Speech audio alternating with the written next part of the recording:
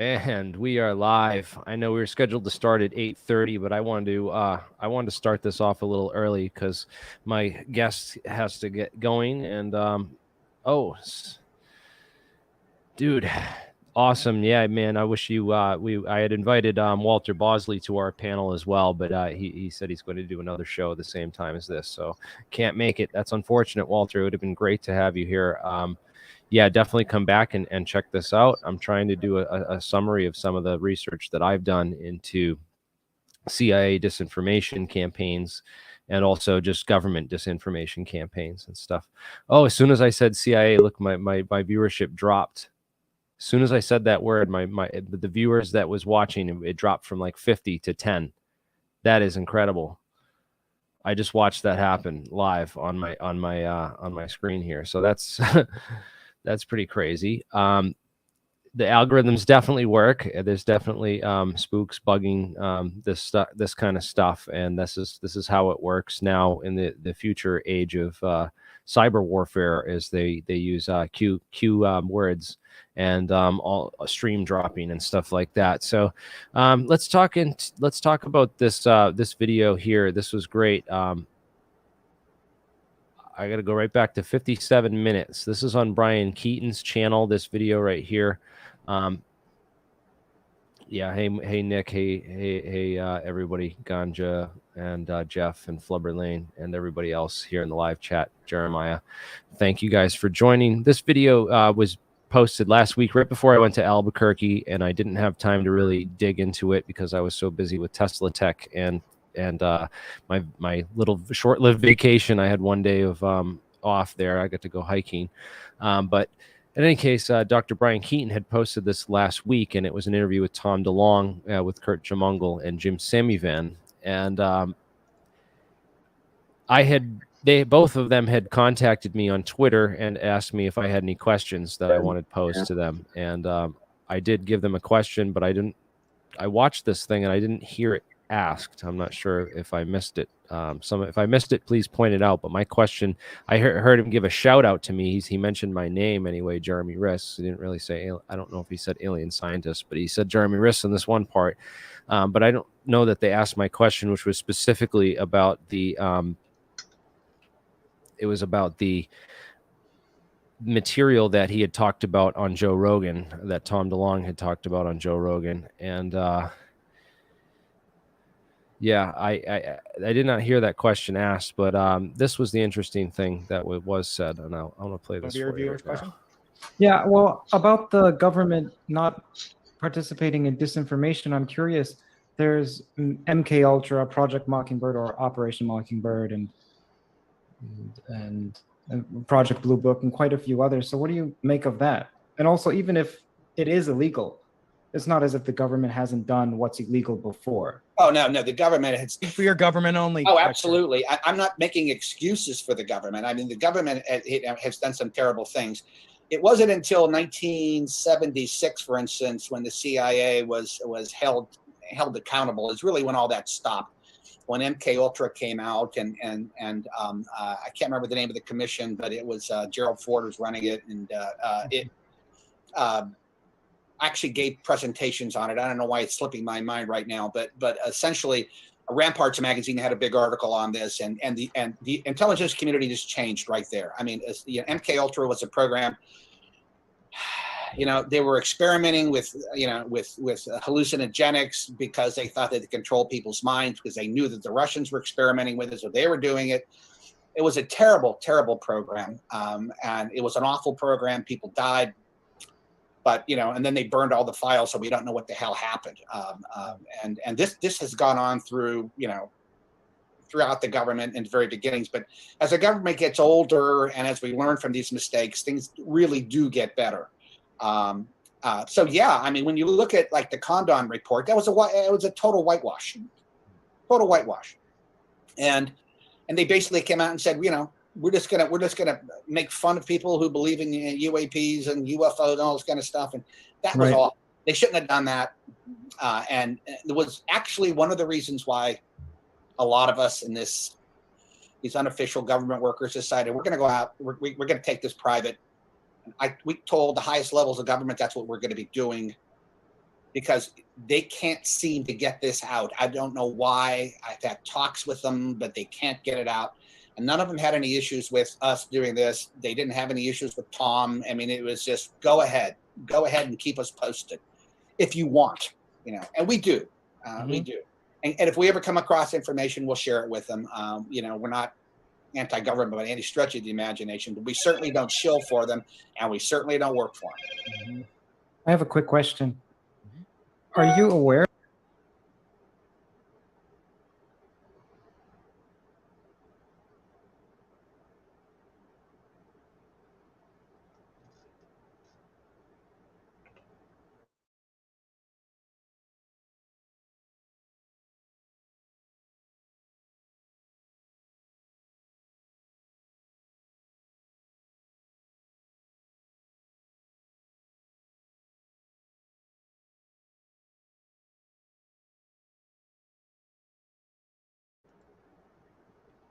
Why can't I hear you?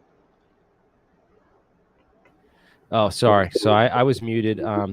Here we go. So let's talk a little bit about this here. Wait, that was what we were watching afterwards. We'll get to that in a second. So is it legal for the CIA to operate inside the United States? I thought that was super interesting. What you know, his response and some of the things he said, and we're going to unpack some of that and get into just some of the things. So if you go on Wikipedia and you'll familiarize yourself with the CIA director, the first CIA director, actually Roscoe Hillenkoetter, who was allegedly a member of MJ-12. He approved the first mind control study named Project Bluebird, which was later renamed Project Artichoke, and that was a CIA mind control study on interrogation methods and torture and all that other stuff that the CIA has been obsessed with since the last 70 years. But yeah, it goes into the CIA's crusade for freedom. This was an interesting 10-year campaign to generate domestic support for Radio Free Europe, which was concealed as a primary source for the CIA. It was basically how the CIA controlled propaganda in Europe throughout after World War II and the post-World War II era, because the OSS realized that was a serious issue in fighting the Nazi propaganda and the rise of fascism and later communism.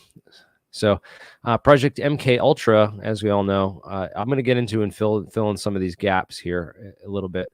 But Project MK Ultra was a program started with, you can look at the death of this guy, Dr. Frank Olson. He was a scientist who worked in a special operations division of the U.S. Army Biological Center in Camp Detrick, Maryland, where so much weird stuff has gone on out of. But he was killed at some New York hotel when the CIA sent him to New York to see this psychiatrist, and apparently he was spending an evening in the hotel room with another CIA employee, and he threw himself out the window, according to this agent. And but it was later, his body was later exhumed, and it said that he'd been knocked unconscious before he'd exited the window. So he had sustained injuries. He was unconscious when he was thrown out the window, and so there's a whole mess of stuff that goes back to MK Ultra, which was run by the CIA. It goes deeper than that. There's MK Ultra Project 68,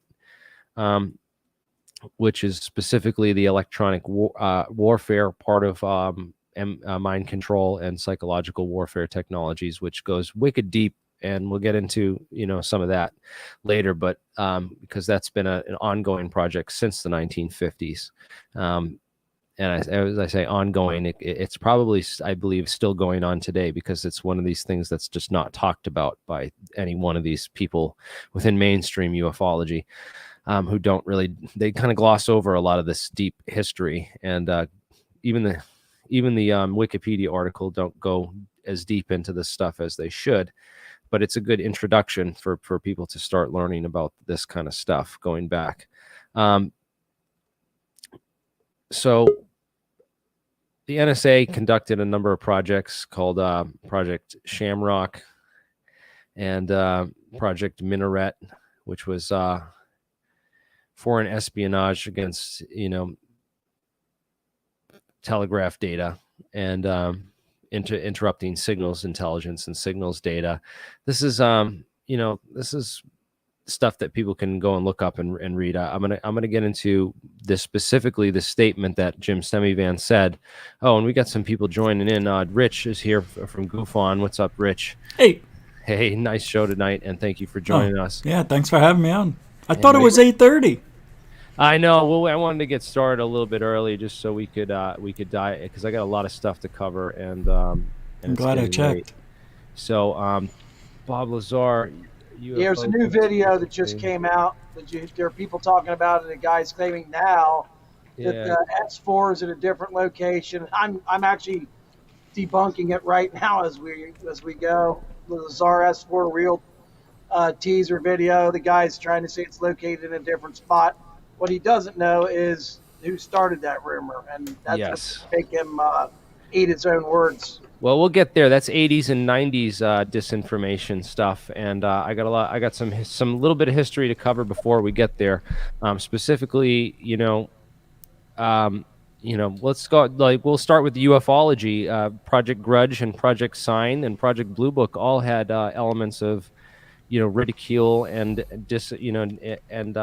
down talking the subject in a scientific manner to disinterest the scientific community in UFOs.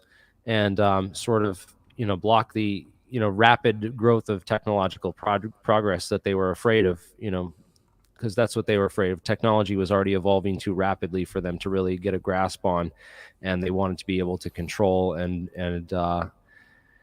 keep a handle on that technology. But now they realize that, it's gotten to this point. That's why I think a lot of these policies are changing now because of the new technologies that's emerged. But we'll get into this. So Bill Moore, in the late 1970s through the 1980s, he was one of the guys that was definitely influenced by disinformation and was, publishing a lot of, disinformation and stuff within the UFO community. These are some of the people that came out of the 1960s and 70s, which these groups are very interesting when we get into it. So the Fair Play for Cuba Committee, I wanted to mention, that there was a organization that was a pro-Castro organization that was, comprised of Cubans that were in Miami and South Florida and to New Orleans. And in the 1960s, it's interesting that Lee Harvey Oswald was pretending to be fair play for Cuba and passing out leaflets that were not fair play for Cuba, but were in fact, CIA disinformation pretending to be fair play for Cuba.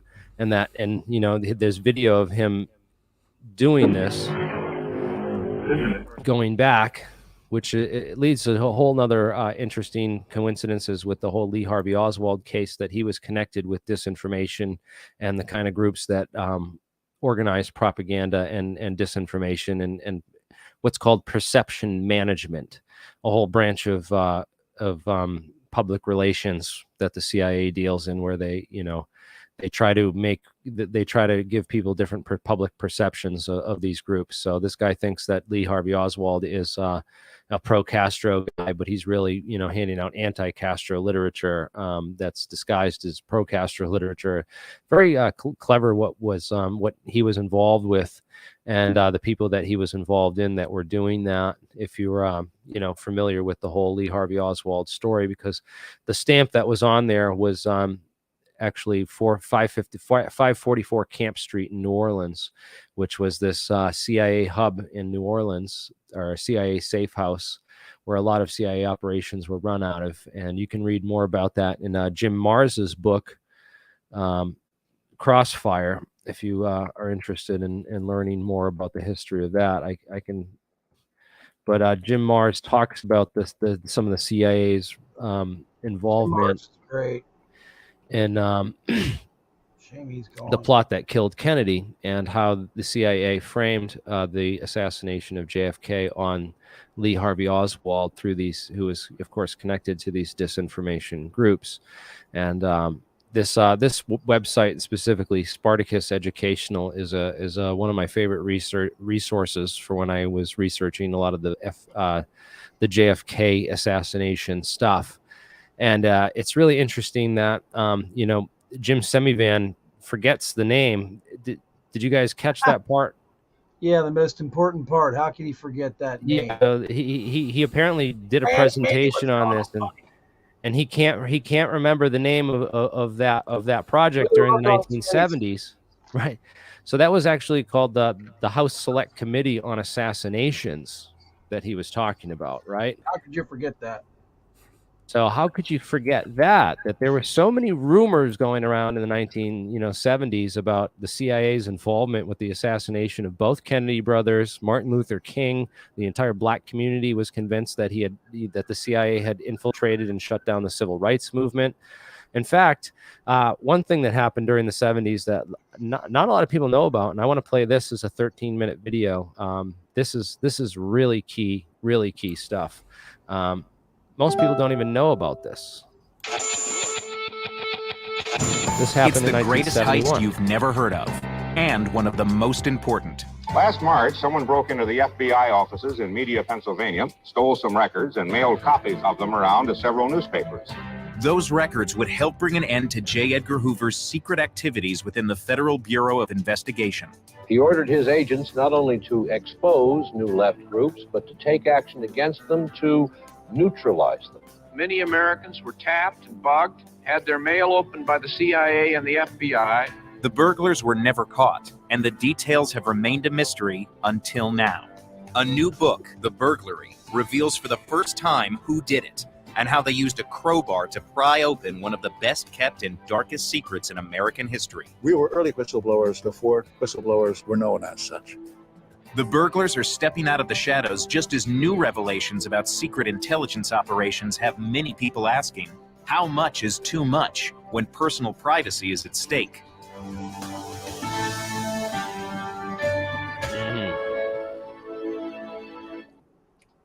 So this was put together by the New York Times. These guys were actually the burglars. Protesters. And they had an inside source. I don't know if they had an inside source, but she actually dressed up as a college student and went into there under a fake name and got pictures of the whole inside and got like a plan of the layout, knew where the safe was and where all the classified information was kept in the FBI office. So they had some inside info into the FBI office where this was all done. And they had planned this out rather carefully. And so that she, this is the layout that she had drawn. And this was really interesting. I can't show the whole thing, of course, because it's property of New York Times, but I wanted to talk about it at least because they broke into the FBI building and stole the documents right from the FBI and then made copies and leaked them all to the press, which blew this thing wide open right in the early 1970s. An old acquaintance she was having. And this is, one of those things. It's like, the press reported on it. And then the CIA quickly was like, yeah, people forget about this. And it never got really talked about or brought up again. But this was where the COINTELPRO documents first came from. Are you guys familiar with COINTELPRO? I've never heard of it. So first, Project COINTELPRO was both sides. It was an FBI project. This was not CIA. And it was a counterintelligence program, which was a series of covert and illegal projects conducted by the United States Federal Bureau of Investigation. Illegal operations conducted by the FBI aimed at surveilling, infiltrating, discrediting, and disrupting domestic American political organizations. Okay? So including, the Black Panther Party and the Nation of Islam and Martin Luther King Jr.'s civil rights movement. Very interesting stuff. In 1971, San Diego, the FBI financed, armed, and controlled an extreme right-wing group of former members of the Minutemen anti-communist paramilitary organization, transforming it into a group called the Secret Army Organization that targeted groups, activists, and leaders involved in anti-war movements, using both intimidation and violent acts. So this is, some of the, stuff that Jim Semivan just kind of glossed over. Yeah, we've done some bad things and stuff, and yeah, but we wouldn't do anything illegal, would we?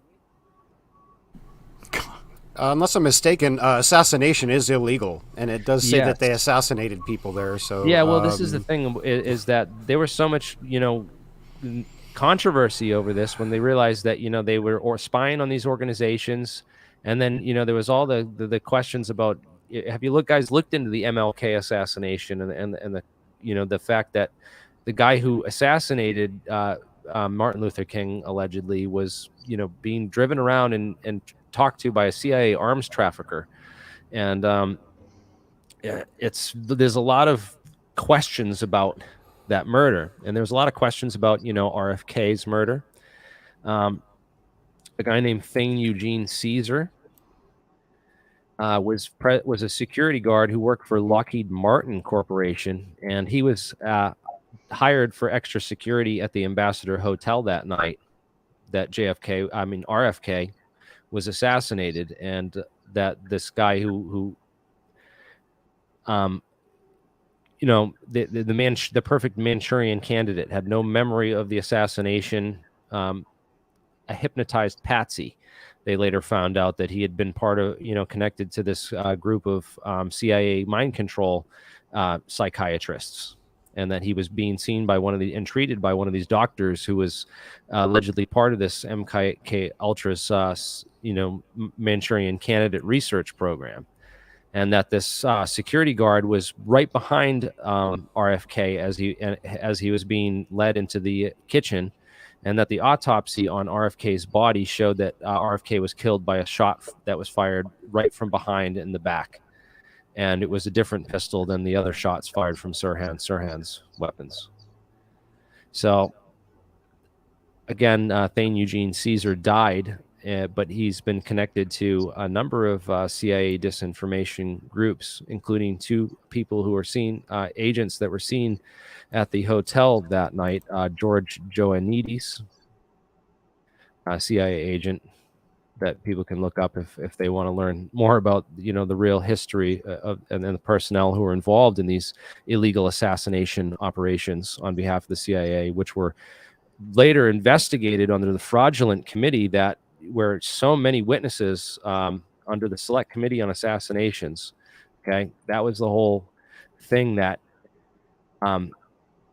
Jim Semivan just forgot he was involved in and couldn't, remember the name of. Oh, what was the name of that, big thing that we did in 1976 to investigate the assassinations of John F. Kennedy, Martin Luther King Jr., and, also RFK. I forgot. I just happened to forget that, the CIA is strongly connected to all the players who were involved in the JFK assassination, down to the patsy Lee Harvey Oswald, who lived in. He did shoot a cop, though. He did admit to shoot, or no, he didn't admit to shooting that policeman, did he?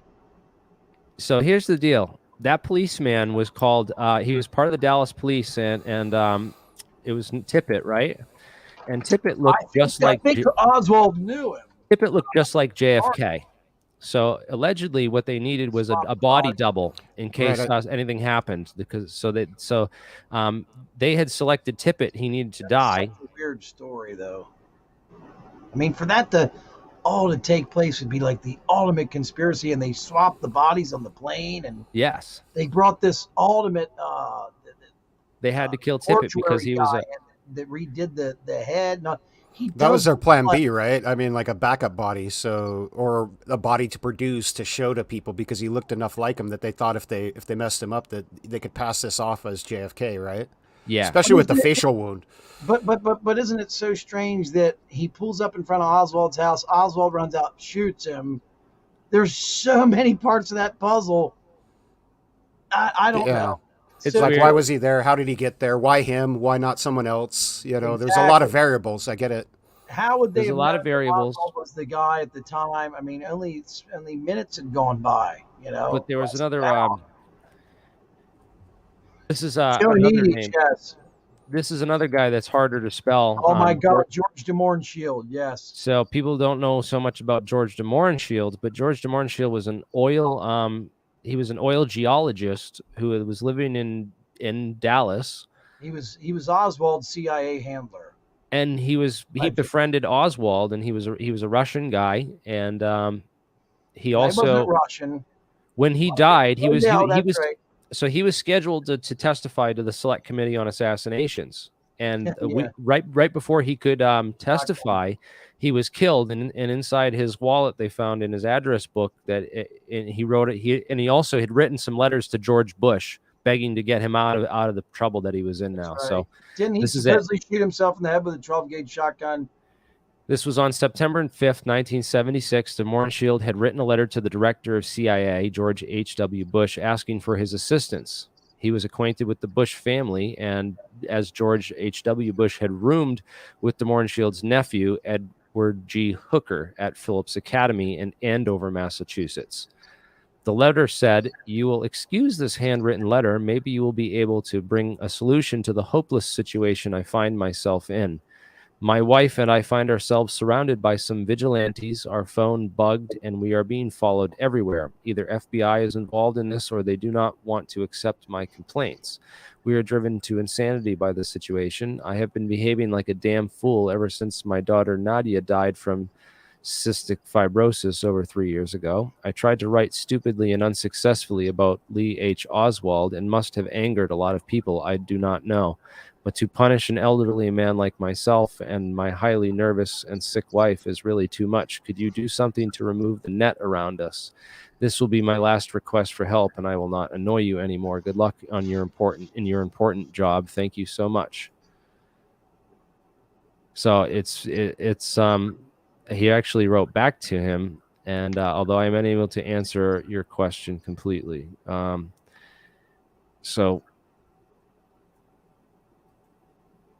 yeah, it's really cryptic and interesting, a lot of this stuff if you start looking into it. But George H.W. Bush is tied to the assassination, and he was also in Dallas or around Dallas, supposedly talking at a Kiwanis Club meeting in Fort Worth or something. And he was flown out of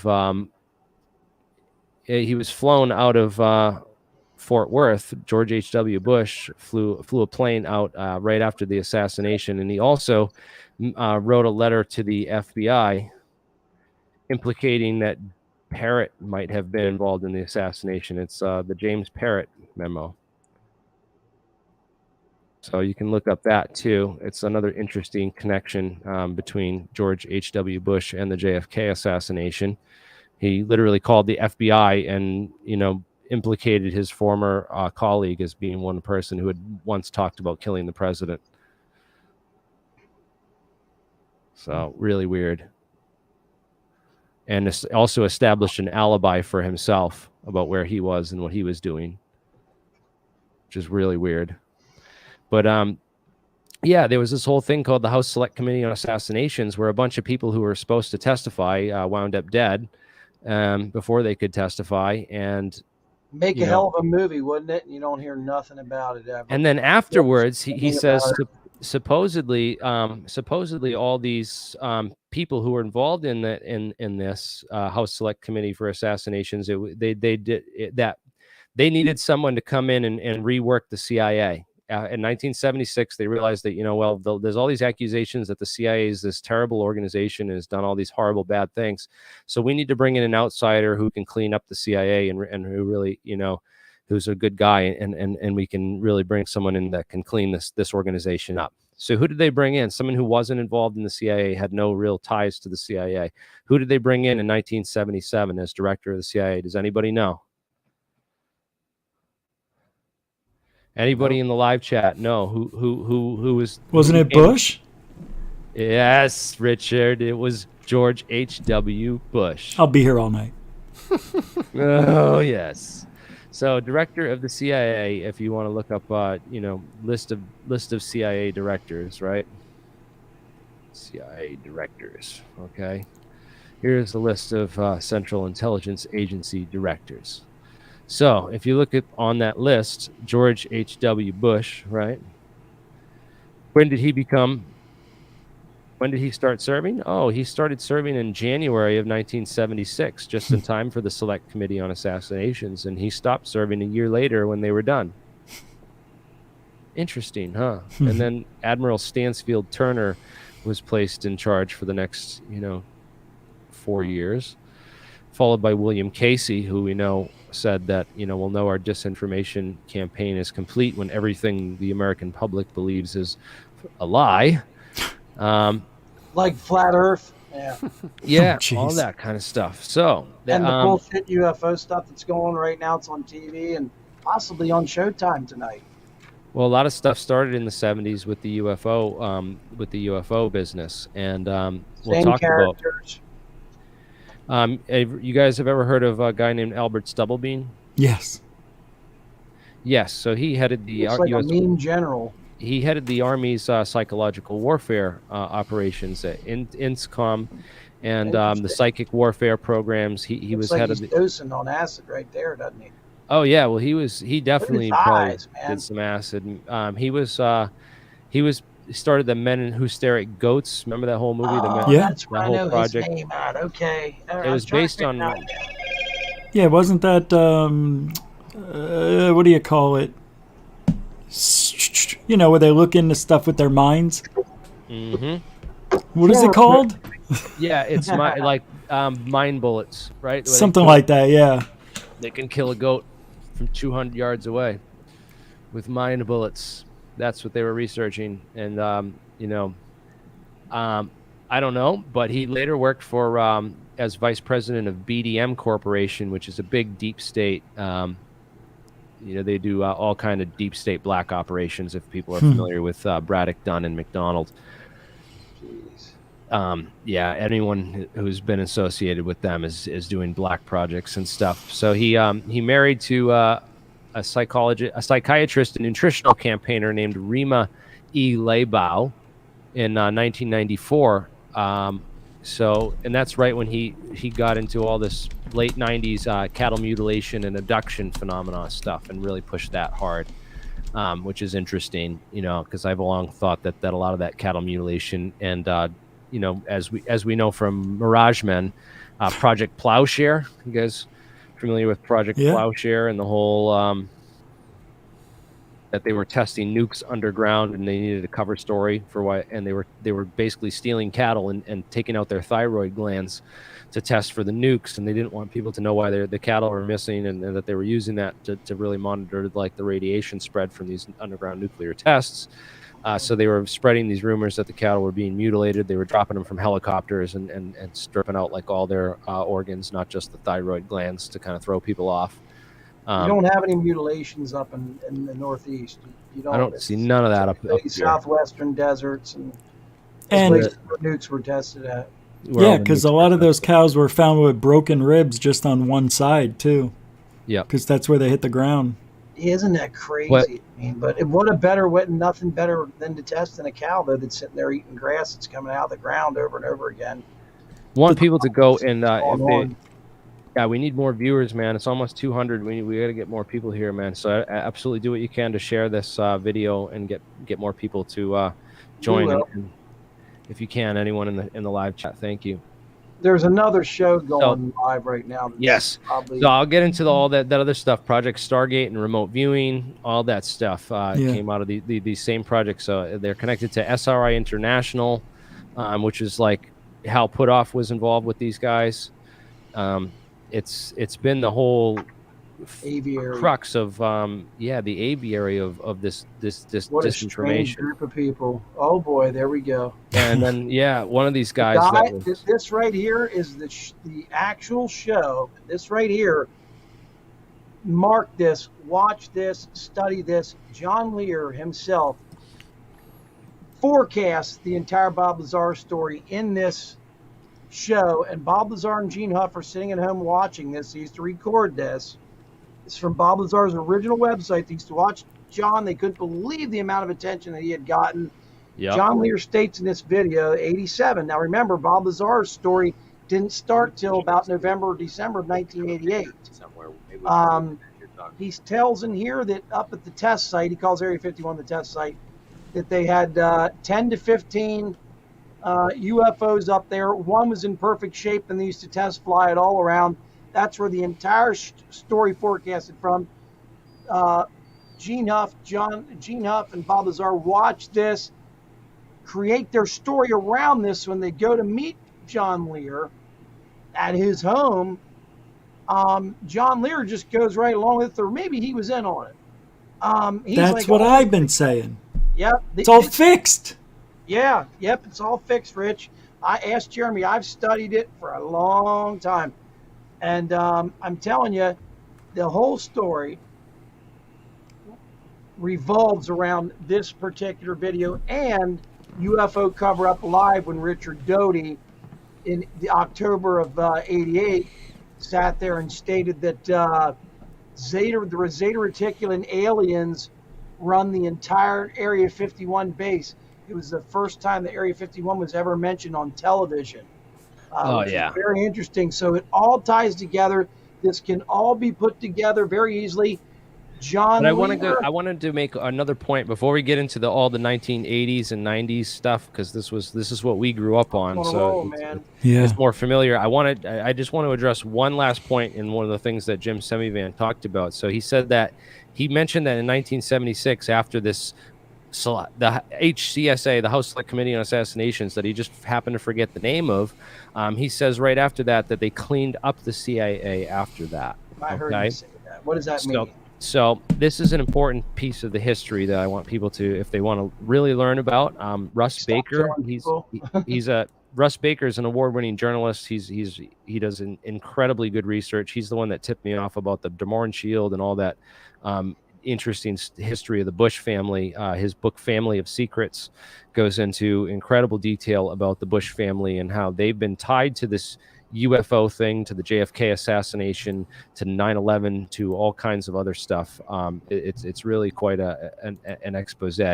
But specifically, what George Bush did for the CIA in 1976, 1977, was not to clean up the organization, but to move the clandestine, covert operations out of direct CIA influence and into these front companies and other organizations, and really perfected the process of running front companies, which he did under a company called Zapata Oil Corporation, which had still up and kick, is still going today, isn't it? So yeah, well, it's Pennzoil still now. In the oil, are there still? I mean, the Bush family's still in the oil business today, right? HRG Group is what it is now. So, which I think is Pennzoil. But Zapata Petroleum was the first oil rig. This is George W. Bush and his dad on out near the first oil rig. I think the Scorpion 2, which was used as I don't know if it's this specific one, but the Scorpion 2 oil rig was used as a staging platform from the Bay of Pigs operation, which was the CIA's invasion of Cuba. Okay, here it is, and they used this as they put all their army supplies and guns they had like on this oil rig right offshore, so that when they did the mainland invasion, this is where they launched it from. The CIA and the CIA's operation. Code name for that invasion was Operation Zapata. So Zapata Oil, which is Bush's front company, he mastered this whole art of running a front company. And I think the rig, one of the rigs was called the Barbara, even he named it after his wife. So it's like real subtle, real discreet. Yeah, exactly. What was the grandpa? So his grandfather is Prescott Bush. And I don't know if you guys know about Prescott. I'm talking about Barbara Bush's supposed father. Barbara Bush, Crowley. Aleister Crowley. Yeah, there's a whole. She sure does look like him, but I don't know. That's a whole rumor, but around about that one time. It's funny on its own, until there's DNA evidence, I don't know what to say about that. But I know for a fact that it was his grandfather was convicted of trading under the Trading with the Enemy Act for setting up a bank which funded the Nazis' Luftwaffe. So they were basically caught funding both sides of the war and profiting off of war, which is this whole tactic. They're part of this group of Imagine being that rich. What Bush's grandfather did, right? His Prescott Bush's father and Prescott Bush did is their father paid money to send them to really like elite schools so that they'd make friends with, he became like friends with Herbert Walker, the family, and Harriman brothers, and all these people from his classmates and bonesmen, from the Skull and Bones Society and stuff. So he basically, his father put him in all these elite prep schools and paid money to make sure that they roomed with elite banking families and all these other people, and they basically acted as a if you read Family of Secrets, the Bush family has acted as like an intermediary, like covert agency for the bankers to conduct wars, and they help promote the wars, and so that they can later profit off them. Really interesting stuff. But in any case, he supposedly cleaned up the CIA.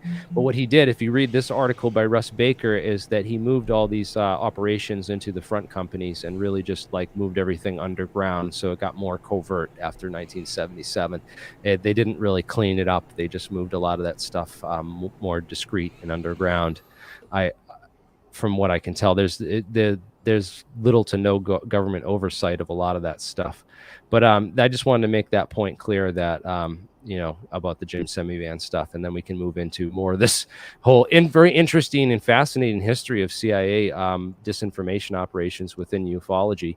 Hey, Jeremy, do you think that was where the defense industry kind of learned that they need to get stuff away from the actual military into the contractor and the private industry type of sector to get away from that oversight, but also so then they can just, if there's no oversight, it's just a blank check being written to them, and that's what we're seeing today, just on a much larger level than we saw back then. But that almost looks like that's where they learned that lesson in that playbook that we're still seeing used, in 2021 of put all of your eggs in like a front basket, and then that way you've got deniability. You can sever yourself from it, and they're not linked to things like international treaties and things like that. They can do whatever they want, but that's kind of interesting to see that that's been going on for that long, and people are still not really hip to it. They don't. Yeah. Rich dropped out, man. Hopefully he comes back. But I wanted to get into. I heard his phone go off. Yeah, that's fine. I took off. So. Yeah, I like Rich's show, man. I was sitting here watching it this morning. I was watching episodes from 5 days ago, man, getting caught up. Yes, definitely. I got to get caught up with a lot of podcasts. I've been gone in Albuquerque. That's where I got the information on the new debunks the Tic Tac stuff and all the other stuff that the effects guys that did that showed how easy it was to replicate that stuff.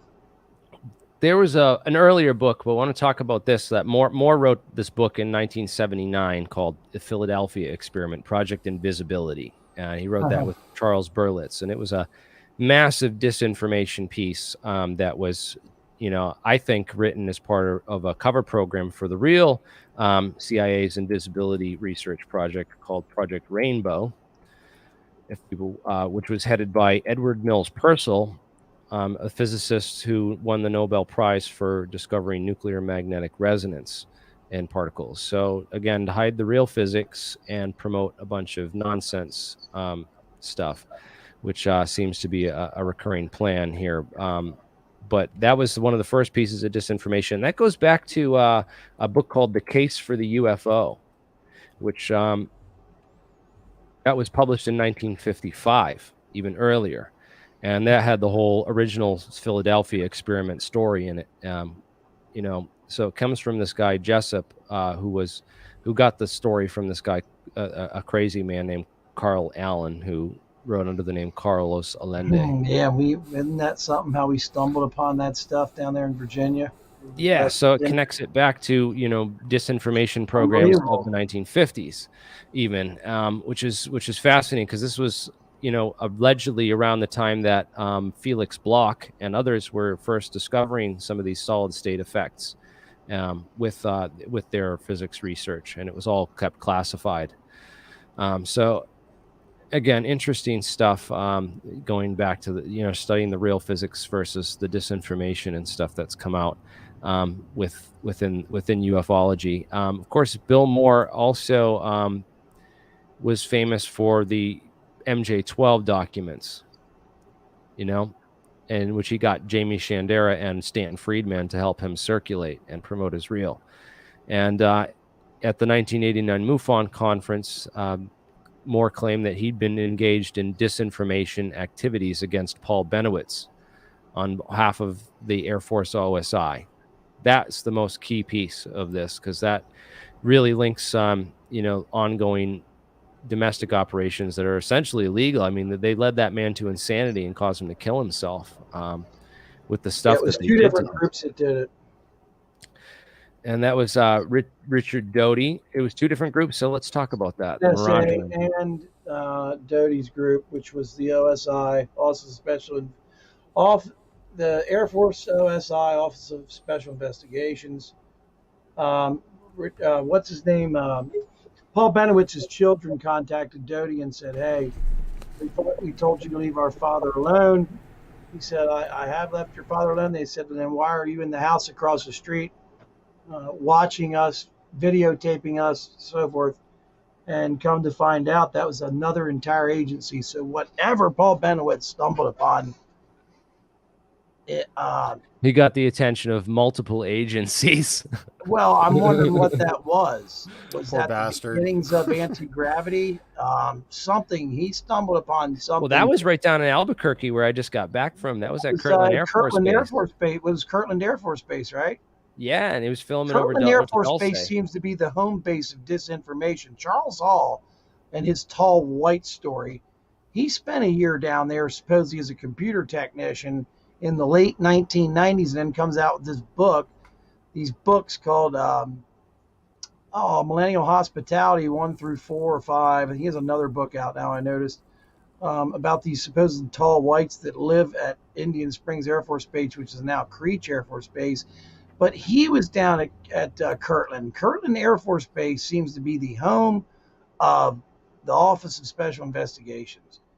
That's what I've come to believe, especially after seeing Mirage Men. They took Linda Howe there. You know, they've had a lot of people in there that I think they've trained. Maybe Jeremy Corbell went there for a while. Yeah, that's interesting. Because got a master's degree in Lou Elizondoology. It's interesting because the tech element's always missing from the mainstream conversations, even with the current stuff that's I see going on with Galileo Project. Guys, what do you guys think of this Galileo Project? Because Rich explained that the other night beautifully. Yeah. I did? Yes, the Galileo Project, you were talking about Andromeda. And if you focus on Andromeda, what's in between here and Andromeda, and we've got, 25.5 million light years away? There's a lot. I just thought it's interesting. The way that you explained it was really interesting, and I thought, man, he nailed it. Here's a video, right? I want to show you guys this. This is a video. Thank you you. guys seen the screen? Yeah, I have to go watch. I have to go watch that. And I'd like his show from comment. 5 days ago. It's really good. I want to hear you guys' thoughts. On point, Rich. This channel right here, right? I never heard of them before. They have 2.7 thousand subscribers. Avi Loeb took an hour out of his day, I think, to do an interview on this guy's channel, and it's only gotten very few views on a very small channel, and I'm curious. Like, I've written to this guy multiple times, even before he was really famous and even started the Galileo Project. I've been writing to him, trying to get him for an interview, and he has not responded to me, which I think is curious. And he's not talking about a lot of these, he's not talking about or getting briefed on a lot of the information that we've been researching on this new UFO business. Here's the video on perception management. Let's play this real quick. Yeah. I just want to play this, and we can watch this. This is key. 5 minutes. Sure. What the heck is that? So. Oh my God. Look at that. Holy crap. Balloon. It's just balloon. Wow. CGI. Right. What is it doing? Whoa! Oh my gosh! What is happening? What is going on? I forget the name of the ice crystalline that goes on around a missile. I can't remember the name of that, but see that a lot at Vandenberg Air Force Base. Oh yeah. What the hell? If the aliens had shitty in the technology like that, they'd never make it out. States. There's a I know. 50 style video. Let's film airplanes next to the airport in Pine At the Bush. same time, investigators. Yeah, this Joe Kiernan guy. Yeah, Discovered top secret government documents. none of these are UFOs. I don't know. I think Baroni's the worst. Steve Barone out there. Oh, the worst. By you far. see him? Oh man, dude, we and me got to talk. Yeah, he's the worst on the planet. Yeah. I nailed a lot of what he was doing. He got pissed. He reality was even blocked me and everything. He was filming mountain bikers coming down over Sure. the hill. Yeah. They were coming one after another with their lights on. And I finally was like, oh my God. And started researching exactly where he was. Contacted these mountain biking guys in Vegas. They're like, that's us. That is us. That's 100% us. We do it every night, come down those hills. I said, holy shit. And he got pissed that I figured it out. Baroni. Screw him, Steve Barone. Yeah, I mean, he knows he's a fake, and he speeds his videos up 5, 6 times, 7 times what they're supposed to be. Wanted to conquer the world. To make it look like it's something it's not. It eliminates the flashing. The weapons secret. Yeah. But they couldn't always hide or the bird wings flapping. So yeah. You're right. They chose a number of people to use to spread the rumor that these were really alien visitation. Freaking TV show's been one of those chosen. Yep. For Christ's sakes. I mean, why He lived outside. That looks like Arizona. But had noticed strange things going on. Years later, Ugh. I sat down with Paul at dinner and told Paul exactly that everything we did was a sanctioned counterintelligence operation to convince him that what he was seeing was UFOs. What did he see? Hilarious. To know was that he what do you think he saw on the base, and we didn't want him to ever disclose that. We kind of planted the seed in Paul that what he was seeing, planted the seed, fucking killed him. He was collecting was in fact Yep. UFOs. Went crazy. Oh, his kids, you know, I'd like to talk to one of them. They're still around. Given a series of forged documents. Many of them were top secret memos by the military describing sightings of unidentified aerial vehicles. Identified aerial vehicles. Documents spread How that sounds. And they formed the basis for the wave of belief in UFOs that would spread through America in the 1990s. Yeah, so what are they, if they did this back in the 1990s and 80s, what's going on right now? Well, you know, they actually... Elizondo. Yeah, exactly. That's another thing you've got. You know, I mean, God. Got that space, And It's a Corbell. Yeah. Corbell and Elizondo are the top guys with whatever's going on. Were real. And Knapp. And the thing is, Corbell and Elizondo know shit about real ufology. And with the UFO. I know, it's crazy. I was trying to talk to Corbell one night when he lived on John Lear's floor, and I'm like, dude, what do you know? Nothing. President's advisors. He only knows what he investigated for his shit movies. Yeah, that's all. Part of the American government. Yeah, but there's something up with him. It's more, you know. The aim was to tell dramatic stories that grabbed the public imagination, not just about the Middle East, but about Central America and the Soviet Union. And it didn't matter if the stories were true or not, provided they distracted people, and you, the politician, from having to deal with the intractable complexities of the real world. Crazy, huh?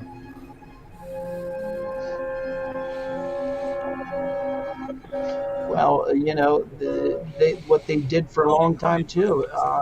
Richard Doty. Well, it wasn't what was real that was driving anything, or the facts driving anything. It was how you could turn those facts, or twist the facts, or even make up the facts to make your opponent look bad.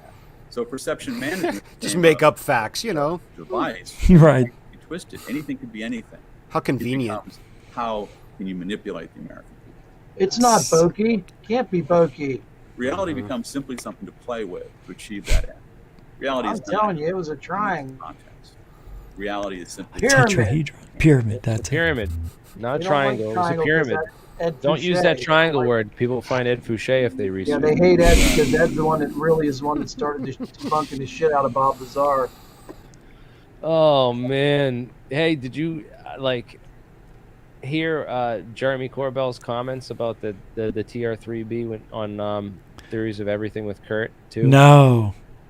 It's hilarious. You've He was got to. supposed Can be you thrown play out it? of the back of a military general's car or something for asking about it. So it can't be real, right? But then he says, "Oh, it's totally fake. We found out it's totally fake. There's just no way." And that's because they hate Ed, and Ed died. He's my best friend. Ed died in May of 2017, been dead for 4 years, and they don't like anything Ed because Ed thrashed Bob Lazar. Yeah. And really thrashed him. He really Ed really taught us about the one of the things was the foggles. Yep, no one ever talked about those foggles, and I found actually a video that was just recently from an SR-71 pilot that said, "I'll tell you something no one's ever heard before. Foggles." He goes, "You put them on in Groom Lake, Area 51 when you got there, you only see 3 to 5 feet in front of you." No one ever. Ed talked about that in 1998 at the IUFOC. He said, "Because you never forget discomfort." He said, "And I hated wearing those damn things." What are they? It was a bigger thing that he had to wear. He described it as a thing that went over his whole head and blocked out all his peripheral vision, and then blurred his vision out 25 feet in front of him, so that he could only see right in front of him. Oh, so you don't know where you're going. Mm-hmm. Oh, Well, yeah. You can't see anything around you. What's going on in the hangar across. Right. Yeah, I heard of that. Okay. Ed talks about that in the 1998 IUFOC. Now, lately it's come out here. And then, Jeremy, remember that video I sent you the other week of that guy? I said, "You're not going to believe it. Look what I found," because I just watch a lot of stuff about Air Force history, aviation. Yeah, and OPSEC too. I'm always interested in that because, I always wondered why Bob said he was brought to this place with a guardhouse, and but he was brought there in a bus where the windows weren't blacked out. He wouldn't have known where he was going. We know from Fred Dunham. See, that makes me think they wanted him to see that stuff. Otherwise, they would have blacked that out. That's kind of standard operating procedure for that type of stuff. That's why they put him on a plane and fly him out to another location and bus him and all that, he said. Let me ask you this. Why on earth would they put Bob and his supposed boss, Dennis Mariani, on a freaking bus, a huge bus, to drive them 15 miles south from Area 51 to Papoose Lake, when they could have just flew him down there in fucking one of 25 helicopters they have sitting there, or drove him down there in a Jeep or something? Why would you take a bus, a massive bus down there? Also, Ed's the thing that bothers me about Ed is that a few years ago, it was very bizarre. All the stuff about Ed disappeared, and then when Ed died, right after Ed died, that James St. Clair patent came out claiming less that than 2 days after he died, and then people were talking about it left and right. I'm like, can you believe this, Jeremy? It got picked up by all the mainstream channels. And that was even though it was 2016, Ed died in 2014, right? No. Ed died in May. He died. I was the last one to talk to him. He died on May 12th in the middle of the night in 2017. Jimmy Church tried to get me to come on his show. One of his producers or whatever reached out to me, and I'm like, I'm not coming on his show. I said, because he blocked me on Facebook. I said, for asking him what the bar was like, and I was serious. I said, what's the bar like in there at the Coast to Coast AM studio, right? Yeah. He got pissed and called me an F and something or whatever, and freaking blocked me. I'm like, are you serious, dude? Because Jose Escamilla told me that they used to sit there and get loaded, him and what's the host's name, George Snorri, and I know that on Saturday nights or whenever what's his name used to be in there all the time. I don't know if he's in there anymore. Does he still do Coast to Coast? Knapp? No. Oh hell, the guy we were just talking about. Nori, and then Jesus Christ, George Nori and Jose Escamilla. Jose's dead. No, the guy that does the show, Jimmy Church. Jimmy Church, yes. He doesn't do it anymore. He quit. He doesn't. Yeah, I don't think he was getting paid, but I think he was getting. It's the It's the notoriety you get for that show. He didn't get what he wanted. Yeah. Well, his show's kind of slipping. I noticed his numbers aren't as good as they used to. They're be. awful. He doesn't Yeah. have any balls. He needs to grow a set of balls and say, look, he bitched about Bob Lazar and said, I'm no longer believing this story anymore until I get some kind of evidence. I was so shocked that he said that. And then he has Tyler Glockner on his show. Yeah, I mean, come on, you know. Hey, as long as you got 2 million, you're coming on. Well, who knows? Tyler might have paid him to actually go. Yeah, probably did. $600. We got to get Tyler on the what show. goes on there. I've been trying to get Tyler to come on and He do an won't. interview with me. He won't because you have balls. He probably thinks you'll have. He won't come on. So All whatever. he does is thrash. He might. You never know. I might. You know, I'm not gonna say it won't happen because I think it would. If there's anyone worth talking to, I'd like to go out to Ohio and do. You talked about this storm. You wanted to start a protest in Washington, and I don't think Washington would be the place we need to start it. Then where do I go? We should go to Ohio and do Storm Battelle. Oh, that's a great idea. Your asses will be in jail in a minute. Yeah, well, that's the point. I know, but So what? Well, you don't know how if you ever get out. Yeah, that's a real. I'm going to look into that. That is a fantastic idea. You'll make bail, but if they would put federal charges. Oh on man, you, we're gonna get banned right now just for sucks. talking about this, man. Oh god, instead of Storm Area 51, you'd never make it, dude. No. Well, no. Area 51 does. I hate to tell everybody The that documents they Area 51 probably isn't have shit inside out that there. place. There's nothing out there, man. They test more weapons out there than anything else. People would actually be. and that's like upset. national security stuff. We're specific. We should really because the FOIA process doesn't work against them apparently because they're a private corporation and they're Right. outside of the government.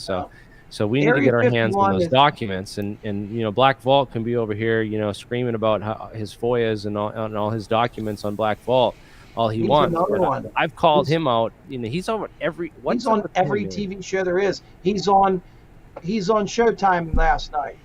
Every Yeah. episode of Showtime. Is that He's Tucker on, Carlson he's one? got a thing Is that going what on you're with talking Tucker about? Carlson No. right now.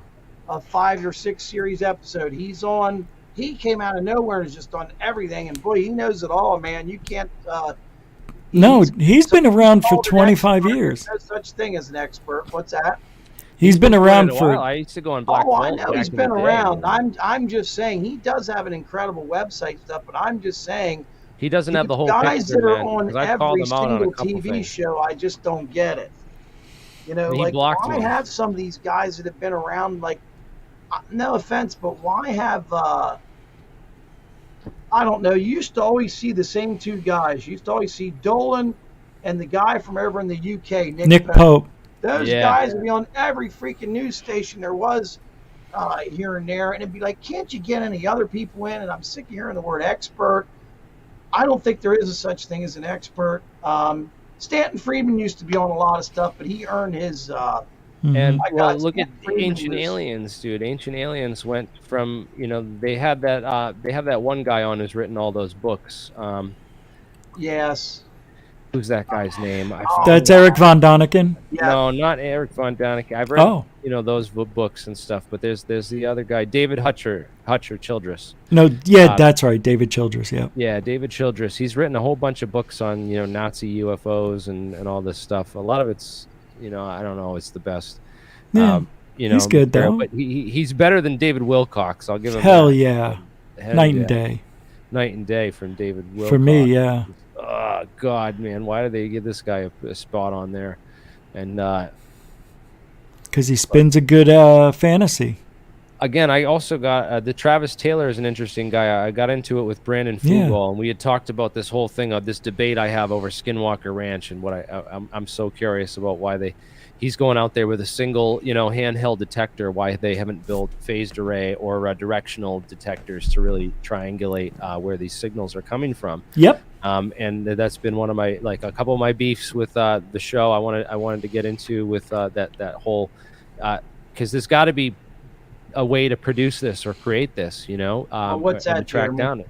Skinwalker. Whatever the phenomenon is that's happening at Skinwalker Ranch, we have to be able to put detectors out there and be able to trace where that signal that's creating this is coming from, whether it's from space being beamed here, through portals, or whether it's, a ground base, yeah, but it's got to take 6 years, Jeremy, because they got to get 6 seasons out of this. Yeah, that's what I said. This guy's like, do you mean to tell me that like this entire friggin' series could have been solved in one episode? Are you kidding me? I was like, yeah, I like with a lot of these things. Yeah, I don't know. I thought the temperature inversions and stuff that were going on there were very spooky. The place would drop 30, 40 degrees in 1 second. I mean, that's impossible. There's something going on there. There's writing up on the walls. There's ways to do that with technology, though. Yeah. I know that. But Jeremy, this has been going on for a long time. And then suddenly it won't happen. But suddenly it won't happen when I go out there and set detectors up. That's right. But the thing is, right? It's been going on a long time. Did you see the drawings on the cliff side? The petroglyphs, yeah. Yeah. And then the guy comes out and starts chanting, this Jewish guy. Yeah. And the temperature drops like 30 degrees for you.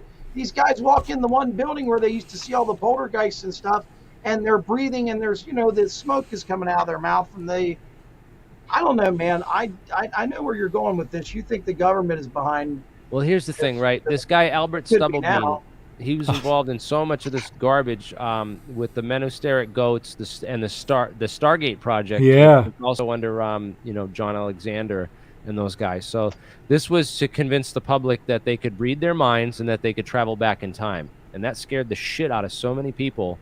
And it's all psychological. Wow. They can't read minds and they can't travel back in time. None of this is real. There's no evidence for any of this. Yeah. But they were in this disinformation campaign to convince both, people domestically who looked into CIA operations and people who, and the foreign counterintelligence services who were trying to, hack our intelligence. When they got a hold of these Project Stargate documents, some of them must have went freaking nuts, thinking, oh my God, they can travel back in time and read my fucking mind. Well, yeah, of course this is fucking psychological operations. What I never understood, any of that shit.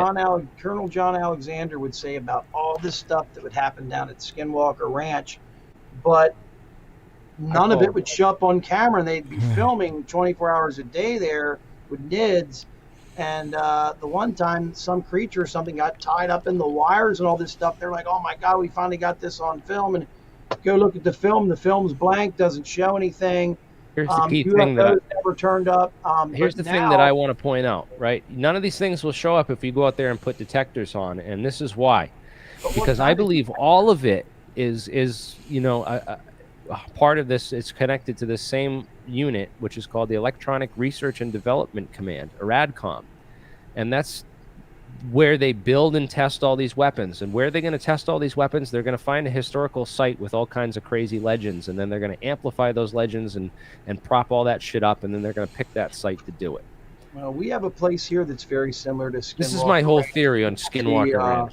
And it's all right. I like that Rich disagreed with me the other night, and I appreciate that. I don't want to be in an echo chamber. I would like you guys to rip holes in my logic here. What's your view on it, Rich? That it's on Skinwalker? Dice or something? Yeah, I mean. Yeah, I it's hard to say. I need to go down there myself, but. Here's the deal with when Bigelow was there for 7 years, whatever. We never saw any evidence, and none of it still. And people who were down there who worked for him said we're not catching anything, and he's like, "Well, get out there and catch something." Then he was having conversations with the people who were working there. We're paying you to get data. So come up with some data. Did you ever see the 3 rods or 4 rods that fell out of the one UFO that were metamaterials? You ever see them? I don't think so. What is that? Oh, it's very interesting. Send me a link. Put it in the private chat, man. Type it in. Put Google. Go into Google. Skinwalker Ranch. Type in rods. They're about this long, about this big around. They fell out of a UFO, and they went and picked them up out of the ground. This happened a while back, and Bigelow's in possession of them. Brandon Fugel asked if he could take a look at them, and the answer was basically nope. Oh, where's the pictures of these things? Yeah, I don't remember ever hearing this. Guys, come on, man. So look, I know, right? I'll point out. I know. Man, what the freak? Hey, I was looking at something else. Let me look. Skinwalker Ranch. See, my thing with Skinwalker Ranch is it's named that because it goes back many years. The Indians were seeing crazy stuff happen there, and they drew hieroglyphics or whatever you want to call it, petroglyphics, on the side of the things there and the cliffs there where they have the echoes, the echo chambers. Very important there. There's weird stuff that happens there. We have a place here called Ray Myers Hollow that's very similar. There's just places that seem to have paranormal things going on, and that's one of them. I lived in the desert for 43 years, and I lived in the middle of nowhere. And you could stare out into the desert and see things and think you're seeing shadows. It is very, very odd because you're not going to see the animals real close up. You may see shadows of the animals, especially the pigs that go roaming around, the hogs, whatever they're called.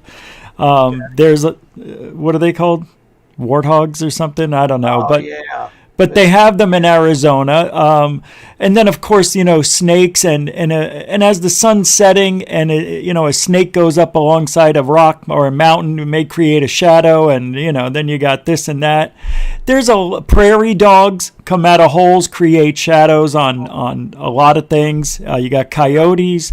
So there's a lot of things that happen in the desert, which is very scary because you could be 100 feet away and not see anything, no matter how clear it is. Right. But there's this level of dust that creates like fog, an illusion of shadows.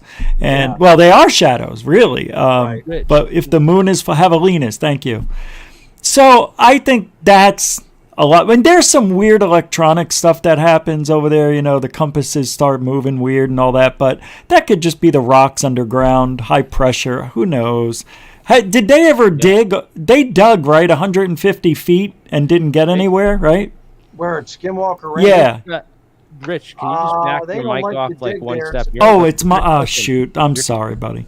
You're clipping out. Supposedly that's much better. You're not clipping anymore, man. I know. I fixed it. Now it's too much. Yeah. When did they supposedly dig? I know when they dig, that's supposedly the last episode. Problems. There's pictures of these rods. I just got to find them. They actually showed them on one of the last shows they had on the History Channel. They actually showed the actual rods. The guy had photographs of them. I think the guy that found them. I've never seen that. The rumor was that they were Element 115, which was shot down. It was not Element 115.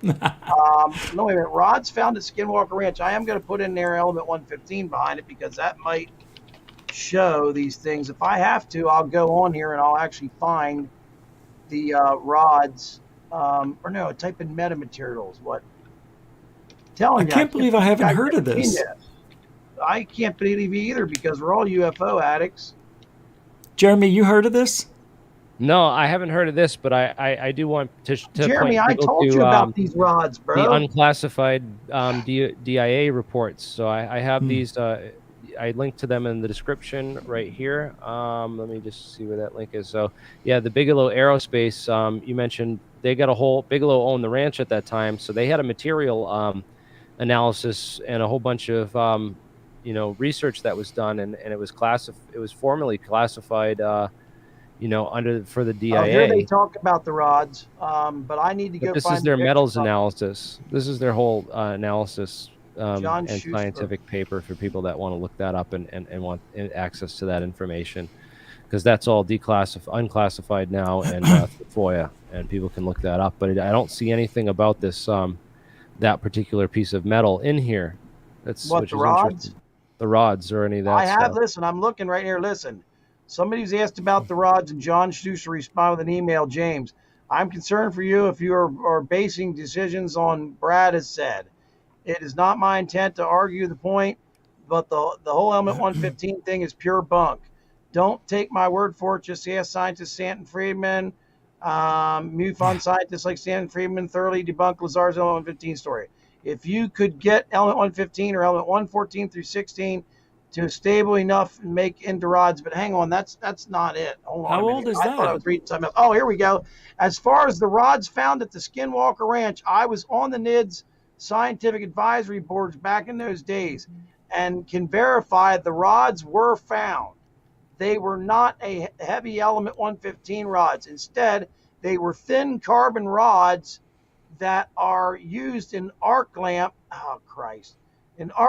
to make a very bright light in a field operations and have personally used this type of rods and arc lamps operations many years ago. John Slusher, for Christ's sakes. Here it's been debunked. Seriously. They put it on the TV show and said it was a metamaterial and it's classified and all this shit. It's all a lie. We have John Schuster telling us right there.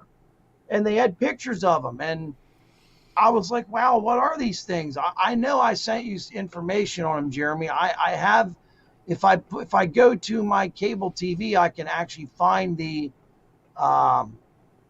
damn video and show you pictures of them. It bothers me, though, that I just now find out something Schuster wrote 5 years ago, that they're bullshit. I mean... So they just use a carbon filament and it makes a wicked bright light. It was one of the first things that they ever tried and figured out. Well, what happened was that probably years and years ago, they used that type of filament out in the fields, because you got to remember, it's pitch black out there at that place in the middle of the night. Who knows who used them? They probably, it's probably from a broken lamp or something, Damn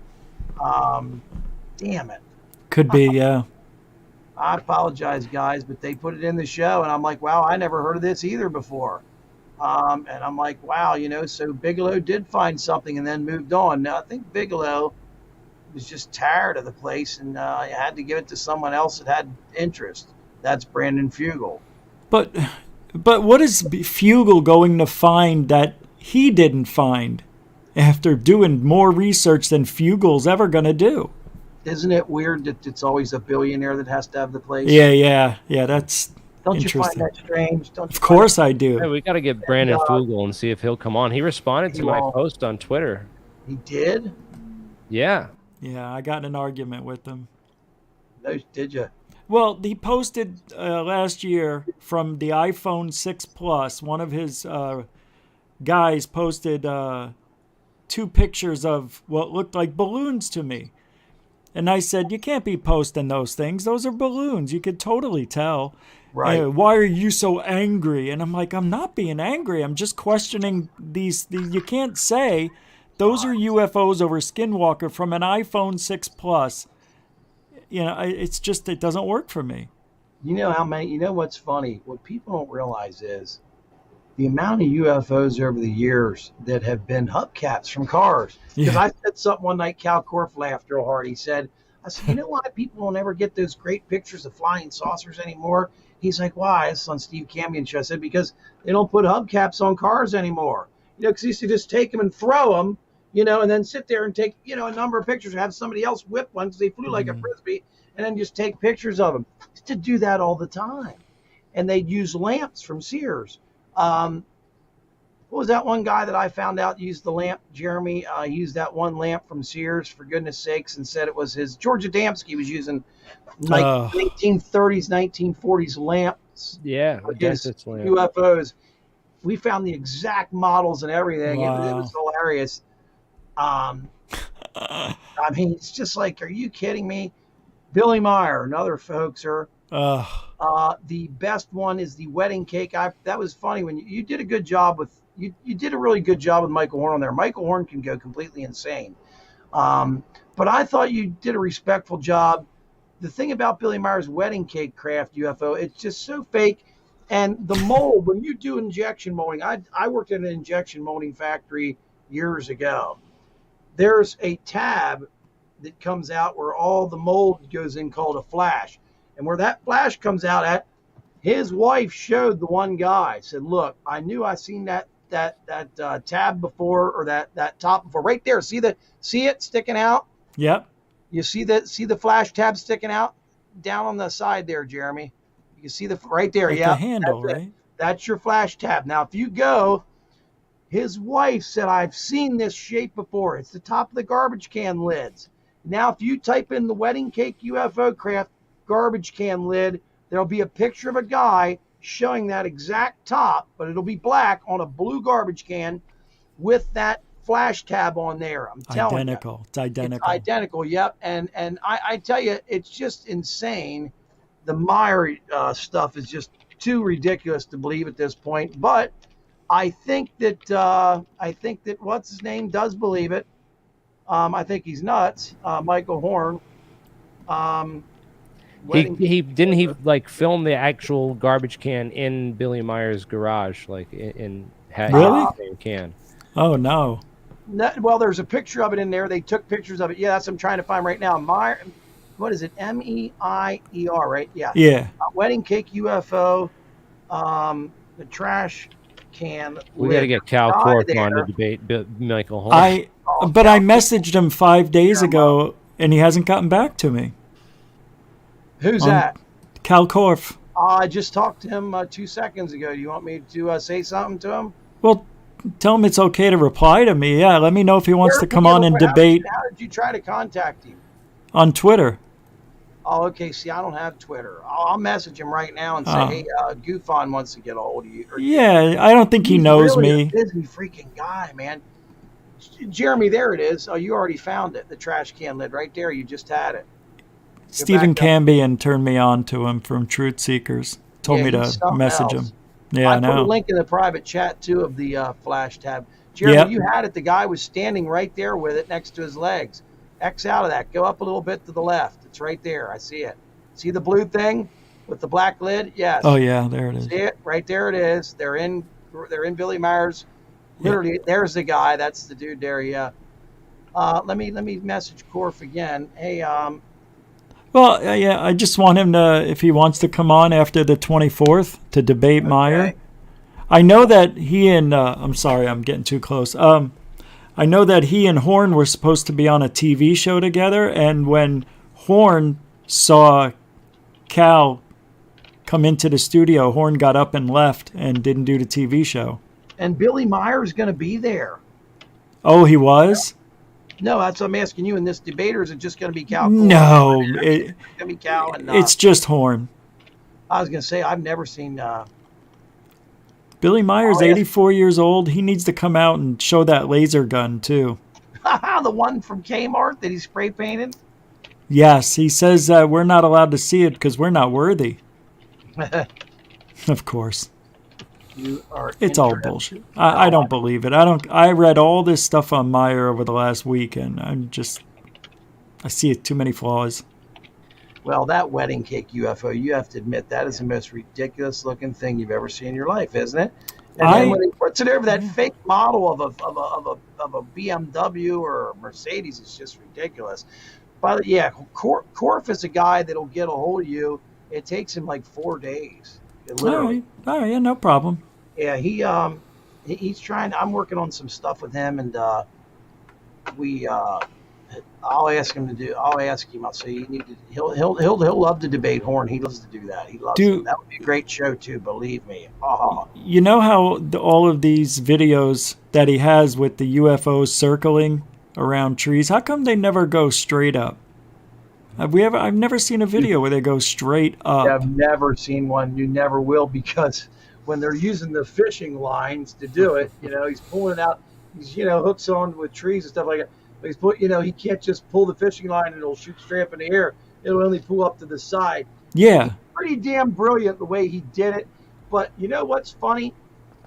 My whole statement is we will never, ever see a Billy Meyer video ever again, because cameras are too good nowadays. They'll zoom in on his miniature models and show the bullshit. And they always have this, wobbling motion with the pendulum motion. Yeah. You think the aliens would get air sick? My God. I mean, the thing's bouncing around. I'd be throwing up all over the walls, Well, it's insane. They're in a gravity bubble, so they don't feel it. Yeah, that's true. Yeah, we should move on. There's plenty more to debunk and expose. Yeah. This is one of the things that I keep Who the hell bringing is up. that guy? Now, where this becomes useful is around an area we want to keep a perimeter secure. So essentially, you can shoot out this laser. You can then talk to the people on the edge of the perimeter rather than sending troops out there and tell them to get away, or you're going to shoot, or get away, or they're going to use other means to deter them. And that same laser can be used to actually target the individual and create heat through pinpricks, like microscopic pinpricks in their skin, even beneath clothing. It's extremely uncomfortable, and people move out of the way almost immediately. At the same time, the exact same laser is also being used as kind of a never-ending flashbang grenade. It basically, with a power source, it can constantly create audible effects to deter and to confuse and just orient people, just like a flashbang grenade that you would have in your kit, but would only be able to flash once, maybe twice, depending on the design. Now, it's still a few years away. They just finished testing to get the audio portion through the laser in a laboratory setting this year, but they expect to have a fieldable version within the next 5 years that troops could use to protect different areas or put on mobile platforms to disperse crowds or use it in a non-lethal way in theater. They use them now, I thought. Yeah, the military's been using lasers since 2014 on naval vessels, and they're trying some ground-based ones too. But there's rules of engagement for these things, so they have to be careful about where they can use them. I hear you. Yeah. They use microwave sound, right? Don't they have the microwave ones? They used that in Arizona to disperse the crowds when Trump was there. Oh yeah. Yeah, cruise ships that have was used all those over. for a while to like repel pirates and stuff. They have those. They do like a microwave burst or an ultrasonic burst. It's non-lethal, but it can, like if a Zodiac's coming up to a cruise ship and trying to board it, forget about it. You can't get close enough, you know. Cool. Yeah, and it doesn't hurt them, you know. Yeah, that's cool. Yeah. Well, I mean, this shit with Sort of. rules of engagements, we're not going to be able to use our own technology. If those bastards are going to go, those Somali pirates are bastards. I mean, they go after those ships and they kill and they do whatever. You do whatever you got to do to eliminate that threat, and believe That's me, you right. scare the shit out of them. So that, hey, did you see what happened to so and so? His head was here, and so you never freaking have to deal with this ever again. Those pirates are, people don't understand what goes on over there. It's insane, and I like the laser idea. You hit them one time, you don't have to do anything to them ever again because they're gone. They're evaporated. I mean, I couldn't believe it.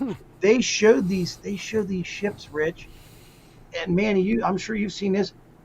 They just point this laser up in the air, and they'll have a drone up there. It's an actual airplane. It's an airplane that can fly up there, and it just melts it. It's just gone.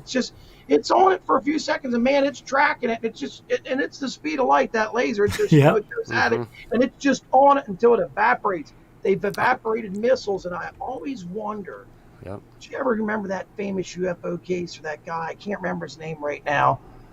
Is it Vandenberg Air Force Base? They launched a missile, and a UFO comes down around, circles it, fires a missile at it from this side, or not a missile, fires a laser at it from this side, and fires a laser at this side, and the thing disappears. The missile does. It's gone. Yeah, that guy had the original footage, and MIB came and got it from him.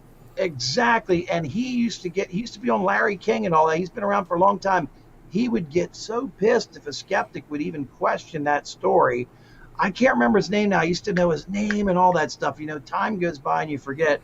Yeah. It's an incredible story, and I believe him. Yeah, he's believable. Yeah. Yep, I believe that happened, but I've often wondered, was that us? Right. But that was in the 70s. Yeah, I know. It's hard to believe we would have had something like that. Why not? 30 years after the crash. Well, that's true. 30 years, the 30 to 40 year rule. There you go. Part there. Yeah, but that object went from left to right and shot 3 beams at that thing and took it apart.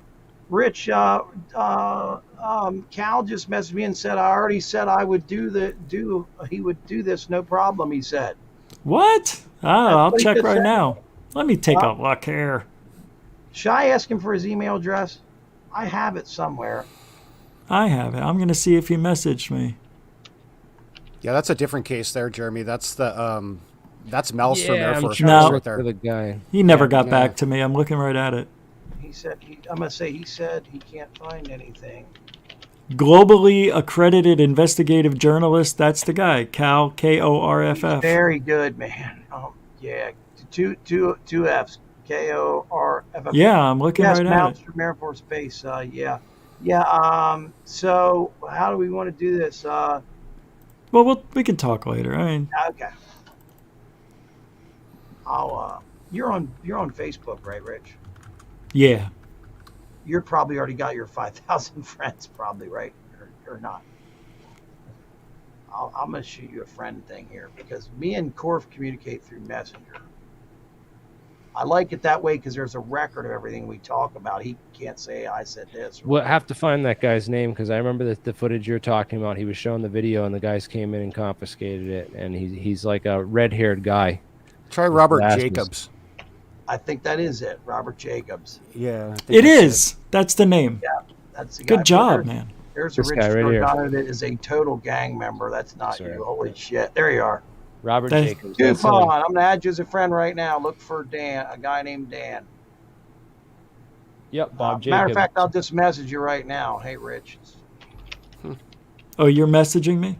Yeah, hey, Rich, it's Dan, a.k.a. Solar Marshall. My names have changed over the years. Yeah, I'm messaging you, and I just sent you a friend request. That way, we can communicate, whatever. Dan. Yeah. Last name begins with a B. I just sent you a friend request. Yeah, I see it. I got a guitar in my hand.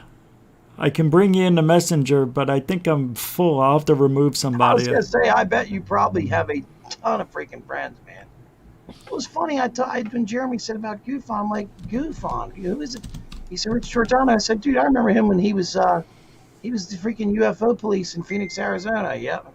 Yeah. I said, a long time ago, man. I said, he went after some nut named Phil Koseski. Remember Jeremy, the guy that I knew that filmed, he was filming freaking airplanes and drones right next to the freaking,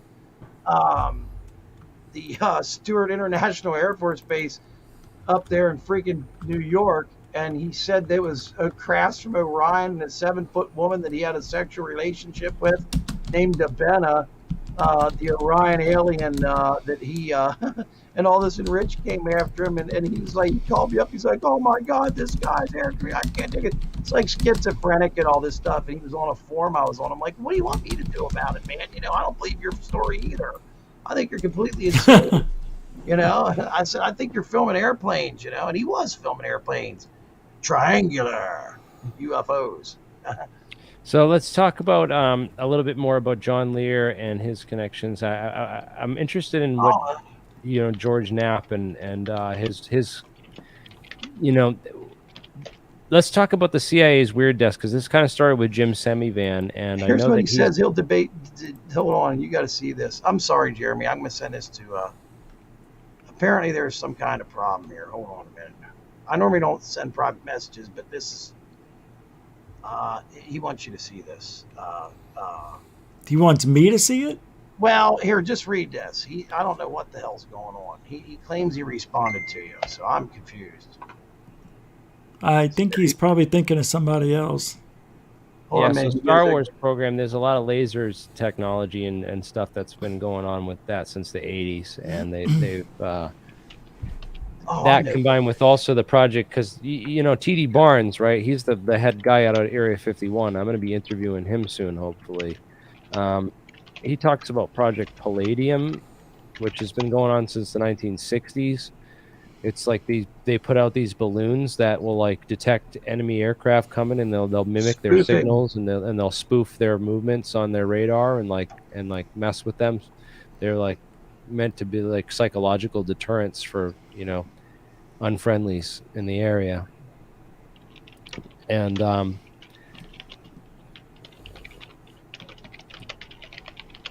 they'll spoof out aircraft, though. They'll spoof things with balloons too. Like they'll be able to take a balloon and make it look like it's going supersonic on a radar by just using a series of balloons that are inflated and deflated like at key times. Yeah, that is interesting, Jeremy. That Project Palladium.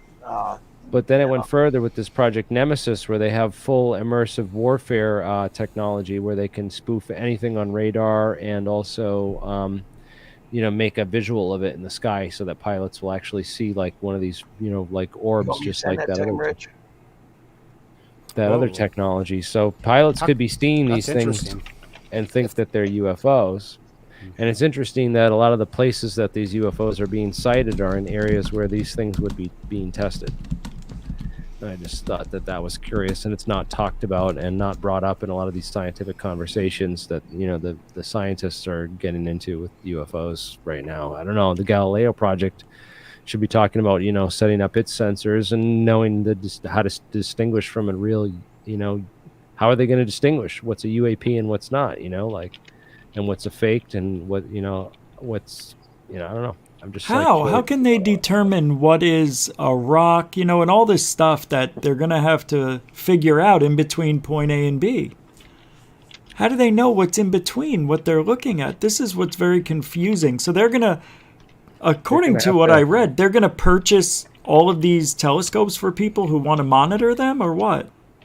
So if you want to talk about optical material analysis solutions, ultrafast laser spectroscopy is one, interesting technology.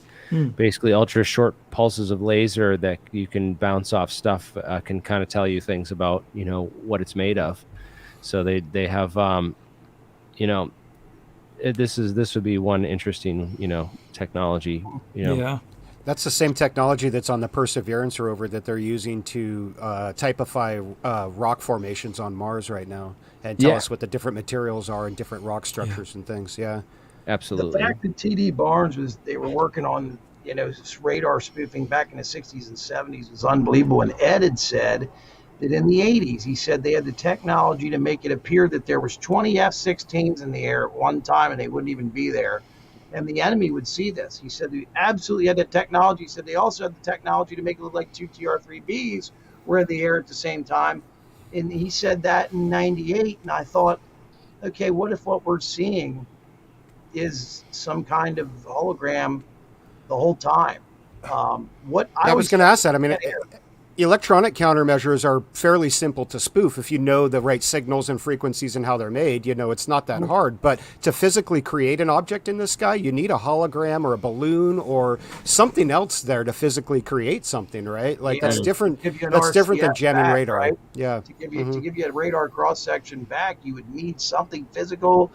Unless they figured out a way to do that somehow. I mean, who the hell knows what can be done? I mean, you spend trillions of dollars. 20 trillion goes missing. Well, I read something about radar, and they said that they've pretty much, since the invention of like military radar, they've pretty much never stopped working on refining it or finding different ways to spoof it or to secure it. It's pretty much one of those technologies that's always being advanced. Yeah. I thought it was interesting that, right around the same time that a lot of these other programs were starting, the U.S. Retired its balloon fleet in the 1960s, and they had they must have repurposed all these hangars for something, and something large. Something large, and who knows what they could have been testing as far as new blimp technologies. Because there was a patent for the stealth blimp. Remember, I think Lockheed had this. Or was it Northrop? They had this big stealth blimp. It was it's amazing looking. It was on the cover of the One magazine. Yeah, there you go. Yeah, the Aurora, it was called too. Oh yeah. What was it called? Aurora. Wow, I did not know that. Now imagine seeing that thing flying through the sky. Oh, Arion, and Arion too. That was another one. That reminds me a lot of what the cops over in the year 2000 saw. Missouri. UFOs over Illinois. Yeah. Michigan or whatever. Yeah. Apparently that was a blimp, from what I heard. And they were bringing in the blimps for the football game. Huh. And what they do, they move the blimps in overnight so they're not, getting in the way of any air traffic. So that's why they saw them. It's a big, supposed to be some big debunk that happened, but never went public. And they kept it quiet. The 5 cops that saw it and the truck driver. And the 911 operator and all that supposedly was one of these blimps. Dude, if you find any information on that, man, please send that. Oh, I'll get it. I'll get it all for you. I've talked about and I advertised so many times. So have I. I thought for sure it was something that was us. I thought it was a TR-3B is what I thought it was. The reason it's happened several times, and after that time, they stopped reporting them, and they realized. But how did the cop's car stop running? He lost time and everything. There's a lot of problems. The picture, remember he took a Polaroid. Yeah. Come out, right. I know a guy right around that time up in Michigan that saw, and he swears by this. He's done a couple of videos. I don't know if it's cool to give his name out or not, but he's done some videos. He saw a gigantic black triangle. He was on his way to work at one of the motor factories, Ford or GM. He saw a gigantic black triangle sitting in the sky. So did 10 other people he worked with, just sitting straight in the sky. He said it was so absolutely massive. He said there was no way possible this could be something from Earth. He said the thing was the size of 3 or 4 football stadiums. And I was God. just like, are you sure about that size? He's like, yeah. There was like 4 or 5 people that didn't go back to work for months at a time because they had psychiatric problems. So one woman claimed she was abducted. Oh, wow. His name is Guy. His YouTube channel is his name. It's Guy. Shit. Hang on here. Sounds familiar already. If you watch his videos, it's very interesting. Guy Merritt. Okay. And it's his YouTube channel. I'll put his YouTube channel here for people that want to see it. His story is really interesting. It's very interesting because what this story he tells, it has to do with blue lights also. There's something going on with blue lights. And I've talked to him very extensively. He had a heart attack over this stuff. And let me see here. Here's his YouTube channel. I hate it when people's YouTube channels are like this. UFO sighting number 5. Hang on a minute here. He does a 5-part series on this. I'm trying to find part 1 to post so people can take a look at it. It's really interesting. Cool. Because of the size of the ship. That's what got me. I couldn't just say, hey, man, it was ours. It was, a tier 3. He goes, no. This thing was so damn big. Oh, there was an article in the newspaper about it. Here's part 2. People can find part 1. I don't know where in the hell part 1 is, but here's his channel. It's his name. I'll put it in the chat for everybody, okay, to check this out. I believe this guy, and I believe what he might have seen was this thing here, but he said it was just sitting there. It was stalled in the sky. I'll put it in our private chat also. You check this guy out, Rich. You'll like this. It's very, and he'll do an interview and stuff. He's really into talking to people. He's really smart. He's a very smart guy.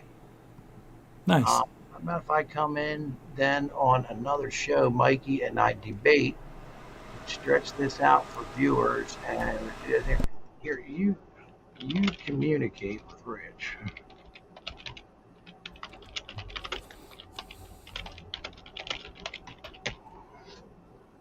This is from December 1991, and it talks about this TR-3A craft. Did you see this yet? It was No. Let me see that. Look who drew it, Mark. Look who drew it, Mark. Mark McCandlish. Best. Yep. I'll post this in the private chat. Let's, Jeremy. Let me see the picture of the TR-3A. I can't believe that they showed that when 1990. When? Yeah, 91. I think. Holy Yeah. crap! And the TR-3A, they're calling it. There's a drawing of the stealth fighter on there too. I can't believe they let that out. Article by Gregory Pope, and this was like 1991. So.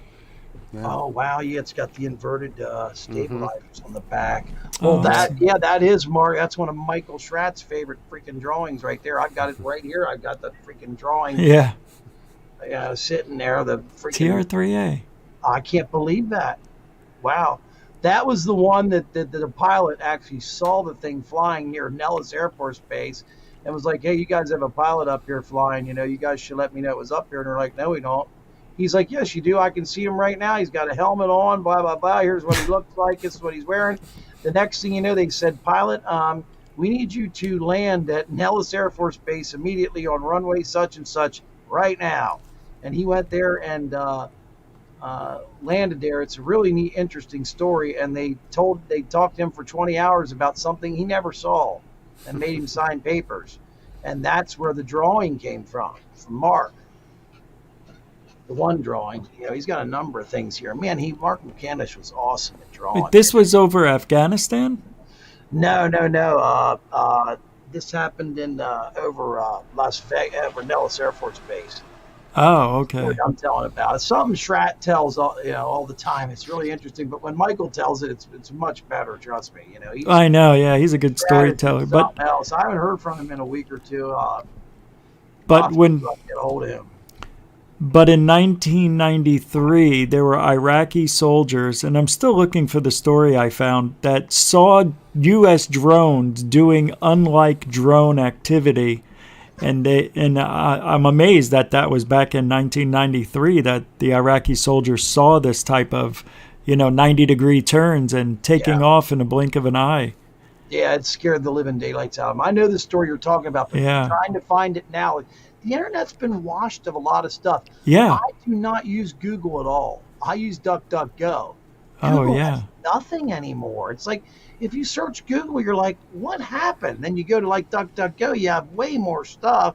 Still not as much as it was there 5-6 years ago. Still, but though. there's been so much stuff that's been purged. But yes, the turbojet inlets and exit ports.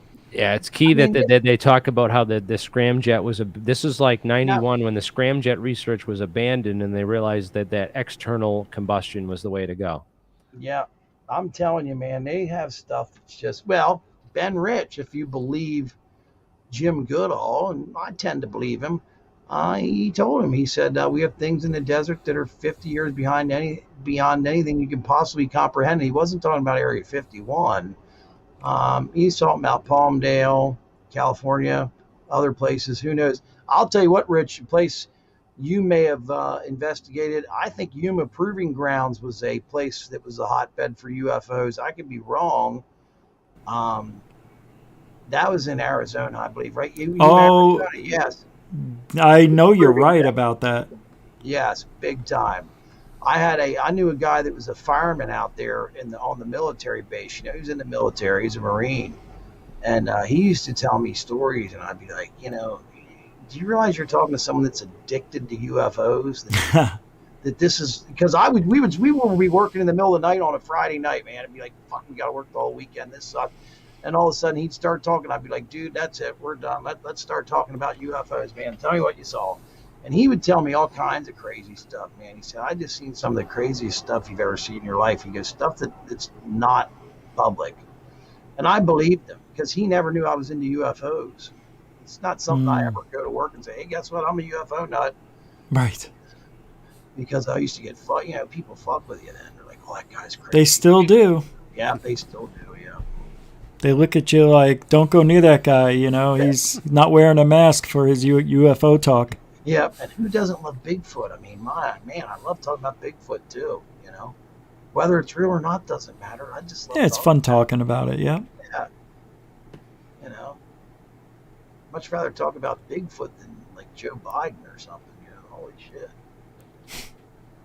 Yeah, the War Zone Jeremy had that article on about palladium and T.D. Barnes, and they had a bunch of this stuff on, man. It's just been since 2019. They've been publishing a lot of this stuff, and I love it when it shows Papoose Lake as an actual lake. I mean, the thing is just filled with water, and then that shows why all these guys are like, oh, the light section down there at the bottom of that hill. That's got to be the hangars. That's got to be the hangars. No, guess what?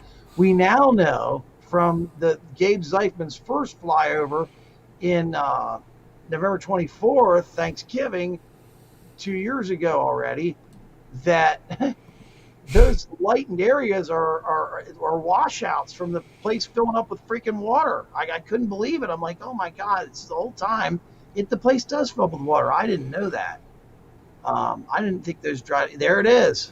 Yes. I mean, it's just partially filled there, but you can see where the water is what gives those spots there and the lightened areas. Oh wow, yeah. And right never there, seen that before. Yeah. There's Area 51 right there. Right there is where little S4 would be, Jeremy. So Lake Papoose fills up with water? Yes, it does. Yeah. That's unreal. Radioactive water, I might add. Yeah, I guess it would you can be. see the runoff on the mountains right there. You can see it all, the drainage. Yeah. lines Oh, coming yeah. down. Yeah. I couldn't. Yeah, if they look up Project 57, you can find Google Project 57, and you'll find more information on the radioactivity in Area 51 and Papoose Lake. Yeah, Glenn Campbell writes about it. It's incredible. They literally had excavators dig up the whole first layer of dirt and they put it in piles and just and just to get rid of all the stuff that fell out. The reason why it's called 57 is in 1958 or 1957, they actually did 57 above air atomic weapons and then started doing them underground because the amount of nuclear fallout. I mean, Papoose Lake is only a few miles to the west or to the east of where the test site, the nuclear test site was. It's right there. And it was just totally dosed, man. They never cleaned it properly. Here's Yucca Flat, which is the all these craters here are the atomic test site. Each one of these was a nuclear test undertaken by the U.S. military, and the including the biggest one on there, which is the Sedan crater right here. That was the largest nuclear test ever conducted by the United States. Right God. there at Sedan, and the proximity to Area 51 and Papoose is It's right there, yeah. Yeah, I mean, look at the that. mountain. You know, you just got a mountain that, I mean, the air would just blow right over there like it was nothing. Area 51 used to get cleared out all the time from the fallout. They'd have to wear radiation badges. And imagine Papoose Lake, you'd never put anything there, for God's sakes. Have to be cleaned out. The proximity to Las Vegas, even, That's not far, yeah. No, it's not too far. I would not want to live there. So they tested a lot of they tested a lot of, like, I think a lot of those cattle mutilations happen in this area because it's just the military really testing for the thyroid gland. It's called radioactive iodine uptake, and it causes thyroid cancer. Oh yeah. I could show you from the BLM wildlife sites on YouTube. They fly over and shoot the bighorn sheep down with nets and tackle them, and then put a collar around their neck. It actually has this little flashing thing on it, and that collar will tell them, monitors all these sheep. It tells them exactly what radiation is in their body and everything. Cool. And that one guy from UFO Seekers filmed these things flying, taking off real fast at night with like blinking lights on. He's like, what on earth is that? He started thinking there was aliens out there by Area 51. No, I messaged him. I said, look, this is what you're seeing. And I showed him the collars and everything. He's like, how the hell would you know something like that? I searched the craziest shit you've ever seen in your life to try and explain what we're seeing out there. There they are. Holy crap. I showed you them and you were like, oh my God. Because I said, yeah, because the lights people were filming, there were these things darting around at night, and it's like, what are they filming? And it's bighorn sheep. Yep. That's crazy. And you know what's even better, right, is that the bighorn sheep population out there, the farmers put out all these circular water tubs, which they keep like stocked with water out there. So these people were finding them on Google Earth and being like, these are UFOs. Look at the saucer. Yeah, it's a water tub for the bighorn sheep. Yeah, they're called they're called water guzzlers, and they also have a big flat spot, 70 feet by about 40 feet. And people were trying to say they were doorways into the sides of the mountains, and then they said one was a new S4. I'm like, I got news for you, man. Measure it, I said, and there's one right at the top of Papoose Lake going around Area 51. They put one in there because these things run onto the runways and everything, the sheep and all that. That's another way they monitor them. They try and keep them off the test site and stuff, but they're all over the place. And they monitor them, and it's very serious, the sheep population out there. They do actually, the BLM does. There's one that's a really good one. See how that's on an angle, and then when it rains, see, and there's a sheep's head painted on it. When it rains, it runs down into like a spouting system, then runs into the water, and then collects into these things. And then the sheep, they have water all the time to drink out of, believe it or not. They constantly have water. They're called water guzzlers. And it took so long to figure out what that stuff was. I'm like, man, this Charles Hall alien thing is driving me nuts. I said, those things are not alien spaceships. They were 3 tanks. And boy, I found a guy, and I started watching one of his videos. And right in the middle of it, I said, that wouldn't happen to be at Indian Springs, would it? He goes, yeah. He said, I said, oh my God. I said, I've been looking at this thing on Google Earth, I said, for about 4 years now. I said, unbelievable that I finally found out what it is. And boy, I put that information out. David Here's your UFO. I can't believe this is happening at Area 51. Yeah, well, mainly to the south, southeast there at Dogbone Dry Lake right here. There's a lot of that stuff. There's about 8 of them there, believe it or not, water guzzlers. Still, I was shocked. Yeah. I found so many of them. Just searching Google Earth. And they're specifically have all this there just to monitor them? Monitor them and bring the population back up. The population got dangerously low. at one point, and I can imagine. Yeah. I'm not sure what was causing that. Maybe honey. I don't. But the population has come way back up because of the water guzzlers. The water guzzlers, I guess they were dying because they didn't have anything to drink, and the fucking radiation. Well, yeah. It doesn't help. I wonder if that Charles Hall's a nut, and wonder if he was seeing bighorn sheep out there in the desert and just thought they were aliens and shit, man. But it doesn't explain the ships that he's seen. It doesn't explain. I don't know. He's seen something out there that made him go nuts. Yeah, the imagination. I don't know if did you ever get into that story at all, Charles Hall and the Tall Whites? It's very interesting. I did. I read the whole thing. Oh, did you? Yeah. Total bullshit, right? Did a whole show on it. Yeah. Did you? Yeah. I mean, I've come to that determination too, but I have to try to explain everything he's saying and seeing. But when you have other people come out and say, "Oh my God, I've seen these aliens down there. I've seen it all." It's like, damn, now I've got another person saying they see them. Now another person. But then you got to realize that there are tall people. I found the tall people convention in Las Vegas. There's women there that are like 7'4". I mean, and they look odd. Yeah. I was showing it tonight. 7'8" tall woman is like, oh my God, that's an alien, right? Well, they wear 7-inch heels too. Yeah, and they're drunk.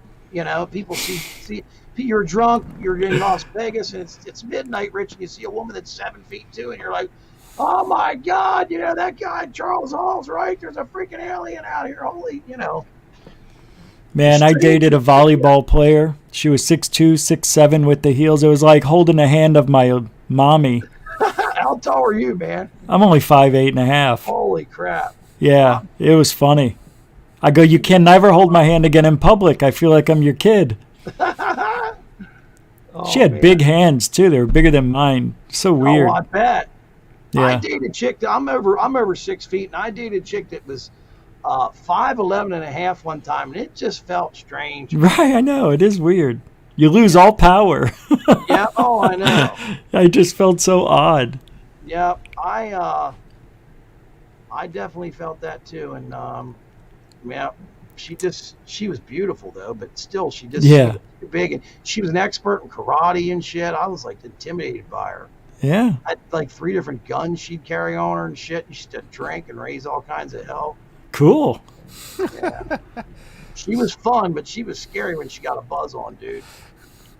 Yeah. Mine was a dancer. Guns and alcohol. That's always a good combo. I got something for you guys that you have to see now. Jeremy, you're going to promise me that you're going to show this, right? Now, what would you guys see if you guys saw this? I'm going to put this in the private chat. All right. It's time set, Jeremy. Private chat? Please, right. Oh, yeah. I want him to show it on here, but it's time set. Click on that and show that to people. Oh, yeah. I showed that tonight on my show. Oh, you did the Russian circus? No, well, I didn't know what it was, but yeah, I did. That's funny. Yeah, that's the Russian. It's a Russian circus. It took forever to find out what that was because your other video's fake, and they have a Russian voice in the background saying it's alien. That's the one I have. Oh, do you? Well, right here's what it is. It's a Russian circus. It took me a day and a half to find out what it was. I was just sitting here and Googling, and I'm like, okay, we know it's in Russia. What's odd about this? I'm like, maybe it's a fucking circus, and I found it. Yeah, that's so cool. It's a set of twins, a boy and a girl there, and wow, I think they're 6'10", both of them, and then with the heels on, they're 7'3". Yeah, that's what I figured how tall they were too. That's weird. Yep. I said about 7'7". Comes up to try and interview him, and I figured she was 5'4" or so. That's what I did. Yeah. 5'5", and I'm like, okay, they've got to be. And then I researched their names, and they're twin. They're not identical. Good job. Obviously, they're guy girl, but they're 6'10", man, and it's is amazing to see that. That must be their form of what's that weird circus we have here in New York? Circus LA, whatever. Yeah, I guess it's their form of Circus LA. They've got 6 foot tall, 6'10" tall whites. They're being passed off as tall whites. Well, here now you've got the video to go tomorrow night and say, hey, guess what? Well, that's awesome. Yeah, thanks. Isn't that cool?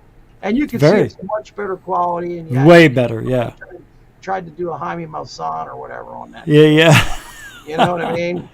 I mean, that is so bizarre looking, isn't it? It is. If I've seen them okay, if you've seen them walking in downtown Las Vegas, okay, at about what, midnight, you're drunk, you look over and look how skinny they are. I mean, that's They're skinny. Yeah. It's like, oh my God, there's those tall whites Charles Hall talks about. Holy shit, it's real, right? Okay, that's what I got. And they wear the gloves. It makes their hands hang down low. Oh, there's the lady. It's so bizarre. Yeah. She's got such a long neck, though. It's so weird. I know.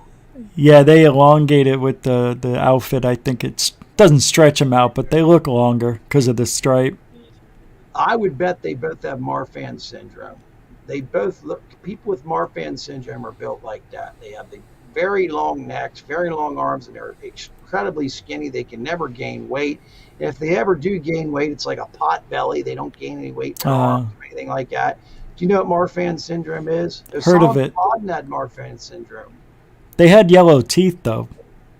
I wonder if it they? affects their Probably. their liver and stuff. Either that or they smoke the shit out of cigarettes. Probably, if they're Russian, yeah. Yeah. Yeah. But they like that vodka. They do. Stoli. Oh, I used to get So has Jeremy Corbell been on Tucker Carlson lately?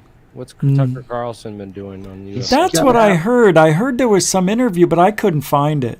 Well, Tucker's got that new series, UFO Confidential or whatever it's called, with Tucker Carlson. Yeah, you have to have a membership, though. He has well, last night's show, he did the first one. I was going to say he has on the Oh, Black so Vault he had guy. Black He had Vault. He your had buddy on. John But Greenwald. government covered it Yeah, up. He did? They're hiding the truth about UFOs. Oh, here it is. But one of the clips they used was one that we debunked as CGI or a balloon or something, and it was that square one from the airplane. Yeah, I was just like, I can't believe they're using that garbage. Like, Oh, yeah, that's right. why not like Agua Dia or something? Like, there's so many better pieces they could have used, but lying about oh well. what they're seeing. They're hiding what they know. You can see they would black out nearly Yeah, there's John. on all of the pages. They didn't want to talk about it. Is the volume low? Does give Americans the right to appeal the blacked out portions within It government must be me. No, it's pretty low for me too. Okay, because they've all been low, and I noticed that on my show, too. Every one of the hundreds of pages that they had collected. The reality of the NSA losing all of that on UFOs is nil. That's the length that they will go to. Oops, lost it. Cover this up. The government knows more than this. What? Yeah, we lost everything we have on UFOs. Just lost it. Sorry. Nick's got melanoma. Government secrecy. Yeah, he's looking old. After pilot Chad Underwood spotted the famous flying Tic Tac, he learned that a Navy missile cruiser nearby had been tracking it for weeks. We still have never seen that video.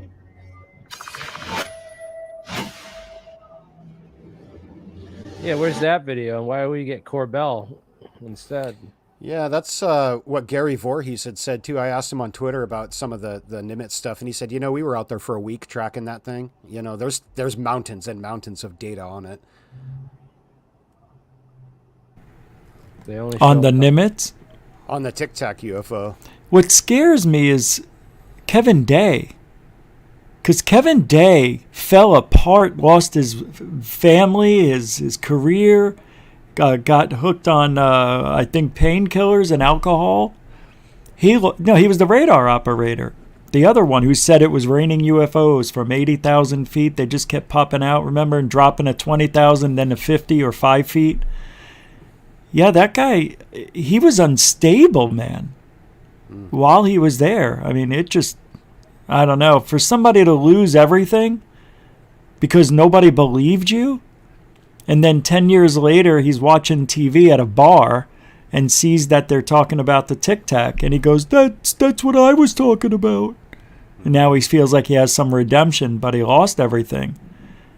Very emotional guy over that. That's just strange. Yeah, I didn't know that he had tried to come out earlier and was, kind of rejected by people or whatever. That is interesting. It kind of makes you wonder why, when they brought the Tic Tac footage back out again, that it was so well accepted this time and the story wasn't questioned, I know. It wasn't time. So, some disinformation, I think, that happened because who's the guy that started all the moon landing? bull crap about the moon landing. One of the things I thought was interesting, right? So the Apollo astronauts. I can't remember his name. Mark McCann. What is it? Mark something. So this was the most interesting, the first press conference that they gave. So after they got back from, and I decided what the words would be while we were on the lunar. have you guys ever watched this before? Totally. Yeah, a couple times. I'd like to ask Neil Armstrong. They're out of their minds. I'm not quite sure how to ask this question, but They were told they saw something that they couldn't talk about, and they were told not to talk about it, and it was the bigger story than anything that they could talk than even going to the moon. And that's the only reason I can't say that they weren't like completely excited. You know, they should have been healed. You know, they were heroes. They're deeply troubled here. Yeah, Yes. they look very subdued, honestly. They don't look like people who have just accomplished one of the greatest feats that humanity's ever accomplished. Right. Look at his back. Look at his body language. Oh yeah. Leaning back in the chair. He's just like. He's like, I don't want to talk about this. God, I want. They must have just told him right before, because it looks like they weren't prepared for whatever they were told. Well, later, Buzz said that they had a thing follow them to the moon. Oh yeah. They talked about it, right? He talked about the object that followed. Oh them yeah, to the yeah, I moon. remember now. Okay, yeah. And there was a few minutes of transmission that was cut too, where there was supposedly they had radioed in about something watching them land as well, right? In the original broadcast. I mean, that's it's not confirmed, but They went to the medical channel. Well, apparently that transmission was picked up on the ground from some ham operators. That's how it got out. Well, the story anyway.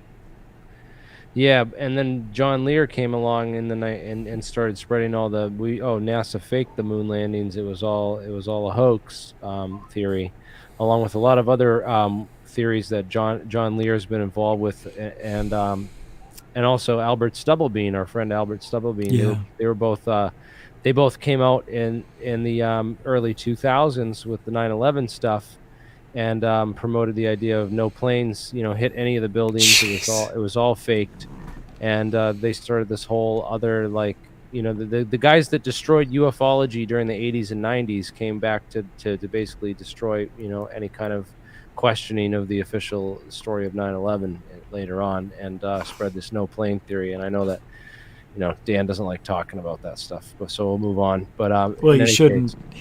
You put your channel in jeopardy talking about that stuff too. Yes, but anyway, let's stick to UFOs and back to this whole the other astronauts who have reported UFOs. Yeah. And this one, have you guys seen this before? Where it filled up with water? No, this woman talks about UFOs and then faints. Yeah, on stage. Yeah, there she goes. Yeah, it's like she got hit with a weapon or something. What was she? She wasn't talking about UFOs, was she? No, I don't think so. That's what Not that's what the title says. She was talking about something else, right? And then she fainted. It didn't happen when she was talking about UFOs. No, she was just talking about her experience. Yeah, I remember that. She was talking about the experience. You downed it. I like that. Funny. 9 hours ago. I'm trying to find real UFO news, and it's just there was another astronaut that was up there. She was a female astronaut who had seen something. Remember, she said like, "Oh my God, there's something out there," and they cut the feed. There was a live feed she was doing. I forgot what her name was, but then they came down and said, "Oh no, she saw like ice crystals or something, floating outside the station." Yeah, I forgot her name. Naturally. Yeah. So anything about that Gary McKinnon stuff and that office with the NASA proprietary image format, and I always wondered about, that thing that he hacked into and allegedly, found. You guys familiar with that story about Sure. Yeah. It was almost like War Games, man. Massive photoshopping. That's basically like. And then he saw all the names of the operations and names of the ships. That was funny that an astronaut got charged from hacking from space because she accessed her ex-husband's bank account or something from up there. So they charged her with hacking and fraud or wire fraud or something. I'm like, that's kind of interesting. How do you charge them with a crime if they're floating whose jurisdiction are they in? That's great. Yeah. Interesting. Good question. Well, I thought you were going to play the John Lear thing.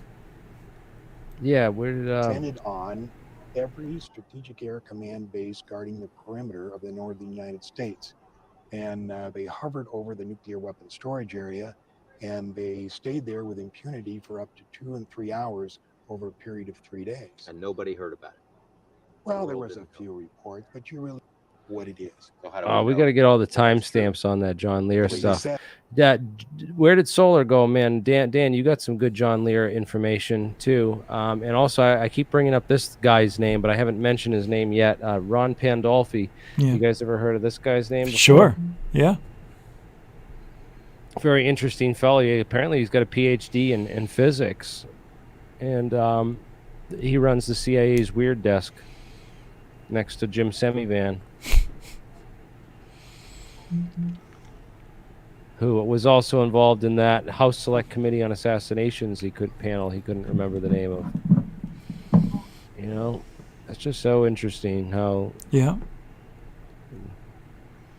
these guys are all tied to these deep state CIA operations and cover-ups of massive magnitude, massive crimes against the American people. Oh, the government's done some shady things in the past. Yeah, like the Tuskegee experiments,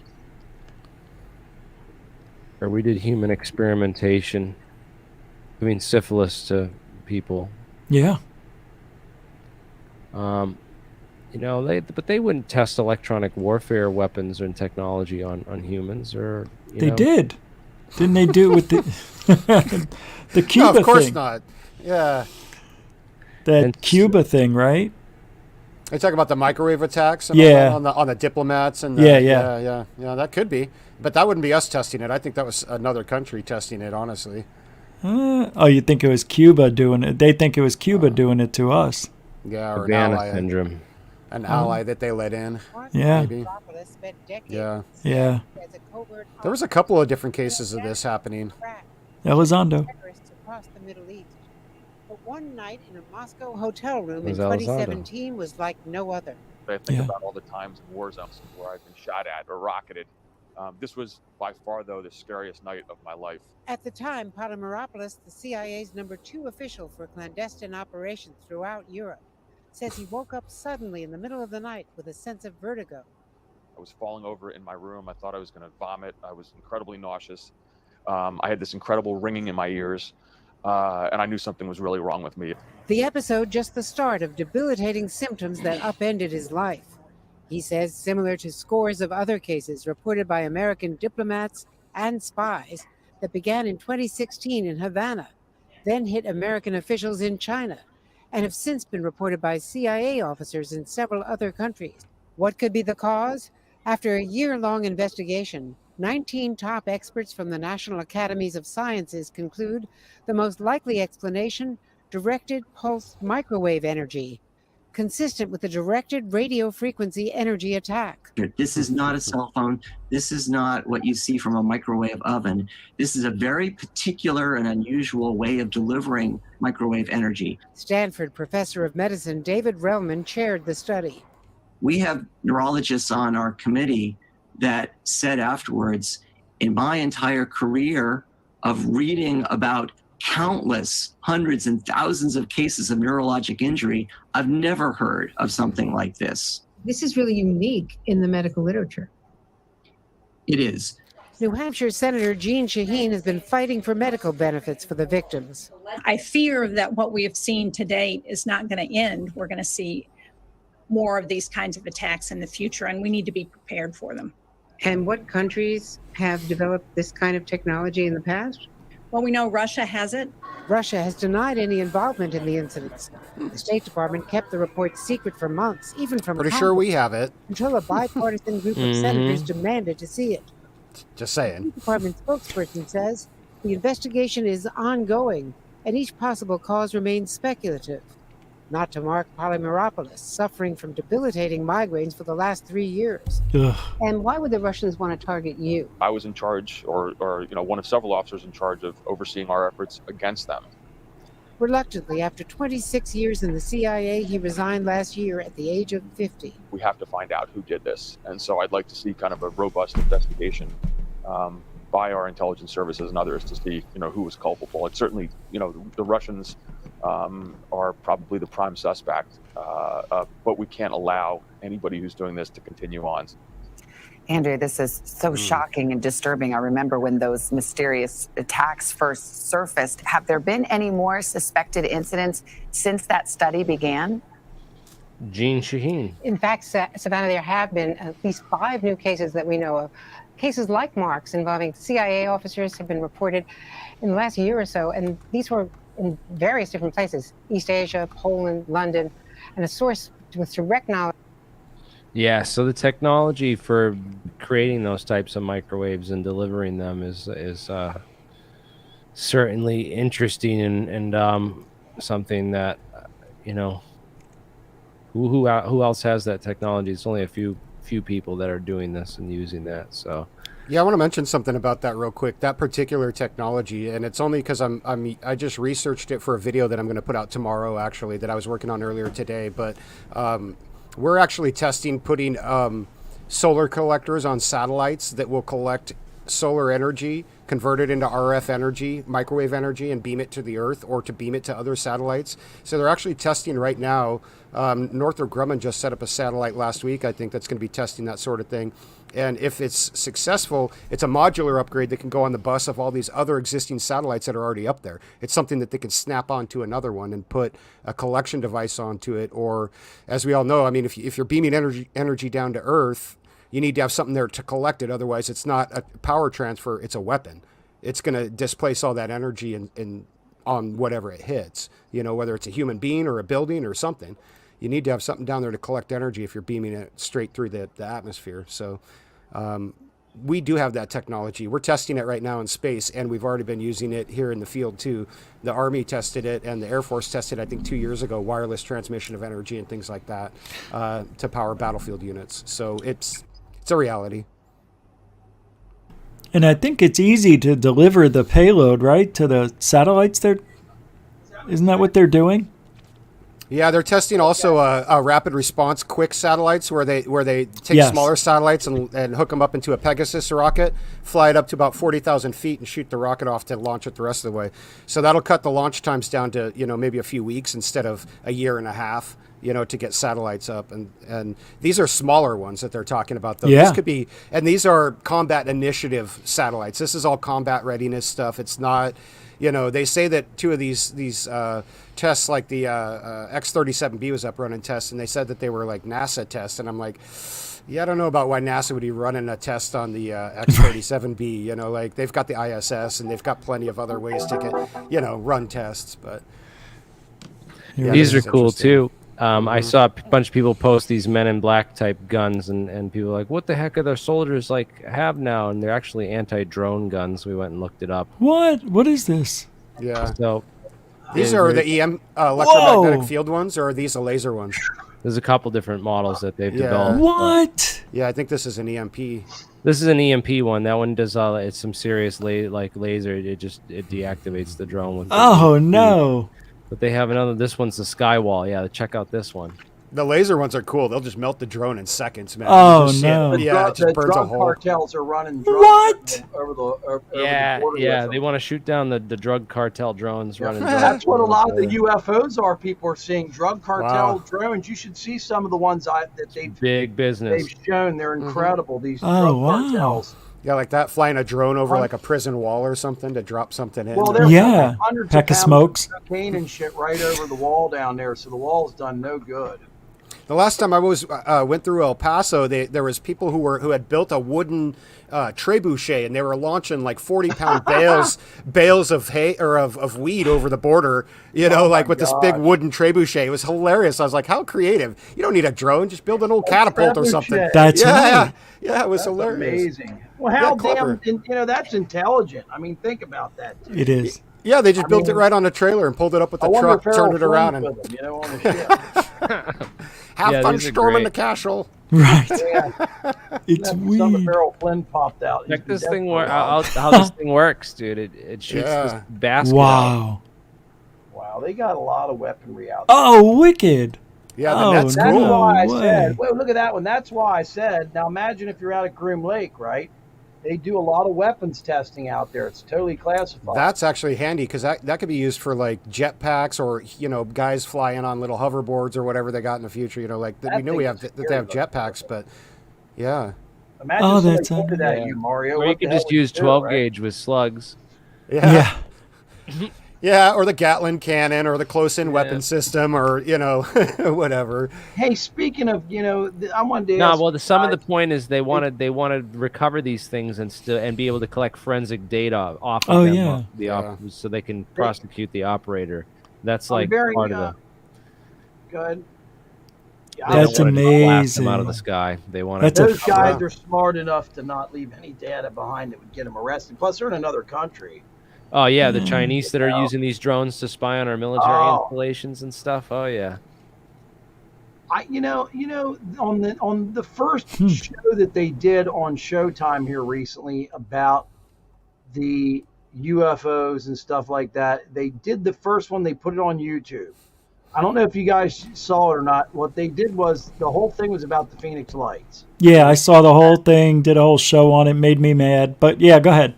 Yeah, I wanted to ask you, Rick, because you were down the Arizona scene and all that stuff, and I didn't know Fife Symington was it was in the middle of a trial while all that shit was going on. I didn't know that. That blew me away. He's a lying bullshitter. But I wanted to ask you something. Okay, a lot of people don't realize this. There were two sightings. There was the 815 sighting, which was the actual craft, which I believe was something that was definitely ours. It was massive. Then the 10:30, 10:45 sighting, whatever, which is the 10 o'clock. Yeah. Would you consider the 10 o'clock sighting flares? I'll be honest with you. Yes, it 100% acts. They look like flares. It's not a perfect. I think so too.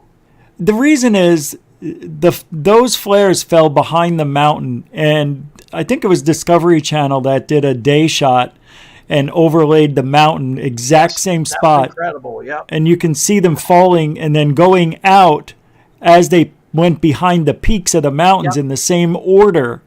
Now, that could be a one big craft, but not in my opinion. The lights... What would it land on, you know? An uneven area, it's got to have a flat spot you would think to land on. That thing would have been miles long, right? It would have been at least a mile. But people at 8 o'clock did see something that was enormous. There was one video of it. There was one video of it, right? Yes and not really. Oh, there used to be one video of it. You could see just the lights, and you could see it was a V-shaped thing. It was only about 8 to 10 seconds. Yep. I can't find that video anywhere. Do you know anyone that might have that? I haven't. I knew that would have that. He's like not on YouTube anymore. The guy that had all the trouble with CPS and all that stuff down there in Arizona. He used to hang around the guy from UFO Hunters, Pat Usker. Yeah. Damn it, what's his name? He was Jeff Willis. Yes, Jeff Willis. I don't know where Jeff Willis is, man, because there was all. Well, I just talked to him today. Oh, did you? Yeah. Ask him if he has if he knows or has the 815 sighting. I can get it for you. Oh, dude, man, that would be awesome. It's on one of my Phoenix Lights anniversary shows, so I'll find it there. Yeah. Oh, cool. Okay, because I only ever seen the video a few times, and it used to be around, and that's just gone. You type in the 815 sighting, people are like, "What's that mean?" I'm like, "Dude, there was a sighting at 815. I think they tried to cover it up with flares at 10:30 or 10:45." Yeah, that video that you're talking about that you want to see was taken up from Payson, and it was a couple that just saw the weird lights driving, and the guy got out and started recording it, and it looks really interesting. Yeah. Well, and that was they claimed that craft originated out of Nevada. They had radar on it, right? We're talking about the same one then. It originated from it came down through Laughlin, then Kingman, Arizona, the border over there, and then it flew straight down the middle of Arizona from the Grand Canyon, Flagstaff, Sedona, Payson, right through the middle of Phoenix. Yeah. And So then A-10 Warthog dropped the flare. yeah, the A-10 But that was Warthogs. a cover-up A for the Maryland earlier National sighting. Guard guy, and I believe they did drop flares. And I'll tell you what, a lot of people don't realize those are artillery flares. Those things with the parachutes and stuff like that, they've got ones with helicopter parachutes on them that can literally stay up in the air for quite some time and then come down, and they literally will light a field up. There's 5-minute flares. Those were 5-minute flares, and there's 10-minute flares. Those usually we have the 5-minute flares. Now you could in Arizona. You can call down to the Barry Goldwater gunnery range, and you can get the schedule of when they're dropping the flares, which is what I've done and recorded it. And they usually do them in March and in January. I mean, the schedule was in March and January back in those days. So, Dr. Lynn, who made the movie, the Phoenix Lights, she just got flares. She didn't get the Phoenix Lights. It's all flares. Well, I'd like to welcome Walter Bosley to the panel, guys. Hey, guys. Hey, Walter. Hey, Walter. Yeah, I finished early over there at the other one, so I nothing like that. Yeah, we're still going. We're still going on strong, man. Talking about all kinds of cases and what we think they could be and possible explanations, but it seems like a lot of things have an explanation, whether you like them or not. They can be explained. A lot of stuff is just BS. Well, the real Phoenix Lights is the one, the 8 o'clock sighting that everybody was, talking about, that people saw.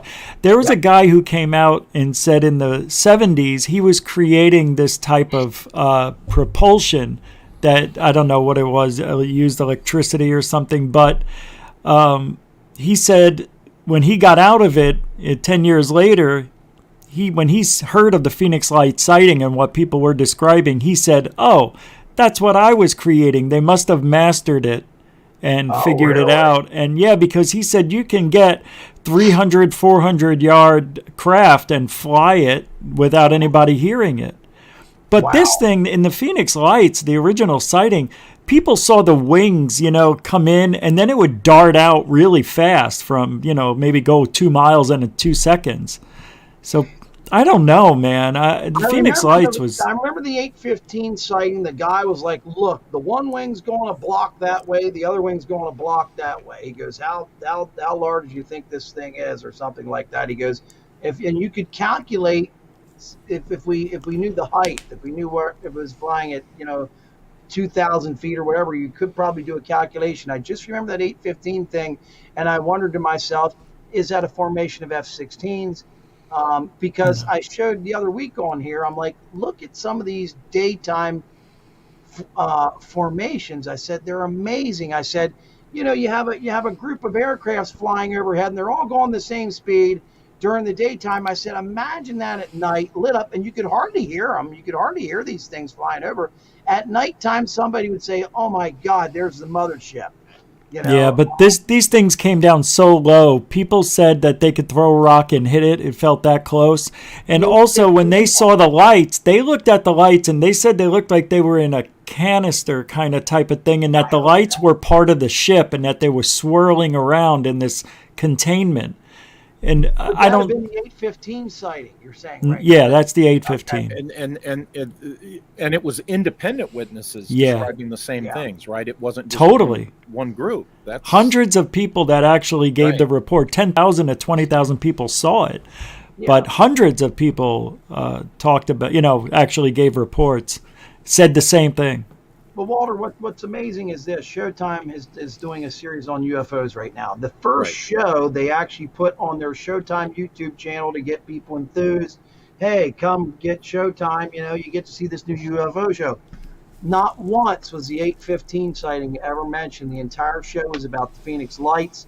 Not once. I'm like, I know I don't have this case wrong. I remember they did mention it. In the Showtime show? I watched it twice. Yeah, they mentioned it because they interviewed Fife Symington, and he talked about, which he lied, he didn't see it. This guy says he got home, and I did a whole show on it. He says he got home at 8:30 and heard all this commotion going on. So he says to his wife, I'm going to go to Squaw Peak, which was right around the corner, and I'm going to go look for this thing. happened though? That was like at 10:30. That was at 8:30 he left. And he went over there and said he saw it, but it had already passed there at 8:15, and he was saying he saw it at 8:30. People were milling around, and then they looked up and said, "What's that?"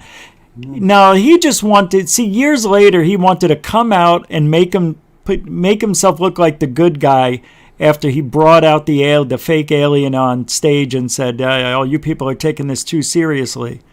And they said that they caught the culprit. We found out who it was that flew the Phoenix Lights because there was so much commotion going on, and they didn't have any answers for us people in Phoenix. So I think he lied about it. Yeah, well, the premise on that show was he was in this big trial where he was facing 8 years in prison for all these 24 counts of bank fraud, and apparently, what is really strange about the entire thing was a Democratic President Clinton, several years later, before Symington was supposed to go to prison, Symington was a Republican and was pardoned by Clinton. I found that to be awful strange because, man, that just don't happen. They do favors for friends, not favors for the other team, What was the nature of the fraud? Major bank fraud, millions of dollars. Maybe he had laundered something for the Clinton machine. So this is another thing. I was trying to look for this when we were talking about the Phoenix Lights. You know what, Walter? You know what? Maybe that's it. The answer. That's it. You found it. Go up. The 815 sighting. Yeah, was this is a company called JP Aerospace. That's it. They were making those for Lockheed, and then so they can go as high as 180,000 feet. Yeah, that's amazing. I remember Greg Bishop telling me about this when talking within context of the Phoenix Lights case, and there's something about the guy who was developing stuff like this. It wasn't classified by the government. It was apparently proprietary, of the company making it. So I guess he couldn't say much about it.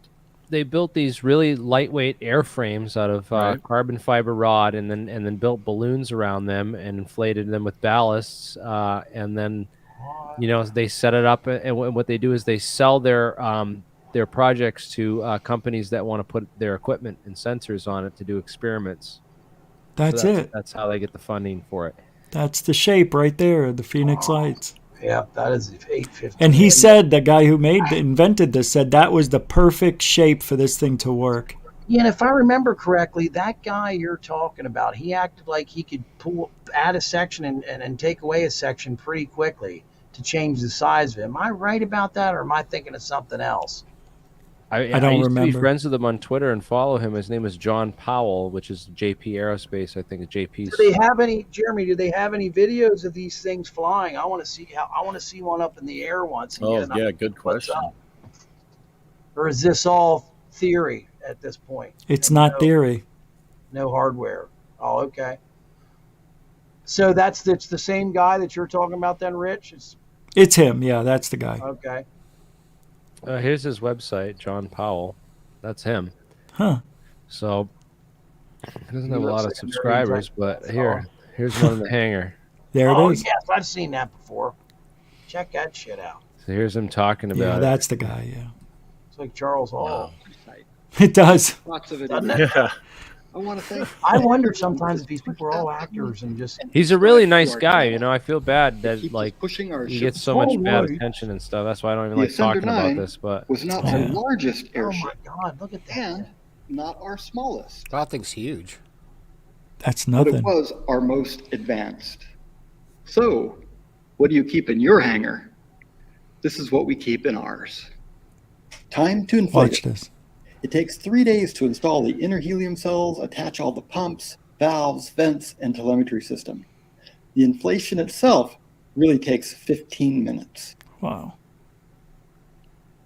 This shows the carbon keel structure. You can see that the envelope isn't quite fully inflated yet.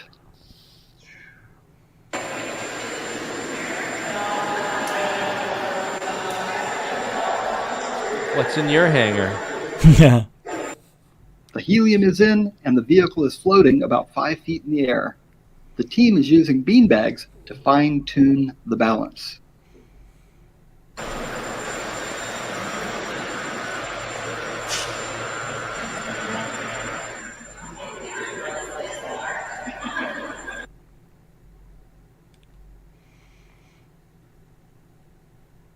The building wasn't big enough to actually fly the Ascender, but we ran the motors and drove it forward a bit.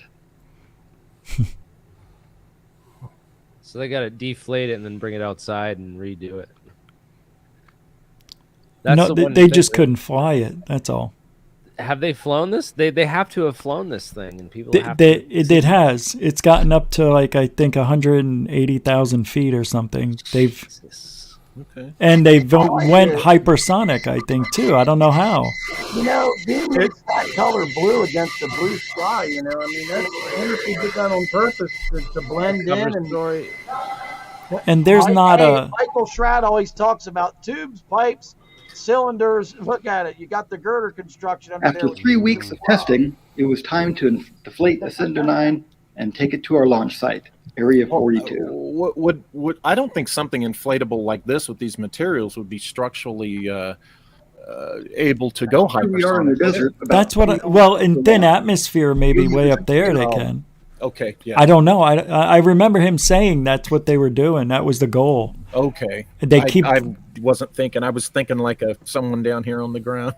True. They made balloons go hypersonic, as I think back in the 60s or 70s. But this is. I don't think this particular one goes hypersonic. I don't. Okay. I don't. Well, that's what he said. He said that's what he found out when he left. They got up to about 60,000 feet, and it was way up there in the atmosphere. It might have been able to go like 180, 700, 800 miles an hour. But I don't, speed of sound up there and is a little different, I think. Okay. Too. So, but they wanted to get that thing into space, but they got to the edge. So there's not a lot. How do you keep it inflated, though? I don't know. I'm not buying that's the Phoenix Lights. And mission control is running through the final. It might have been another saying model this is of the what they Phoenix were Lights doing. either. I'm just showing stuff that we found through the research of possible explanations. Yeah. And there's no lights on this one either, right? I mean, there's nothing that's illuminating, but they could hang lights on the bottom of there for some on the scaffolding. Well, how about the TR6 Telos? You guys heard of this? It's supposedly this craft, and there's been drawings and stuff put out about it.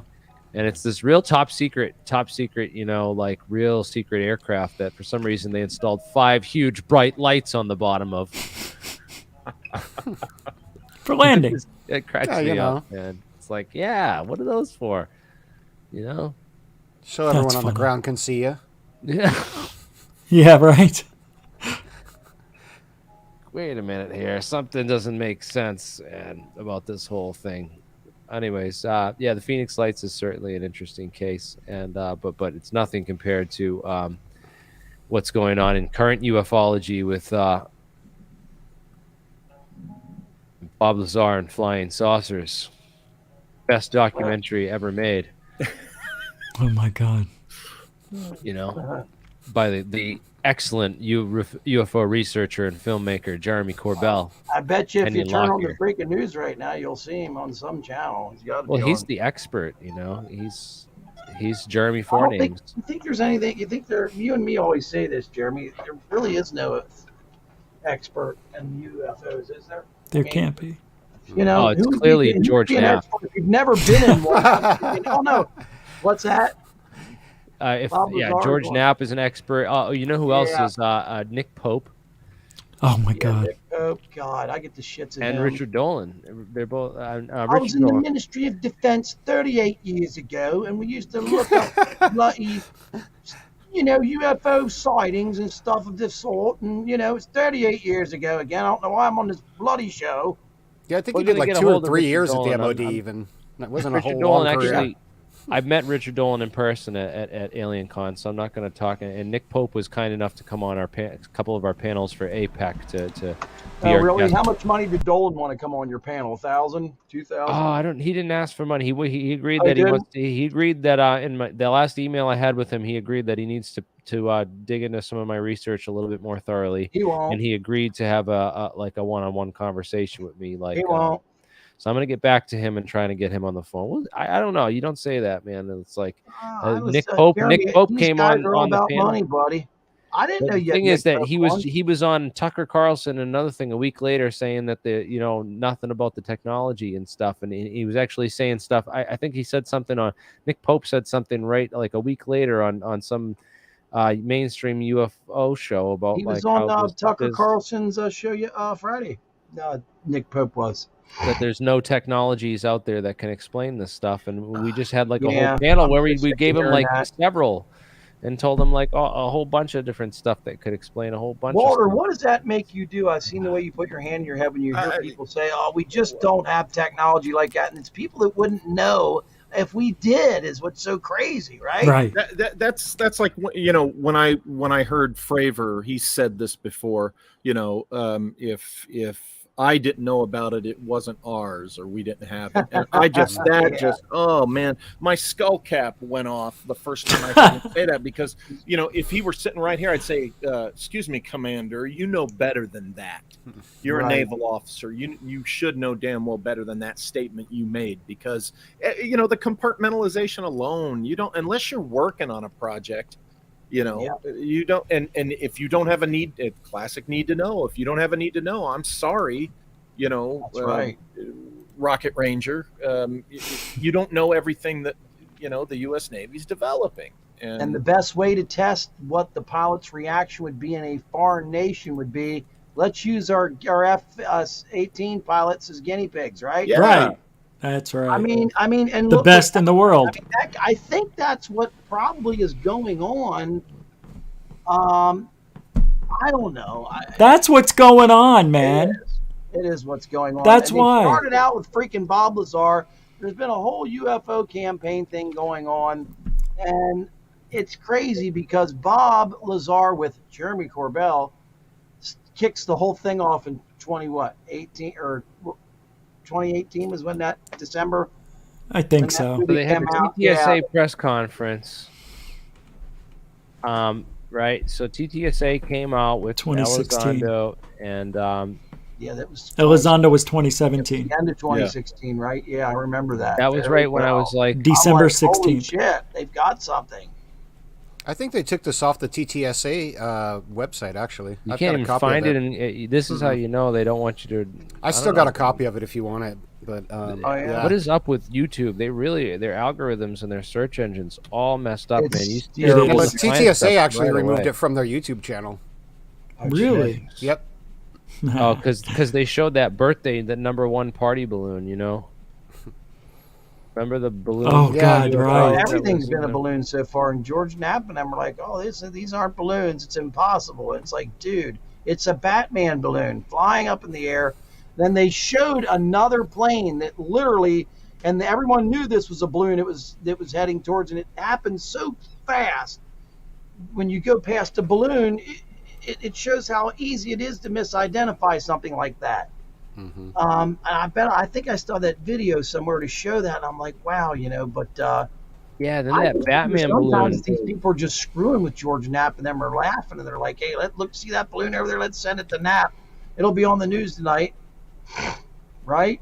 Yeah, it's like a joke. They send it to these guys. They do absolutely no research. Say that they vet everything because they came from a legit source, and then they post this out, and then it gets debunked. It's like, well, my favorite was Fred Dunham when he said they used to watch George Knapp up at Area 51, the test site, in one of the break room lounges up there, and they said they'd watch him on the news talk about the UFOs and the aliens up at Area 51, all that stuff, and they'd be laughing. They said he was the joke of the base. They said it was insane. They would sit there and laugh and be like, can you believe this shit? People think there's aliens walking around up here and stuff. I'm going to go down and take a piss where Papoose S4 is supposed to be right now and light all some fireworks. There ain't a damn thing there, you know. Well, people want to say that the Knapp reports on this stuff were such serious journalism, and I got in a conversation with somebody, and I said, I think those were probably just fluff pieces, you know, and what you're talking about, the other people around the studio laughing about it. It seems to me that would be, you know, what the station would have considered it fluff pieces, not some serious journalism.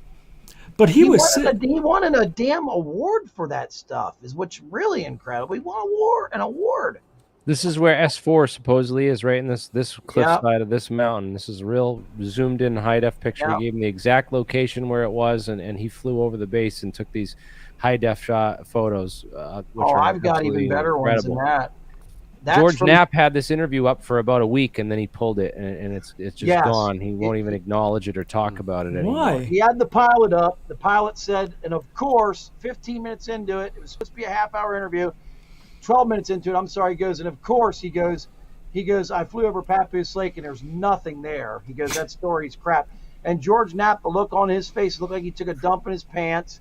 And I shit you not, Walter, literally within what, Jeremy, 30 to 40 seconds, they got Gabe's ass off of there.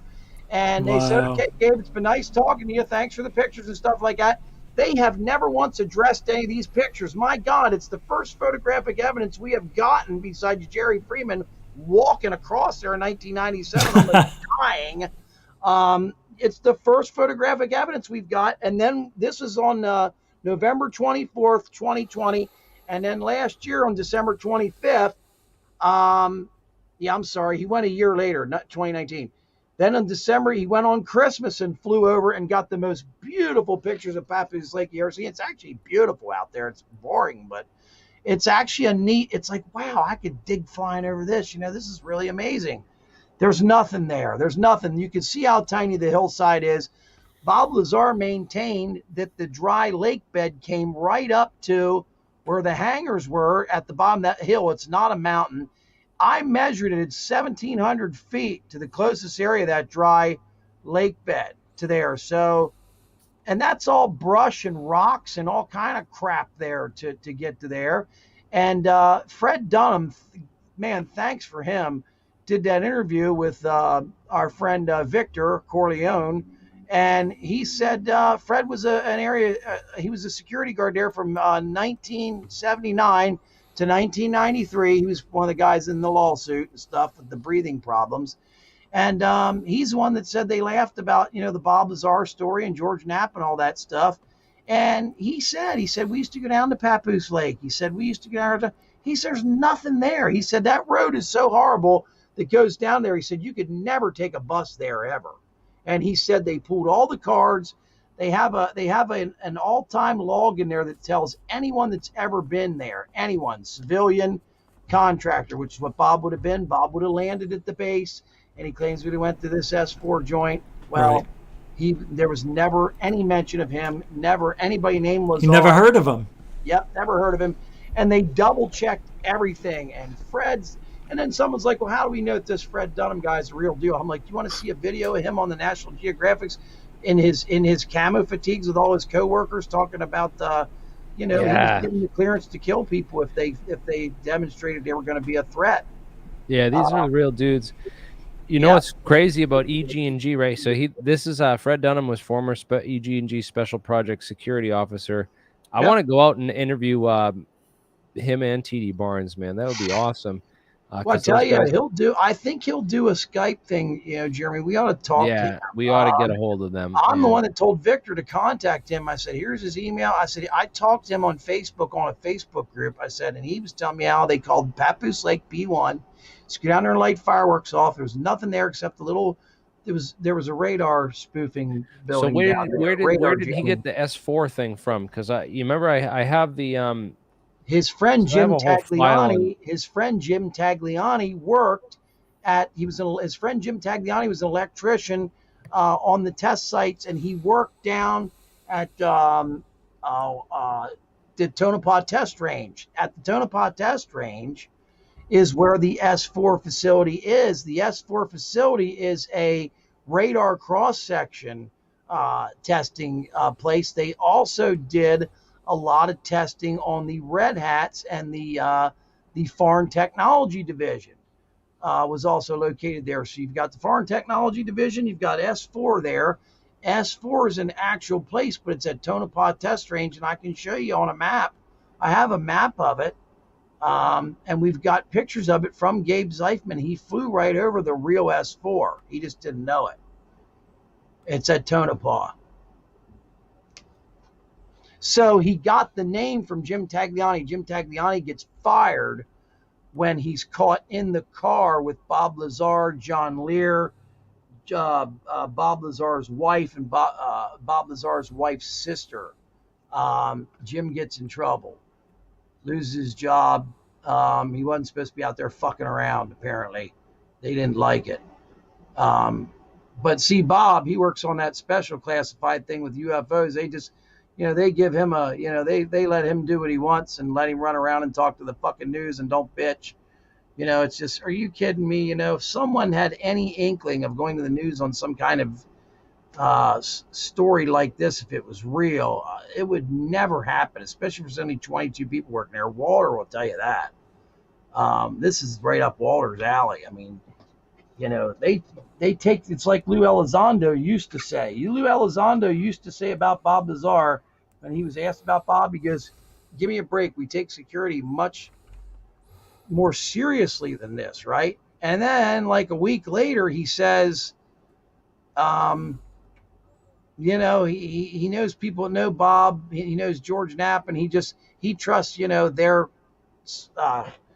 their credibility, I guess. So he was basically saying now he did believe the Lazar story, or believe Knapp. If Knapp believed it, basically he believed it. He just said he didn't know anything about the story. It's very weird how he changed because it pissed George Knapp off, I think. George was like, hey, you can't say that about Bob. Oh my God, that'll ruin my career,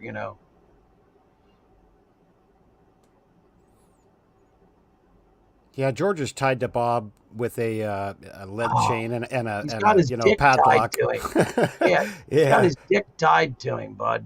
And he's got, there's one person that can wreck the story. That's all I'm going to say. There's one person out there that can totally wreck the story.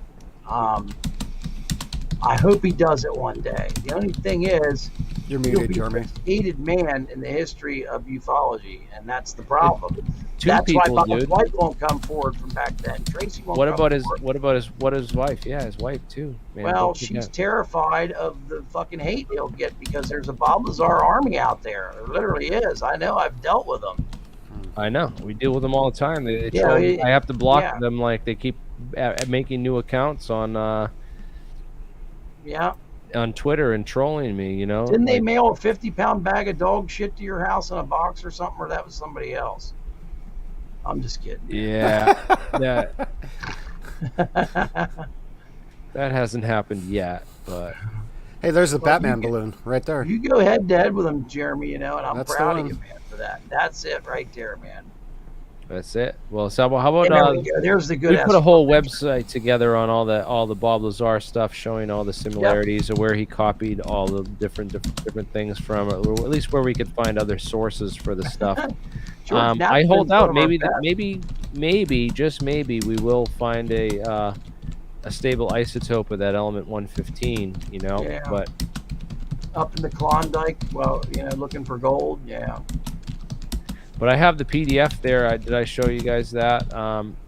Scientific American from 1989. Actually, hey, the guy from UFO Seekers found several magazines from the 70s that talked about 115. Did you know that? I muted Rich because your keyboard, just so you know, you have to unmute if you want to talk again.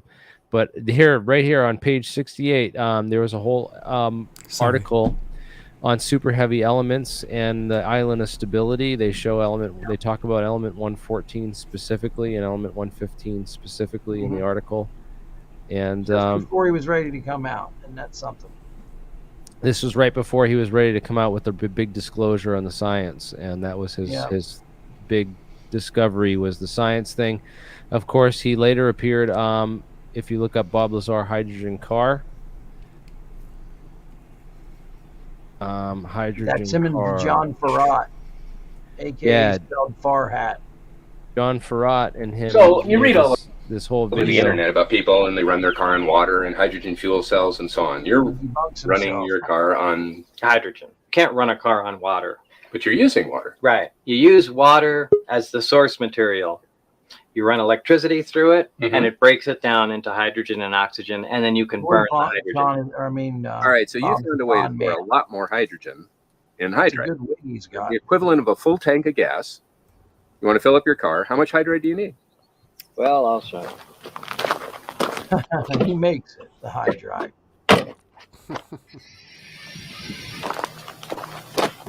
The tanks, dude. Yeah, that's the volume it takes to store enough hydrogen to propel this car close to 400 miles, just about what it gets running on a full tank of gas. Wow. Wow. And it's a lot safer than gasoline. Well, really? Is this Bob's car? Yeah, that's the same car he Corvette? drove in the Majestic that had the Majestic 12 tags on it, but he wasn't into UFOs, remember? Remember his license plate said MJ12 on it in the Bob Lazar of the Government Bible videos. Didn't you know that? Yep. Very beginning when he pulls up. Wow. Hi, I'm Bob Lazar. In 1988, 1989, I was a what type of physicist did he call himself? A senior staff physicist at a place called S4, and I reverse engineered flying saucers for the Navy. It's like, you are so full of shit, sir. Keep going.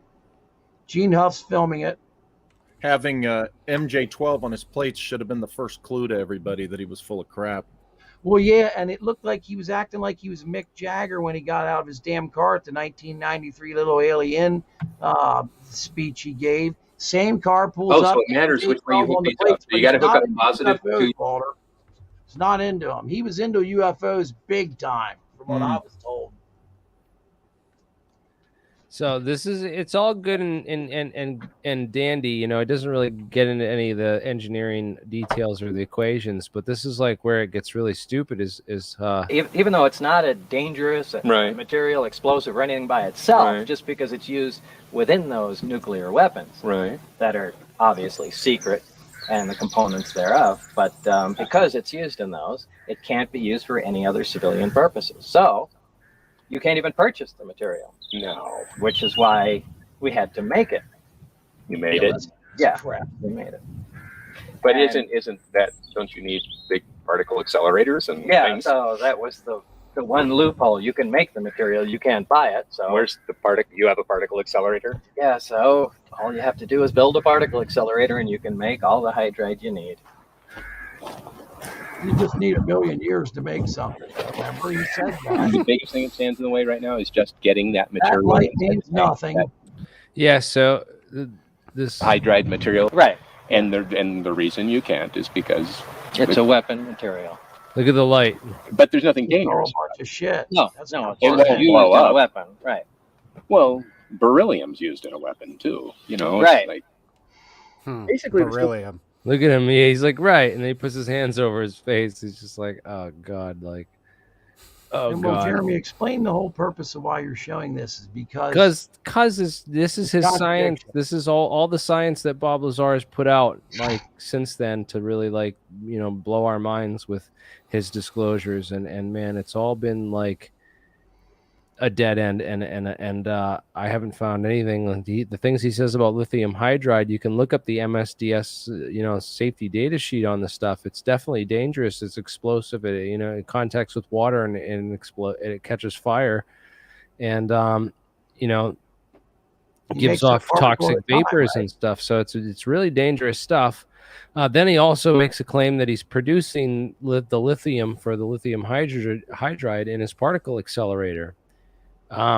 Which, you know, anyone who knows, you know, that amount of energy that would take and the amount of time that would take, it's much cheaper to buy the lithium hydride, you know, and get it off the market, where, you know, he runs this, you know, whole supply shop called United Nuclear, right? So he gets all this stuff. Mm-hmm. He knows the connections. He's the guy. But the thing is, he claims that you could not make element 115 even in a particle accelerator because you're making it one atom at a time, and it would take so long to make this stuff. Even if it was stable, it'd take forever. But he's making this lithium material the same way. Yeah, the same way with a much smaller particle accelerator. I mean, come on, he was using the one at Los Alamos before, supposedly. Now, so Avogadro, anyone who knows. You'd need 10 to the 23rd to make a mole of which is like a normal useful amount of this stuff. So that would take you. Contradicts himself over and over again is the point. You'd have to do thousands of collisions per second in order to, you know, millions of collisions per second. Even at 1 million collisions per second, you're still, that's 6 orders of magnitude. Is at 1 million. This is 10 to the 23rd. So you'd need to do, you know, millions and millions of collisions per second in order to get like a usable amount in any usable amount of time. Otherwise, it would take you just thousands of years. So the science is just not there. again. His jet car that he drove around Los Alamos. That was a piece of crap. That little Honda. It didn't even. It had to be start run. They had to start running it with the regular engine, and then once it would get up to 30 miles an hour, he could turn. The jet would help like propel it. It didn't just take off with the jet in there. Now his jet dragster was killer. That was kick ass. But when I hear people say that's why they hired him, I'm like, well, every hillbilly in the South has freaking has made a jet. Jesus, guys, have you ever been to the tractor pulls? Man, they'll strap 2 or 3 jets onto a tractor puller, man, and yank that thing through the mud and all that stuff. That's, if that's what it takes, bullshit. I call on that to hire him out at S4. It's ridiculous to think that they would hire a guy like that. They would see because they he would built a jet car. I don't know. I'd still I challenge Bob to come on APEC and go before our team of scientists and answer questions, because if he does that, then that would be the ultimate test. It's like, I don't know. It's like the alien scientist litmus test. It's like, all right, is Galileo Project legit? Well, let's see. Why is Abby Loeb giving interviews to these no-name channels and then ditching the alien scientists? There's got to be something wrong There's here. some Maybe. fraud in his life, right? We figured a new litmus test out, man. We got to talk to you about, Rich. It's pretty funny.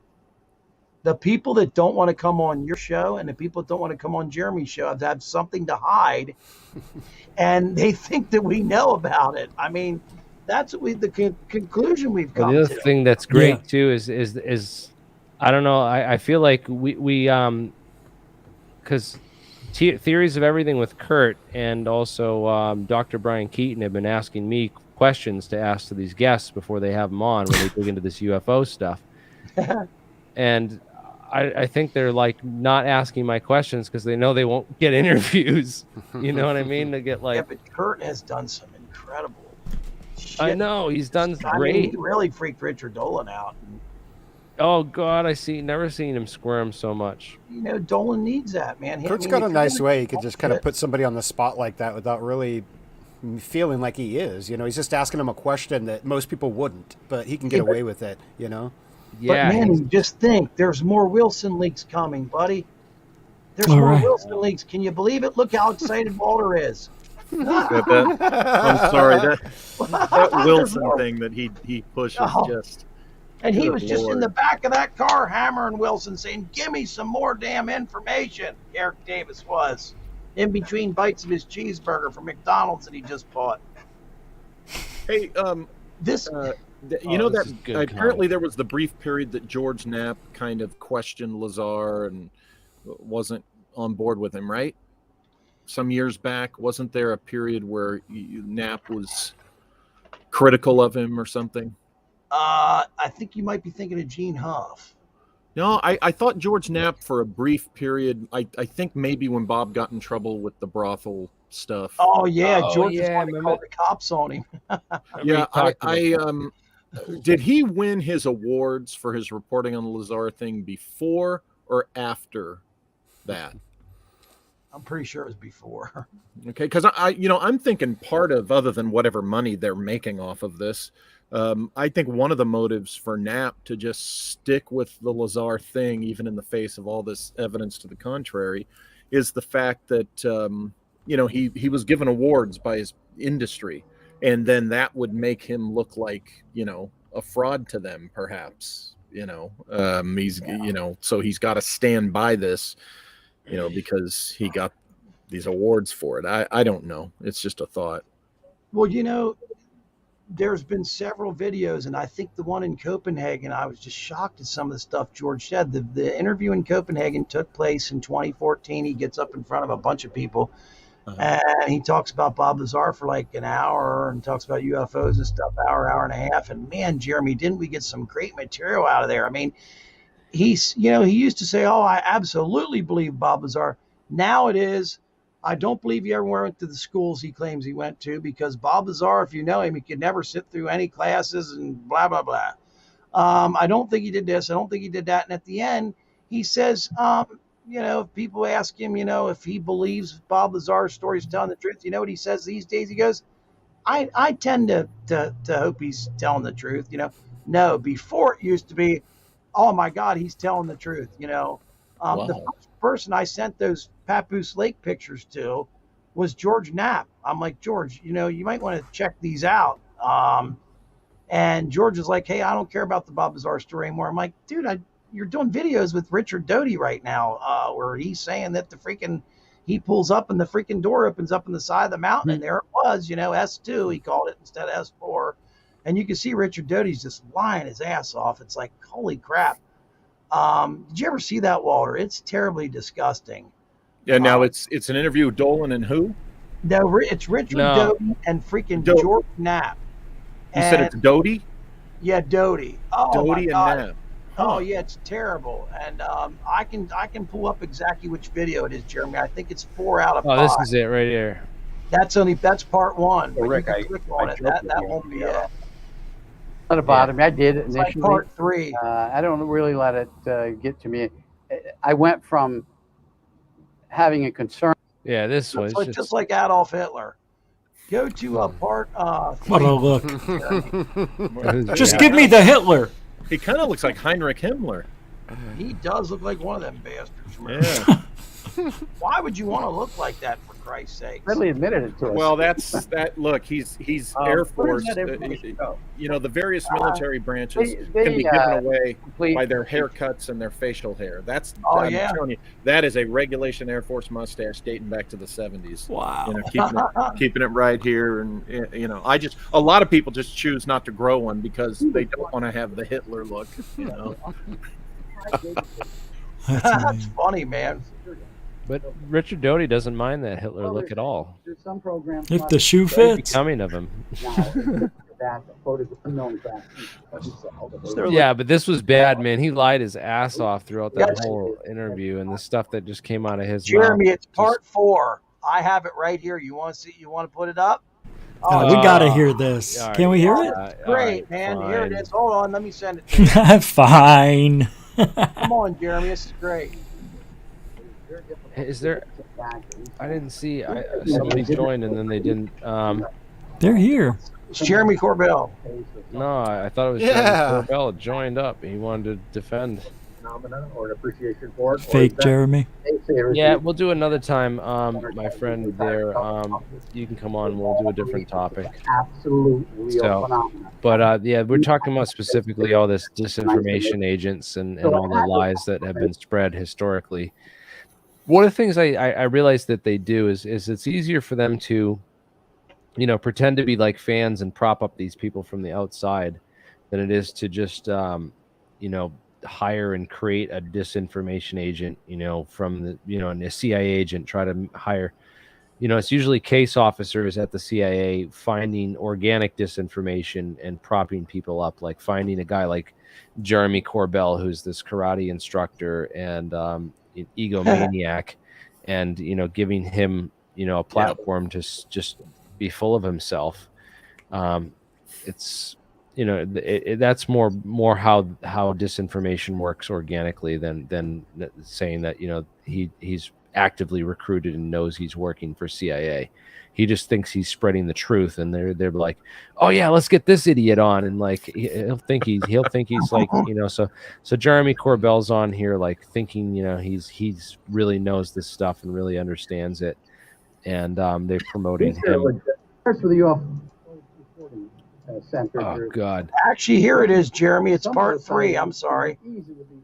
For the reason you're. Yes, that's true. You come from a family who have been thing as if. Who is he talking to in this? Do you got this? George Knapp. Oh, I was thinking that was that young guy in the photo on the screen there. Okay, never mind. No, that was Kurt Jamungle of Theories of Everything with Kurt. Oh, okay. So, yeah, Kurt's been good. He's like been getting a lot of he's been landing a lot of these interviews that are hard to get with these people that normally don't give interviews to everyone. Yeah, what's up with that? How? He's kind of like new to UFOs, and he's a little bit he plays this naive card, and it's good because he doesn't really know a lot, so that's why they like to give interviews with him, because he's coming from the scientific aspect. Yeah. When I had him on my show, I interviewed him for my show, and he's like, he wasn't even really he's so busy like trying to look at all this other stuff, he didn't have the time to really research what we do here, and he was just blown away with all the physics knowledge and information I shared with him and sources of stuff that I sent him, you know, homework that's going to last him like 3 years of, you know, like he was just like blown away. So now he comes to me and asks me questions. He's like, what should I ask this guest? What should I ask that guest? And I try to like pin my questions to be good, you know, like, and damning. So like some of them I think are a little too close or something. I don't know why they didn't ask my question on that Brian Keating interview, because I just wanted to know more if Tom could explain the physics behind that terahertz metamaterial stuff a little bit better, because I've started to learn some more stuff about that, and I was curious what he knows or has learned in the time since that, because that I thought was the super interesting part of that whole thing. But anyways, yeah, this conference was a disaster for a number of reasons. But what do you guys think of? Oh my God! Whenever I saw this come out, that was the balloon. That was the balloon. There was the birthday balloon that he tried saying was this encounter. Like they showed that off. It's like I could have put together so much better slides and information if I was trying to, you know, break this to the public. And but it just, this whole thing showed to me that they're trying to, you know, what happened to the science and aerospace thing? It all just became about the entertainment. And then the guys that were involved with that sort of quit, and I don't know what they're doing. They're doing their own thing. Where's Hal Puthoff been? Has he given any interviews since that that one speech that he gave at where is that lecture that he gave? So I haven't seen anything from Hal Puthoff or any of these guys since, yeah, this was at 2018, June 9th. No, this wasn't it. Yeah, this was it. So yeah, this is really good stuff. Probably the best thing that I've seen on Mystery Wire, that you'll find on Mystery Wire. But he hasn't done anything since this 2018, you know, presentation in June, and it's just you know, he was just starting to get into some of the physics and talk about some of the science behind this stuff that they were working on, and then it all went like hush hush dark or something. I don't know, but it's just not the agenda that's being pushed right now, the science and the technology side of UFOs.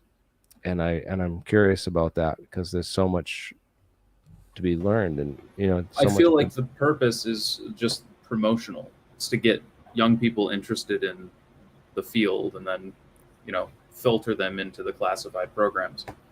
Well, and I think the guys who quit, to me, that indicates that DeLong served his purpose. You know, whatever they were using him for, and so you know, they cut loose.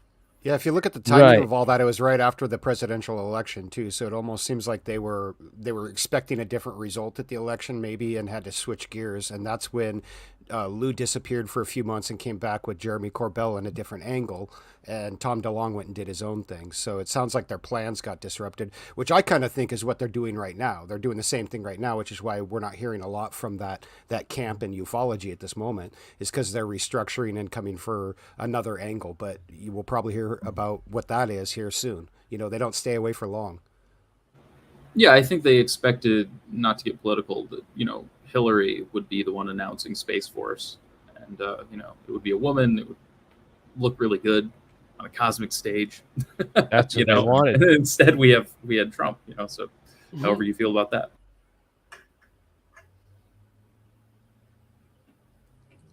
Yeah, very interesting. You know, what happened in the political sphere, and how that sort of played its role in everything that's unfolding in ufology. Because yeah, it's interesting. Elizondo, you know, used DeLonge's fame to kind of project him to that audience, and then once he had outlived that usefulness, he moved on to, and they kind of replaced DeLonge with Jeremy Corbell, it seems. But there's a similarity to what Corbell did with Bob Lazar, though, too, because Corbell used Bob Lazar's ufology chops to get into where he's at today. You know, he wouldn't be anywhere, I don't think, if it wasn't for. I mean, he still had his other Skinwalker stuff and his other paranormal stuff, but he wasn't nearly the fixture that he is today. You know, he had to. It was because of the Bob Lazar. Yeah, he catapulted off the Bob Lazar story and that whole thing. Rode right in on his coattails. You mean fixture is in a toilet or a sink? Or an outhouse full of crap toilets in Jeremy Corbell? Yes. Did you, Jeremy? Here is the actual video of Richard Doty saying about pulling up to the S4 mountain. It took me all this time to find it. Please show it. It's great. It's for what do you call it? Newsworthy purposes. Yeah. Right? Galileo Project is taking over the science end of this thing. It's like it's. I don't see how. Right there's the link, pal. I want people to see this lie. Holy shit. It's interesting, you know, because they got like you were right. Some of the scientific communities like looking into this. It's very few people. It's like Brian Keating. I tried getting a hold of Eric Weinstein, and I thought I'd like got a contact to him, but he just went like he hasn't responded back, and it's just interesting why, you know, Avi Loeb would give an interview to these people that he only got like 300 views on it, and yet he wouldn't bother responding to me or talking to me and my audience. He's scared of you, Jeremy. There's something. I think that there's like I said earlier, I think these guys, when they have something to hide, they're like, oh shit, this guy wants to interview because he knows about what I did, or he knows that this is fake, or you know what I mean. I think it's a thing where they're self-conscious about something. You know what I mean? Right. I don't know, man, because it's like they're trying to have they have all these questions about how they work and all this stuff, but they don't realize there's declassified programs where, you know, we have the people who, you know, worked on this stuff. We have their papers. We have all the information on that, and I try to share that with this audience, and it's just like, I don't know, they like think it's like too much, or they just, I don't know.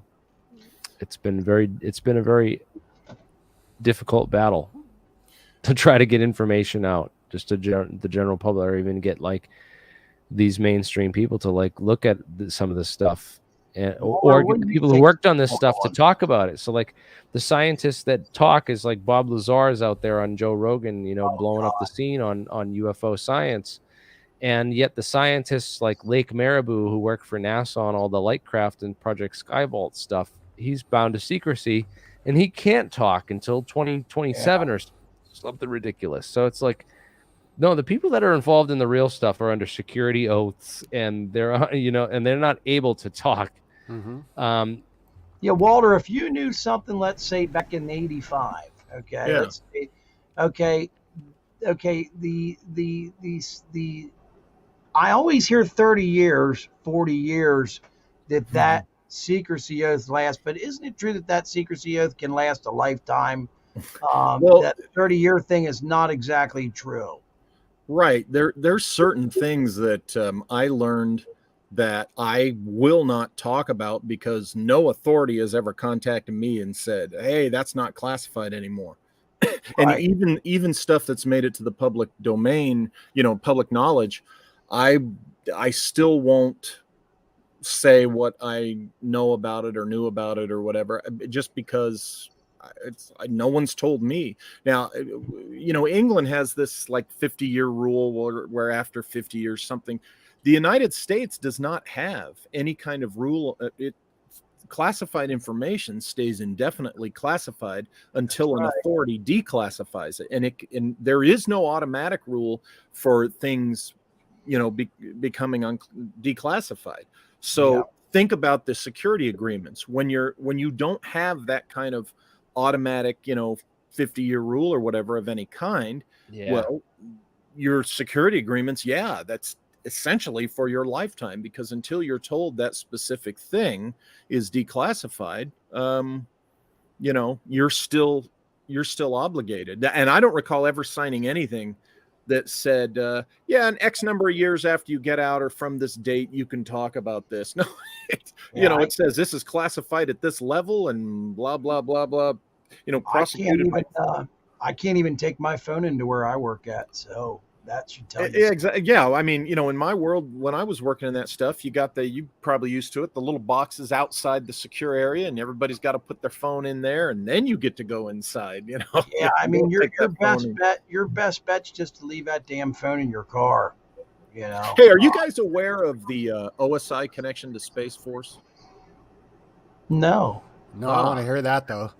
Air Force OSI is the investigative and counterintelligence agency for Space Force. They're going to be expanding their personnel, their agents. You'll have agents dedicated to Space Force stations and assignments and stuff like that. Space Force is under the Department of the Air Force.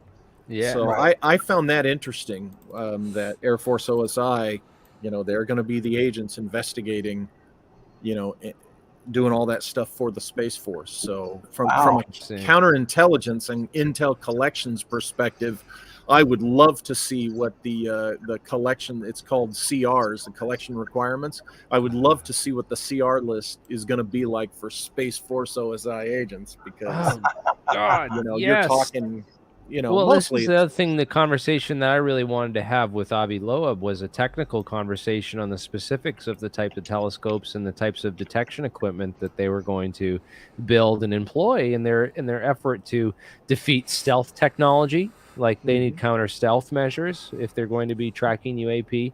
They need advanced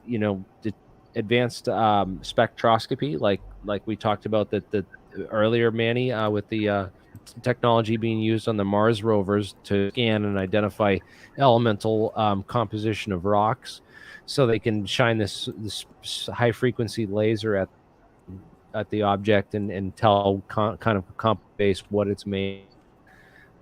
Things like triangulation, so more than one station, because as Mick West has pointed out on Twitter, there's nothing like, how come bird watchers don't capture UFOs, and how come UFOs don't display themselves in front of a whole bunch of people with high cameras and bird watchers. That would be the perfect place to, if a UFO appeared in front of and they'd have multiple angles, they'd have 50 different angles on the same object, and they'd undoubtedly. And I would dare say that they know how to take clear photographs. Things that are flying even. Yes, I'm saying. They know how to take clear photographs and would have the equipment. Laura, I wanted to ask you something. It seems to me that, you're talking about OSI and stuff like that and Space Force. It seems to me that there's a lot going on when it comes to OSI and Kirtland, or am I wrong about that? Oh, yeah. I mean, I had to go to Kirtland on occasion, when I was doing CE Ops. It was because, I dealt with technology in that job. I was exposed to a lot of TS and above, or TS and beyond level Air Force technology in that. So something came up and I had to go down to Kirtland on one particular occasion. It's almost like Kirtland's like a hub for, I just, from what I've seen, from what I've read, and from what I believe is true, it just seems like Kirtland is a very important place when it comes because to technology. It's the technology, the technological development and stuff. The Air Force is the technology is a major part of what the Air Force does and pursues. And Wright Pat is where the labs are. And but you have, that's the headquarters labs, essentially. But you have the stuff, in New Mexico. You also have stuff in Texas. Yeah. And so then would you have Kirtland be the technology division? Is what you're? Pardon? So would Kirtland be the technology division of? Well, it's one of the it's one of the bigger ones. Bases that is like neck deep into the technological pursuits of the U.S. Air Force and applications. My first assignment was what's called Los Angeles Air Force Base. It doesn't have a flight line. It's right next to LAX, and but it's a rocket base as far as rocket design and engineering, and of course they work closely with Vandenberg because that's where stuff gets launched.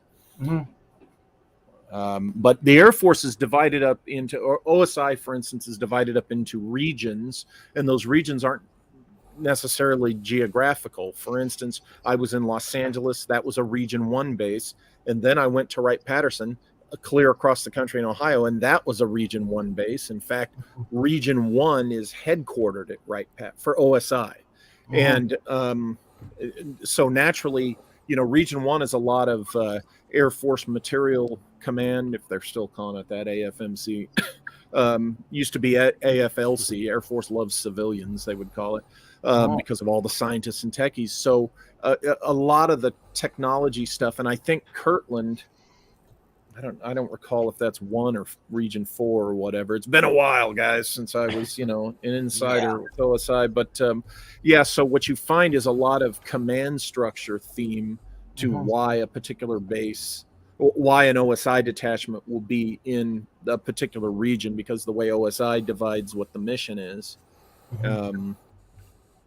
So that's one identifier from the perspective of an OSI agent.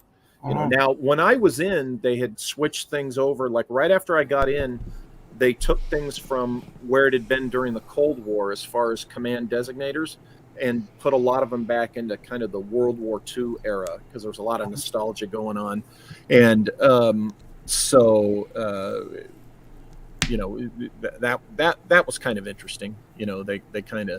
They kind of beefed up things. They changed our uniforms and stuff like that. But what's interesting, talking about Space Force earlier, and if Hillary had gotten in instead, I would say that if Hillary had gotten in, she would have been the one to announce Space Force, because I'm one of those that thinks Space Force was inevitable and a part of the plan, for a long time.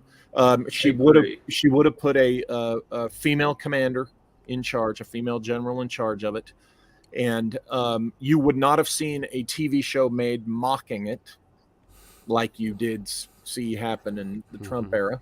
Right. It would have been I think there was a little bit of resentment that Trump got to be the one to announce Space Force, because I do think Space Force was planned and inevitable. So it's kind of interesting. So I have a question for you about that. So do you think there's a bit of an intelligence problem? And by that, I mean like ASVAB score problem, where, you know what I'm saying? As far as populating Space Force. What I learned when I was in was that a lot of the high scorers end up in either the Air Force or the Navy, because the Air Force and the Navy are the technology leaders, right, in the military. So, yeah, that's a good point. I think you're probably going to it's going to be the real keen eggheads, the high scorers, that they're probably going to be looking for to get into a Space Force. I would agree with that. That's a good Check out this campaign, though. This ad that Jeremy's playing is a recruitment ad for a Space Force that was recently put out by the DoD. Yeah, I'm actually featuring this in the video that I'm putting out tomorrow, so it's funny that you played it. But I haven't seen this. This is cool. Yeah, it just came out, I think, this last week at the release, but it is pretty cool. But look at what they talk about at the end, and play the audio so people can hear it. It's only like 2 minutes, I think. 30 seconds, dude. Is it? That might not be the whole one. I think this is the short version. Am I the only gray beard who's just envious? Our job is to have an answer. Envious. Imagine what would be imagined. Plan for what's possible, while it's still impossible. Look at that ship. Maybe you weren't put here just to ask questions. Maybe you were put here to be the answer. The X-37B, that's the first time it's been publicly shown, is right there. That's the actual ship. Isn't on this planet. Oh wow, I've never seen that before. See, the logo. That's what they show, and it's like, yeah.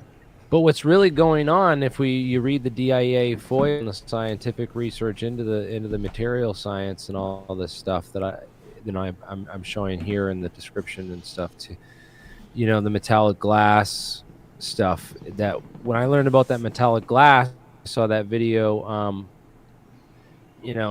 metallic glass. I immediately saw there was a bunch of comments on the actual video about Roswell. Pretty sure we got to go talk to my step niece about that stuff, man. Or yeah, she's an expert in that. She sent me a bunch of stuff on it, so I want to get her on. She would be more than glad to talk with you, man. She's so smart, it's crazy. Well, my point was just that I don't know if we have the manpower, the people on this planet. I mean, I don't know if is Space Force higher than Air Force and Navy as far as requirements. You know, I mean, I imagine. That would be my best guess. But what I meant a few minutes ago was, my God, where can we go talk to Space Force people? If I were like a younger the SEAL Team 6 of the Air Force, right? If I were a younger agent again, I would be doing whatever. I'd be saying, please assign me to the Space Force detachment. I mean, if I were 18, I'd probably say, forget college. Right off the bat, I'm going to go sign up if they're taking new recruits. The very last thing they say in that recruitment video is that you're the best way to serve your planet might not be on your planet. I mean, they're straight up saying it. They're straight up saying this is like Starfleet, you know, like we're building the ships, you know, like it's just so friggin' cool. Yeah, it is cool. Well, technically, orbit is off the planet, so you know. Yeah, low Earth orbit is. Well, you could jump and be off the planet. Walter, how long was one your hopes. career? One Was it hopes. over 20 years, Walter? It was over. But you were in what? Your career was over 20 years, wasn't it? No, it was exactly 19 and a half years in the national security community. I started FBI, then I was Air Force, then I was an independent contractor in counterterrorism, and then I did backgrounds, SSBI, security background investigations. Background investigations. I know what that is. I had one done on me. Yeah. Jeremy, I got to get going, man. Right. Sorry, I got to bounce. Rich, thanks for joining us. We go crazy over here. So Walter, let me ask you something. For a young person out there aspiring to be what you were, and you were definitely somebody. I'm very impressed with. Oh, thanks. I always told Jeremy, it's like, dude, let's get Walter Bosley on, man, as much as possible. It's like, what would be your advice for a young guy out there that's thinking about becoming OSI? What would be the best advice, for someone out there to what let me ask you this: what does it take to become Office of Special Investigation? Is it college involved? Is there? I'm just curious. Well, the requirements now might be a little different, but when I was in, the OSI has officer, enlisted, and civilian agents. Now, if you're a civilian, you got to have a college degree, and I think in the enlisted agents you have to have the college degree because as an officer you have that anyway. And were you enlisted or were you? No, I'm an officer. I'm okay, a captain. So I'm a U.S. Air Force. I'm a captain, U.S. Air Force Reserve, inactive. I can be called back. They can knock on my door. If someone knocks on my door and uses that first name, captain, that means come on, you're being yanked back, and I can be yanked back till I'm 62. So, so I'm still, Can I ask you your rank? Pardon? Can I ask you your rank? Or you like? I just said I'm captain. I'm a captain. Oh, captain. Okay. Yeah.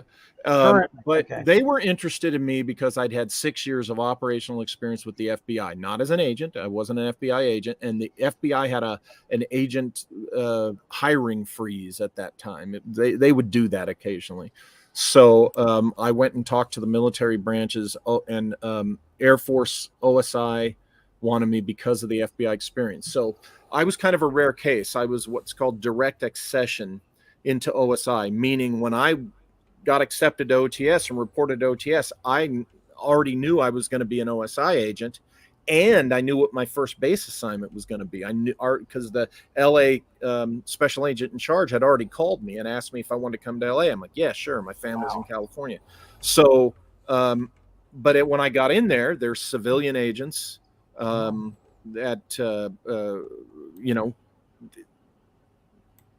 there's enlisted agents.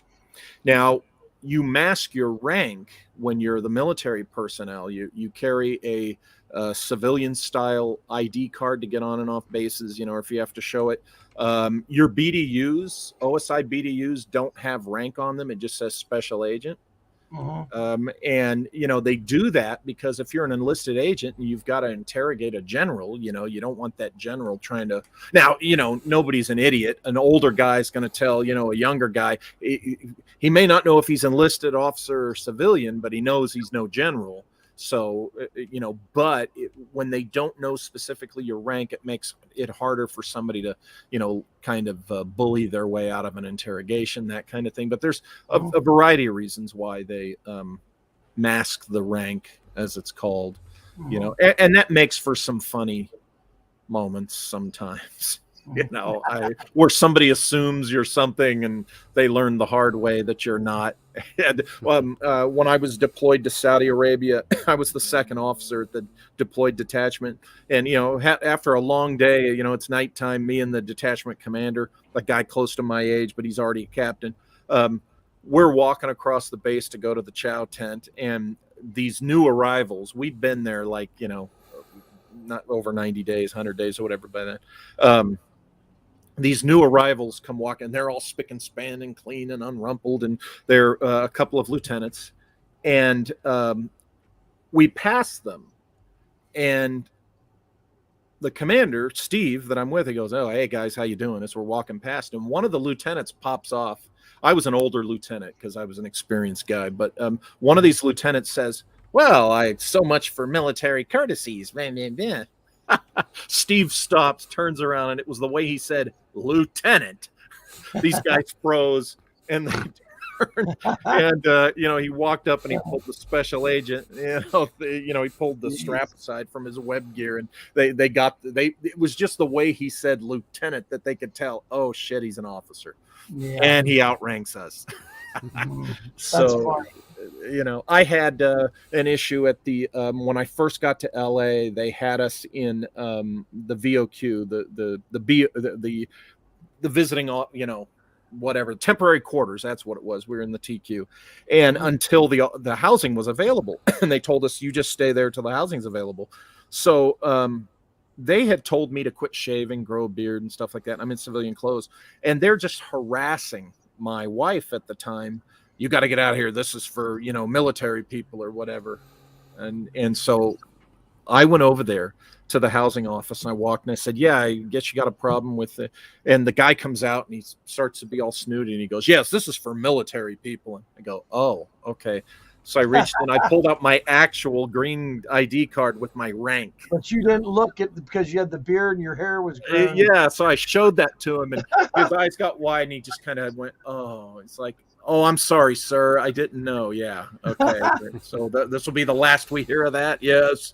So I think the next day we got out. I won't ask why you had to grow your hair out in the disguise, but that reminds me of Ed at one time. Jeremy, remember his hair was longer and shit, and he said, well, there was something going on where one time when he was in the Air Force that they had him I think grow a beard and his hair longer for something he was involved in. And I was like, really? And he was like, yes. He goes, it happens.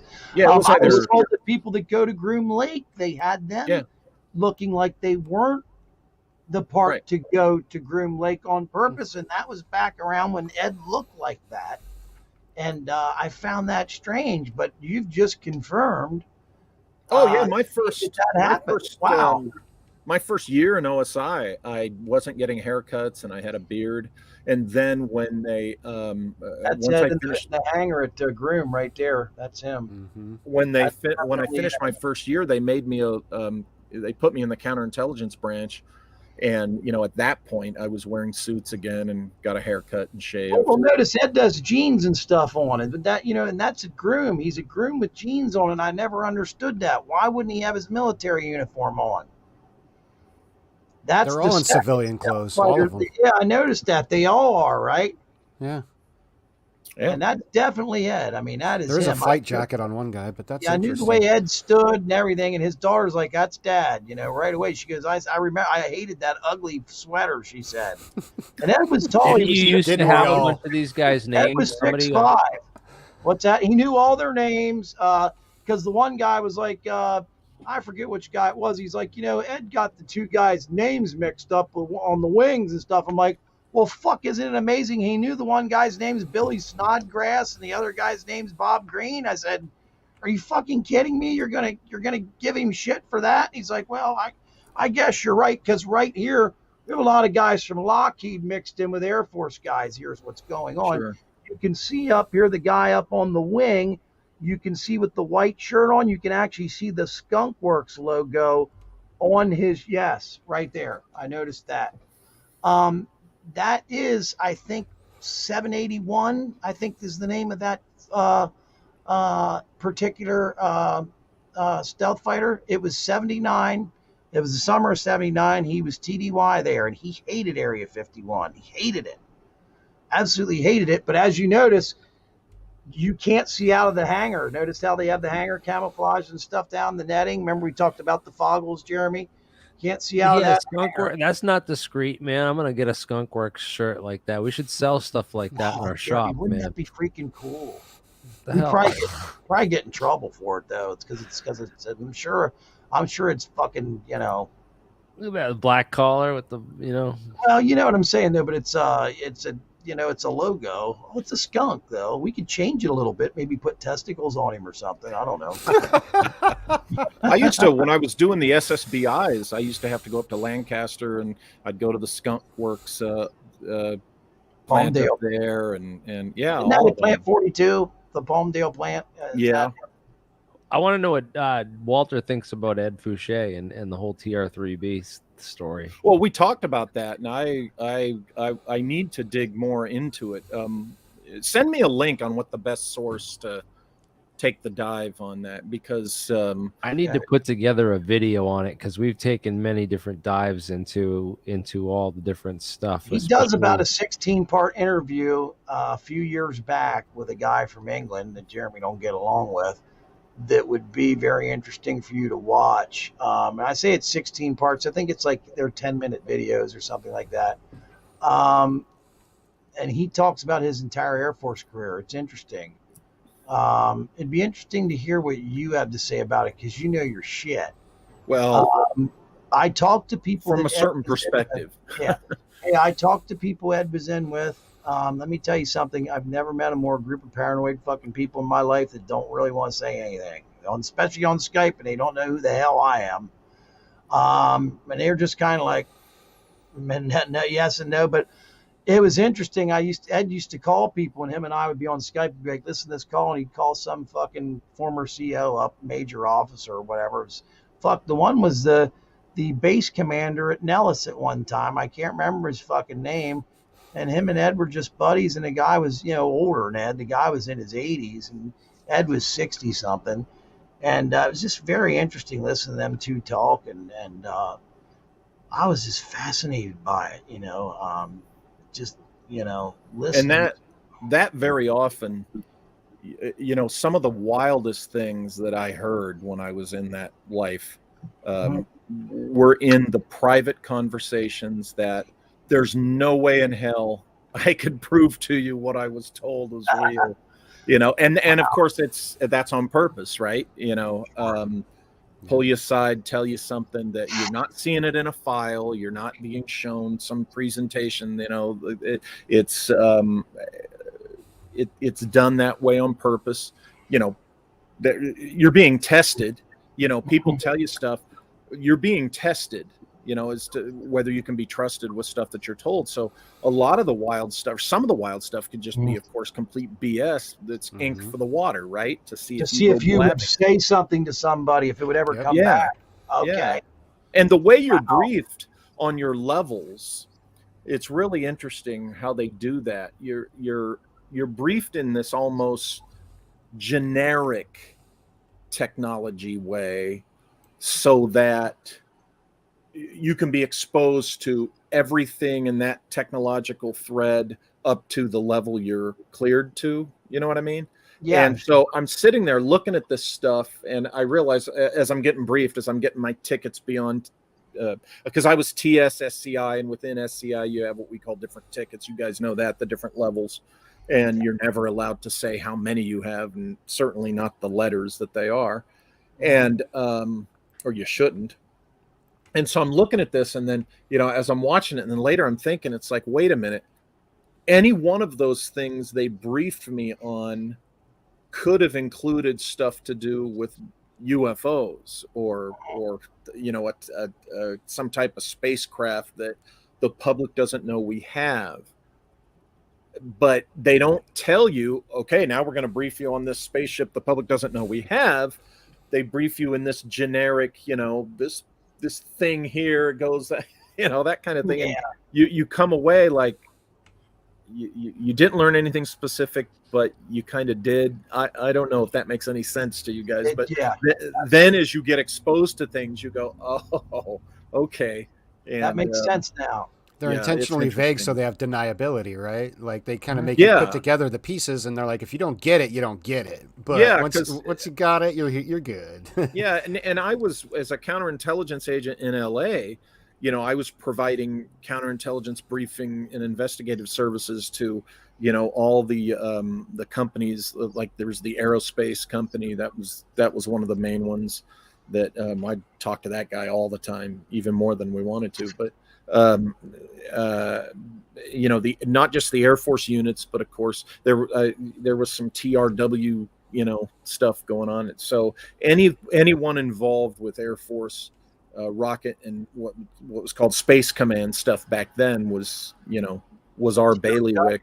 Counterintelligence was heavily involved with with Australia down there, Pine Gap. Yeah. And the movie The Falcon and the Snowman is about, people don't know this or not, that's about TRW. Yes. Excellent movie. Excellent. Oh my movie. God, I can't believe he's out of prison. Who? The Christopher Boyce? Oh, he's been out for 10, 12 years now. Yeah. Look his name up. He has interviews and shit on YouTube. You won't believe it. It's incredible. I want to say something. He's still flying Falcons, by the way. I'll say something about Christopher Boyce. Out of all my years as a counterintelligence agent, you see the in-prison interviews, you see all the various discussions and stuff. Yep. He's the only one I ever saw, the only American I ever saw convicted of espionage who voiced regret and really? Admitted he did something wrong and expressed that, you know, I did a wrong thing. He's the only one. That friggin' John Walker was just a arrogant prick, you know, up until I think he died some years back or whatever. But he just John Walker, was that his partner? No. John Walker, the John Walker spy case, you know, Google it or whatever. It's very interesting. No, Christopher Boyce is. I remember Aldrich Ames and the other guy, the guy that they made the movie about. Andrew Lee Dalton, I think, was. Oh yeah, was the other guy. Yeah, that's the one that Sean Penn played. Yeah. Yeah, he was the Snowman. Yeah. Excellent movie. Okay, Walker. What was he? He was just John Walker was this a-hole who had been in the Navy, and he was giving stuff to the Russians, I believe, starting in the Vietnam era.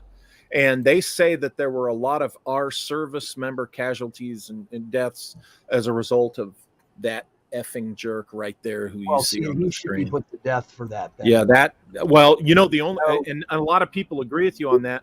The only reason they didn't was they got him to keep giving them information. Otherwise, he would have been lined up for execution because he was responsible for, you know, combat deaths. Yeah. You know? And hey, that's like, that puts you on the list to take the bullet. But yeah, Walker was just and he got his son and daughter, tried to, I don't think his son, I can't remember about how far his son got involved, but I think his daughter was the one. She was in the Navy. The son was too. I think his daughter was the one that said, "Screw you." Oh yeah, good for her. But yeah, he was a creep. Now, usually when spy suspects get arrested, you know, it's like an accountant going, "Oh my, you've got me." Well, you know, whatever. It's a gentleman's game. This knucklehead was a licensed PI, and he had a permit to carry. And I got to meet the agents who arrested him and worked the case, and they said the a-hole actually reached. He reached for the gun. He had a hand on pistol. And he said they were ready. They were. He sounds like Hansen. What was it? Robert Hansen. Robert Hansen. About. Remember, Robert Hansen his car was filled with guns when they busted him. Remember? Yeah. Well, he was an FBI agent. He was an FBI agent. Who was worse? Do you think, Hansen or this guy? Hansen, they claimed that he said people died because our best spies in Russia got killed because of Hansen. Yeah, he outed our entire. He killed like our entire counter-espionage program in Russia. So he screwed that over. Walker got a bunch of our military guys killed during Vietnam, and really compromised a lot of stuff. Yeah, he's still alive. He's in federal. Oh, he's in Butner. He's in Butner federal prison. You mean Hansen? Yeah. Yeah, or that guy there. They just showed the guy you were Aldrich talking about. James. Aldrich James was up in Allenwood Federal Prison. Yeah. The reason I know that's because I know someone that was up there. There was an underground prison up there. He was literally underground, literally under the earth. They have a prison that's underground. That's like and he wanted to live a high life. He enjoyed. So it was all about money for Ames. These other guys, I didn't understand Hansen. He had money. He had the family. He supposedly was this devout Catholic. Very religious guy, went to church every day. The movie about him just blew me away. I'm like, I don't. Well, I think Hansen. This guy did this. I think Hansen. It was in his mind a challenge. It was the challenge of pulling it off. Look, American spies are known around the world for the main reason they do it is the money. In fact, if you're going to betray your country, Americans are infamous around the world for pay them enough money and they'll do it. And because most of our traitors are spies, that's the dead drop place. Most of our spies, do it for money. They sell us out because, now they could be in a financial bind or. That's why I try to tell people the security clearance. They don't want people to have gambling problems, money problems, problems, like prostitution problems. Like I say about Lazar, I'm like, listen. A guy like that would never have ever been able to go tell this freaking story to people. I mean, do you think that the military doesn't take security seriously? I mean, come on. I mean, that's clue number one, that Lazar's full of crap and lying, because, they would have been breaking through his door a long time ago if he was telling the truth, particularly about something like that. I know it would be the biggest secret in the history of the world. But then these people say, well, that's why they don't come after him, because he went public. In John Lear's fucking driveway. I mean, sorry about the F word, but holy shit. I mean, come on. In a van. I mean, and it's only 22 people working on the project, but they're not watching any of them, Walter. Come on, they would have freaking guys on these people. They'd have security around these people because of the threat of espionage, right? I really think that the one of the, I don't know, maybe you guys have explored this, but these guys get their documentaries, the Bob Lazars and all these goofs get their documentaries.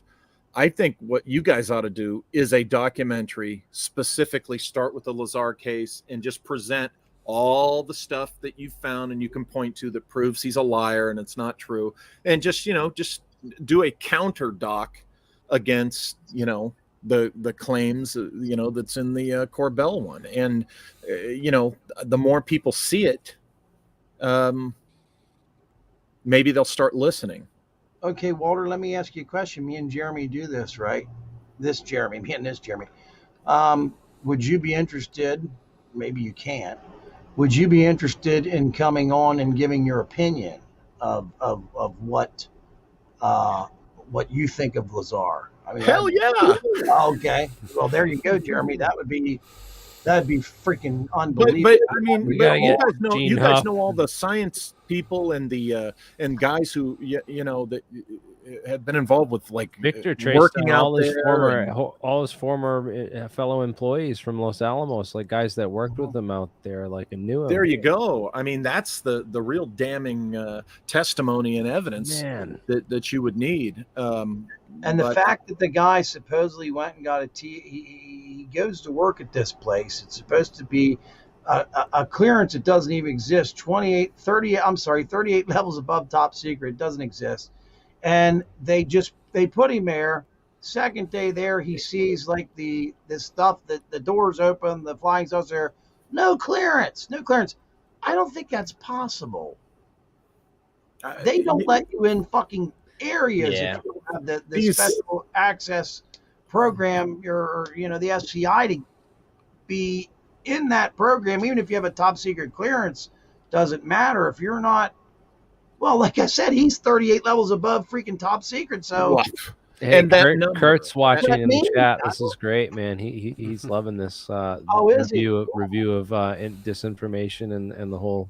I tagged him on Twitter in this, so I wanted to go over a bunch of this stuff, comparing Bob Lazar to these other real whistleblowers or spies or people that outed. Doing life or getting the death penalty. I mean, this is very. You know why these guys? And this is my opinion from my perspective. I think why these guys. There's two reasons why they come up with this 38 levels beyond. They come up with these ridiculous levels of clearance, right? Number one, that don't exist. Because number one, the mystery of it. Oh, it's so high, it's so far, I can't tell you what it is, because they know that to the dummies that can never be disproven or whatever. But the other thing is, if I were to come on here now, I can say I was TSSCI. I can't say anything other than that. I won't say anything other than that. If I were to come on here and spell out publicly what my tickets were, as we call them, I would get a phone call. I'd get in trouble because that's sensitive information, what those ticket levels are, because somebody could look at the job I had, they could look up and they could put stuff together, right, and this, that, and the other that, I shouldn't be giving to them. So if they're specific with a real clearance level, if they didn't have it, they can get in trouble. If they did have it, they can get in big trouble. So naturally, we come up with the 38 levels, the QZA clearance crap, because it's nonsense. It didn't exist. They won't get in trouble. And there's your clue. That's what we're talking about here. These guys who make all these claims and they never seem to get in trouble with the government. There's your clue that it's BS. Yeah. I mean, what's the guy 17 levels above top secret too? I'll talk about a guy who was a senior staff physicist for Lockheed Martin. So people can look at a CV, what a CV looks like for someone who is a scientist. So this guy his name is Bernard Haish, and he worked at Caltech, and he also worked at the Solar and Astrophysics Laboratory in Palo Alto for Lockheed Martin as a staff scientist for 20 years, from 1979 to 1999, and he was a scientific editor of the Astrophysics Journal. And people don't really know about this guy, but this is a real Bob Lazar if there ever was one. And he's got a CV here where you can read a list of all his physics papers, and there's links to some of them as well. So I think I talked about this in my interview with Kurt when I had Kurt on as well, trying to show him that there are interesting programs that were done into trying to understand the physics of inertia and gravity. And this guy wrote a lot of papers, real interesting stuff on zero point field around objects, light and matter, brilliant disguise. This was right around, after Alcubierre had written his paper in 1994. And there was a lot of talk in the physics field and a lot of research that was being done into this to sort of bring these ideas back. And this is some of the more interesting real physics if people want to dig into that kind of stuff, because I know I have some of my audience who are interested in that. And I do want to get this guy. I've tried to get him on for he actually did an interview with this guy named Geoffrey Deemer, right? And I posted a couple of things, So we have to move forward from the absolute belief that. But Geoffrey wrote a book, if you want to look it up, called Quinta. That's Bernard Haish right there, and it is. Yeah, you can go look up this the only video of interview him he's ever talking. done? No, it's got Hal Puthoff. It's got Hal Puthoff's in it. It's got Alfonso Rueda. This was supposed to come out in 2005, and for some reason it was blocked and it never came out. And that's how I found Todd Desiato, is because I was doing research into the Hal Puthoff and Hal was there. The equivalent. And Todd has been one of our best physics assets so far. I mean, aside from the work that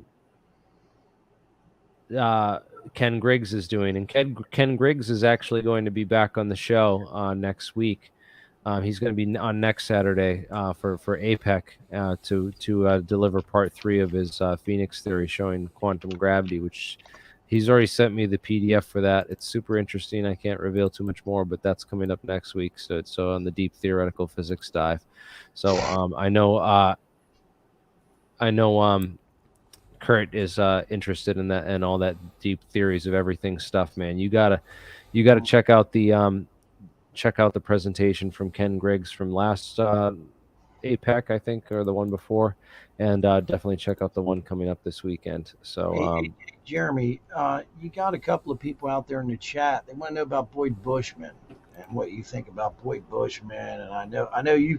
We both put time into that story, and the David Sereda interview, and then what happened with Boyd years later with the plastic. The thing is, we're at a standstill with Boyd right now because we tried all the experiments that he's talked about in those interviews that have been released so far. But then when I interviewed David Sereda on my show, David Sereda said that he's got another interview with Boyd that hasn't been released, and it's got even more information. And I'm like, oh, motherfucker. And then he said, remember the thing he said that they invented that they could knock? It was like this Tesla death ray thing Boyd invented or whatever. That was insane. David Sereda is at a bad place right now. His wife of 18 years recently passed away. So oh my God, man! My condolences to David. In this time, so please reach out to him and be kind. And, he's a nice guy, man. He really is, and David's videos back in the day got me all interested in anti-gravity and research and this stuff. So he did a good job, man, for what they knew at the time and what was going on. I mean, he's pretty up on some stuff now about everything that's going on too, because I've been talking to him and sharing information, and he's Did his wife have cancer or something? I think I'm not sure what. I think she did have cancer.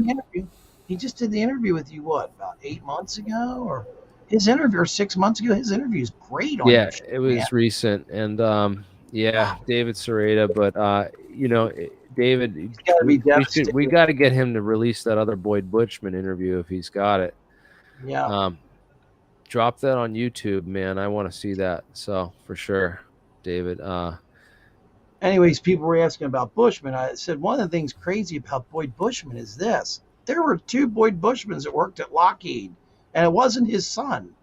And we found that strange. 2 Boyd Bushmans. Yeah, 2 Boyds. How strange was that? And David Sereda even said that. He said, "Yeah, there's 2 Boyd Bushmans." I think Ed had told me that too. Such a weird name, man, too. Boyd. Because Ed was like, that's not the Boyd Bushman I remember. And it's like, then you find out there was 2 Boyd Bushmans.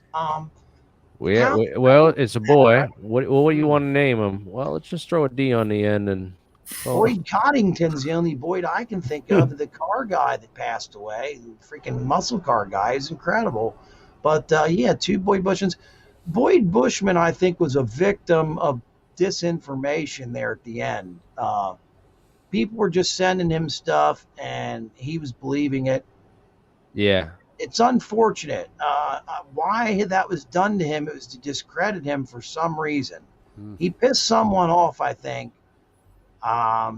somewhere along the line, and that's outside the narrative. They don't want you to know that the government and these contractors have been doing this research into anti-gravity. That according to the official narrative, it's like they don't have any idea what's going on. They've never done anything, and this is all new to them. And they're Well, the other thing is too is there's a lot of nuts in ufology. Look at me, okay? Now there's there's a lot of really crazy people in ufology, and maybe someone was just fucking with the guy. And I hate to say that, but the thing that he claims is an alien is an absolute proven Halloween doll, if you will. From back in the day, you used to be able to buy them at Kmart. Apparently, it was the first place that sold them. But you see those little things around from time to time. I've seen them around in stores. That little same one there. Yeah, disposable. That thing had life in the eyes. And I hate to say this, but David Sereda tried to say, "Oh yeah, if you look, it's a different one. It's the eyes." I'm a master. The iris is. David Sereda claims it's real too, because he looked at the iris, and then he claims they made the doll to cover up for the alien. See, he uses the exact. It's a great. Hey, isn't there a similar claim that Michael Horn makes about the laser gun of Billy Meyer? Yes, Billy Meyer. Yeah, Kmart. They made a toy one. Gosh, that freaking laser gun's so awful.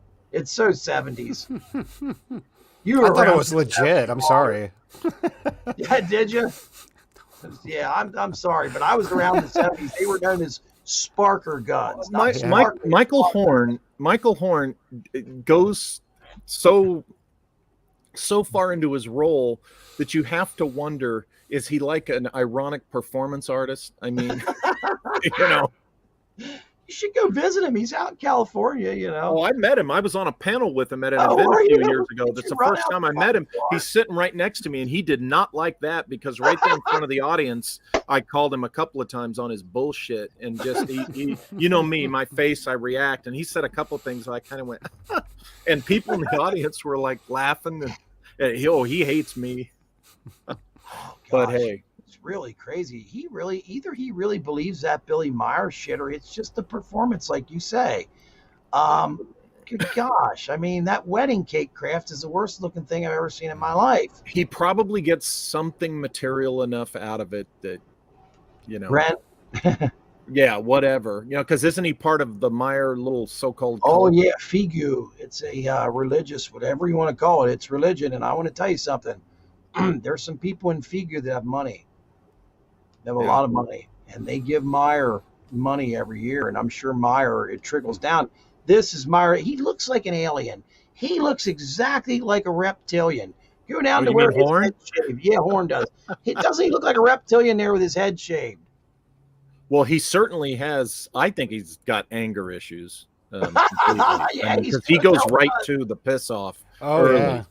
He was on Goof On last week or the week before that, I think, and he was like that too. He was just real quick to just snap on people, like people in the chat, like calling them names, calling them, just being condescending and rude. And I was like, well, you can't be like that, man. Nobody's going to listen to you if you're that way. And he hisses and his tongue comes out. And Go watch Steve Cambion show. He calls Steve Cambion an MFer and all kinds of stuff. Wow. And came back for like 3 weeks in the panel and told everybody to go F themselves every night. It was unbelievable. But kept coming back?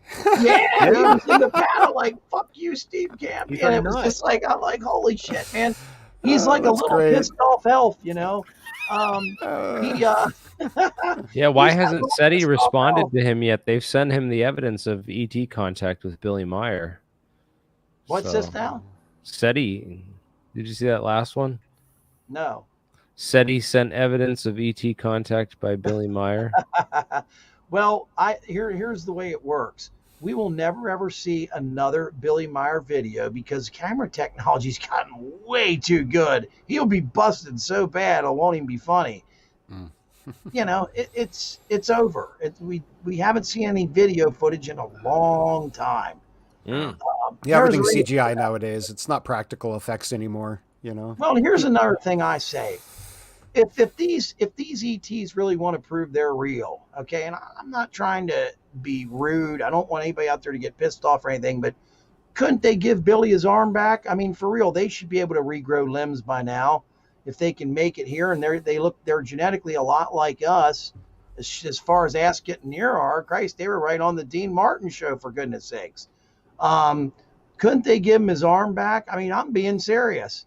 Hey, Billy, guess what we're going to do? We're going to give you your arm back, and that'll prove that we're real. Let me tell you something. That'd prove some shit to me if all of a sudden he came out and it went like this. I mean, his arm's off of the shoulder about, too. Not to change the subject, but I have a question for Walter. I'll wait. Go ahead, man. Oh, I was just going to say, so go ahead. No, go ahead. Go ahead. Well, somebody in the chat earlier was saying, humans are so warlike or so violent. And I hear that all the time, and I feel like it's a bit of a trope. To me, it seems like we're a species that's acting as though we're in survival mode. Like something happened that almost wiped us out, and we're kind of in that automatic survival mode. That's kind of the way I think we're acting. And, so I don't know. I just want to get your thoughts on that. I mean, do you think we're a warlike species in the sense of being just wantonly violent? I think we could be a lot more violent and still have civilization. Anyway, go ahead. Well, first of all, you got to know something about me. I am not a misanthrope. This down on humanity, we're not worthy stuff is a bunch of crap. I agree. We have flaws. We have great things about us. We have some silly ass sucky things about us. Human beings are capable of terrible things. We're capable of amazing things. For the most part, we're very worthy. And the idea that the space travelers have achieved some level of sainthood or whatever, I think is a load of BS too. I think we're going to find out that they're just like us. There's going to be good ones, bad ones. And so, the idea that, I know what you're talking about. Oh, they won't come here because we're so awful. Give me a break. Since if you go back and look at the culture, there used to be, even with the flaws and stuff of the past, I'm not one of those that, overlooks the stuff that used to be that was bad. But what I'm saying is generally there for the most part, there was a kind of an optimistic kind of thread going through, civilization. And especially, and I can understand this, but especially since World War II, if you go back and look at, like our culture, there's been this growing theme where we're just hit with the we're not worthy, we're crap, we're awful. And what it is a lot of the writers of movies and TV and literature, a lot of them were in that generation that they were involved with World War II, right? So they saw a lot of awful things or whatever. And, so they would come back and this would be reflected, in what they wrote in the films and TV and literature that the public was exposed to. Oh, that's a great point. And then, you get into the, the 60s and stuff, with, the counterculture and all that. And, it just has increased. Now, when you have external elements that will definitely like to take advantage of that and crank it up, like, for instance, former Soviet intelligence or whatever, our enemies, their influence agents, they go, oh, there's this post-war streak of negativity running in American culture. Let's prop that up and, kind of keep that going.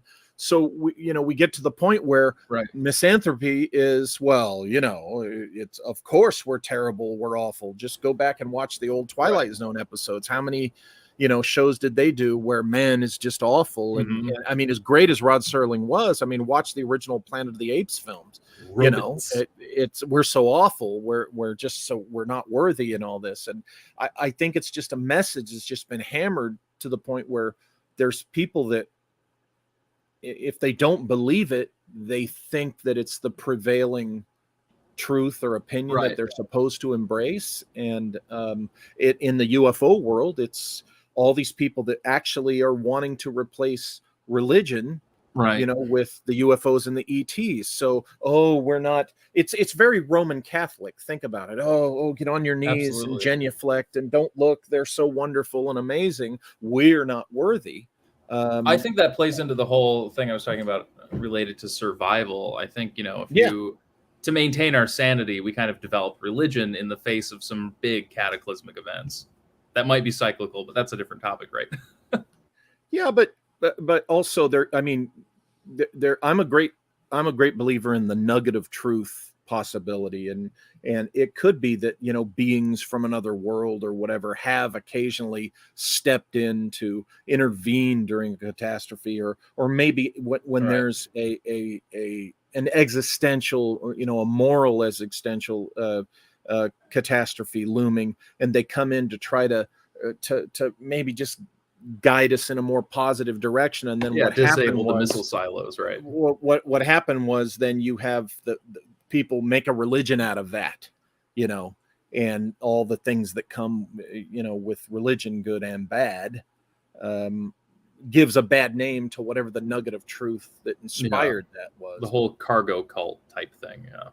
Yeah, it's you know, there, you know, throughout history there's that culture, that, you know, that good old priesthood culture that, hey, here's a way to control the masses. You know, we are the ones who communicate with God, and you must, you know, listen to us and do what we tell you, kind of thing. And it's so amazing that we even developed that at all, that evolved. I mean, you look at the culture of orcas, for example, and, you know, how they teach their young to hunt, and it's very, you know, Spartan-like, and they have, you know, they'll all stand back and watch the young one try to get the seal or whatever.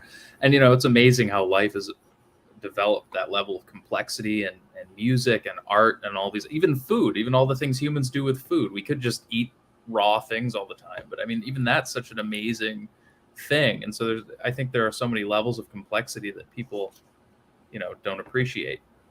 No, they take it for granted because, you know, they have it every day in their lives. It's always around them. But I like your idea that we are surviving. I mean, because that backs up, you know, my personal view is there's human beings who ancestors, their origins are on this planet. And then I think there were human beings that came, you know, for whatever reason, found their way to this planet. And I think by now all of us have the DNA of both running through our bodies. Right. And maybe this memory of a catastrophe, this survivalism, is that reason that particular group of humans found their way to this planet. Maybe they were the humans on Mars, and when Mars was destroyed for whatever reason, they make their way to Earth, and it's still deep in there, the survivalism. You know? Yeah, I mean, or we could have originated here, gone out, come back. Could have been that kind of feedback loop. I think that's even more likely, personally. Or both possibilities. Sure. You know, it's you know, we can't get into the either or thing, because that's you know, that's so limiting when actually the both and might more easily explain or answer the questions that remain. Right. So I think we'd be very interesting to any outside species. I don't think we would just be viewed as, like, you know, scum. I disagree with this misanthropic, you know, perspective that we're not worthy. That, to me, that's ignorant. Yeah, that's like dolphins are trendy. Yeah, absolutely. Like dolphins are amazing, and they have all this amazing language, and they're so intelligent. And some of them do horrible things to each other, or the way orcas treat other, you know. But, you know, on the whole, they're amazing, and we're not trying to wipe them out. We don't belittle them. We're trying to understand them. They're so interesting and complex. So anyway. Cool. Well, we should start a dolphin rape court. They do that, yeah. They're Yes, people rape we should dolphins? try them. No, dolphins assault people. Oh, and, I've heard and that. each other. And dolphins have a very complex. They're the only animal we know that has a business sense. So these pods of 2 or 3 males will trade females between themselves. But first they'll go to one, and then they'll go to the other, and then they'll make like a business decision, and all these other things. Yeah, it's amazing that life on Earth. Sounds like Bob Lazar. That's it. His brain switched to Crystal Dolphin. Cove. He forgot all of his it's physics. Yeah. Yep. The Crystal Cove Apartments. Yeah, the Crystal Cove Apartments, man. You want a couple of hoes, you know. And some meth. Yeah. The password is man. And it's on the street you live on, George. What? Yeah, remember, that's what Bob said to him. You know, it's on your street you live on, George. The prostitution setup. Didn't he bring him over there when he asked him about it? He's like, "Yeah, come on over." Well, I'm pretty sure people know. I have a feeling Lear was over there quite often.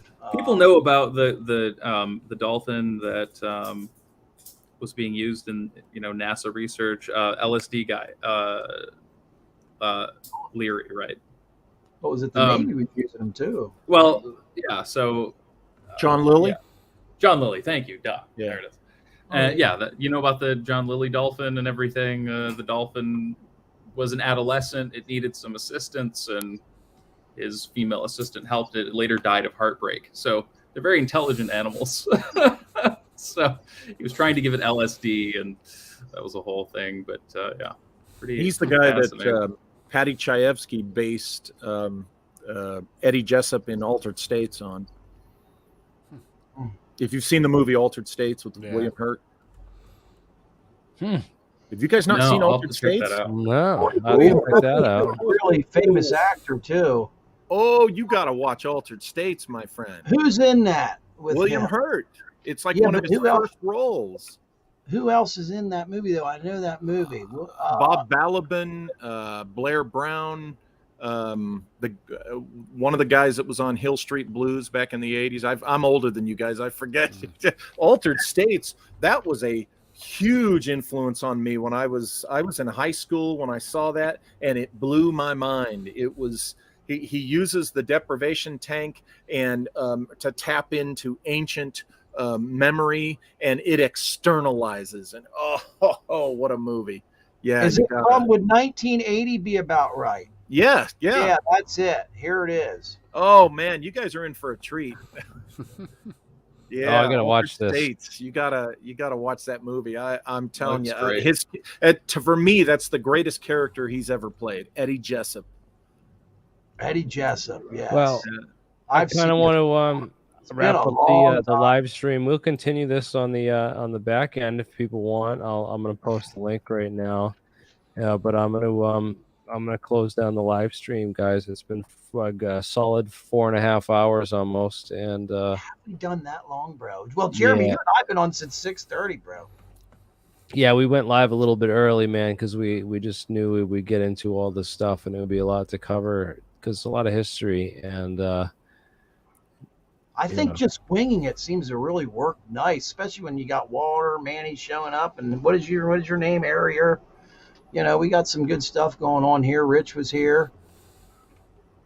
When Walter shows up, it's I always like interviewing. That's where the popcorn guy arrives when I show up. You guys are the real brains here.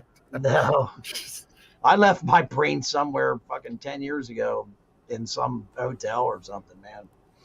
I don't know. Well, thank you for everyone that stuck through the whole solid 4 hours, man. We have like 200 people watching, pretty solid. That was awesome. So wow, that's great. Really. Thank you for everyone who took part, and interesting talks today about a lot of stuff. 214 people right now. Cool. That's a lot, bro. I mean, I see people with 30, Yeah, once we start talking about guys, the scientists jerking off dolphins for research purposes, the numbers die. It's like, all right.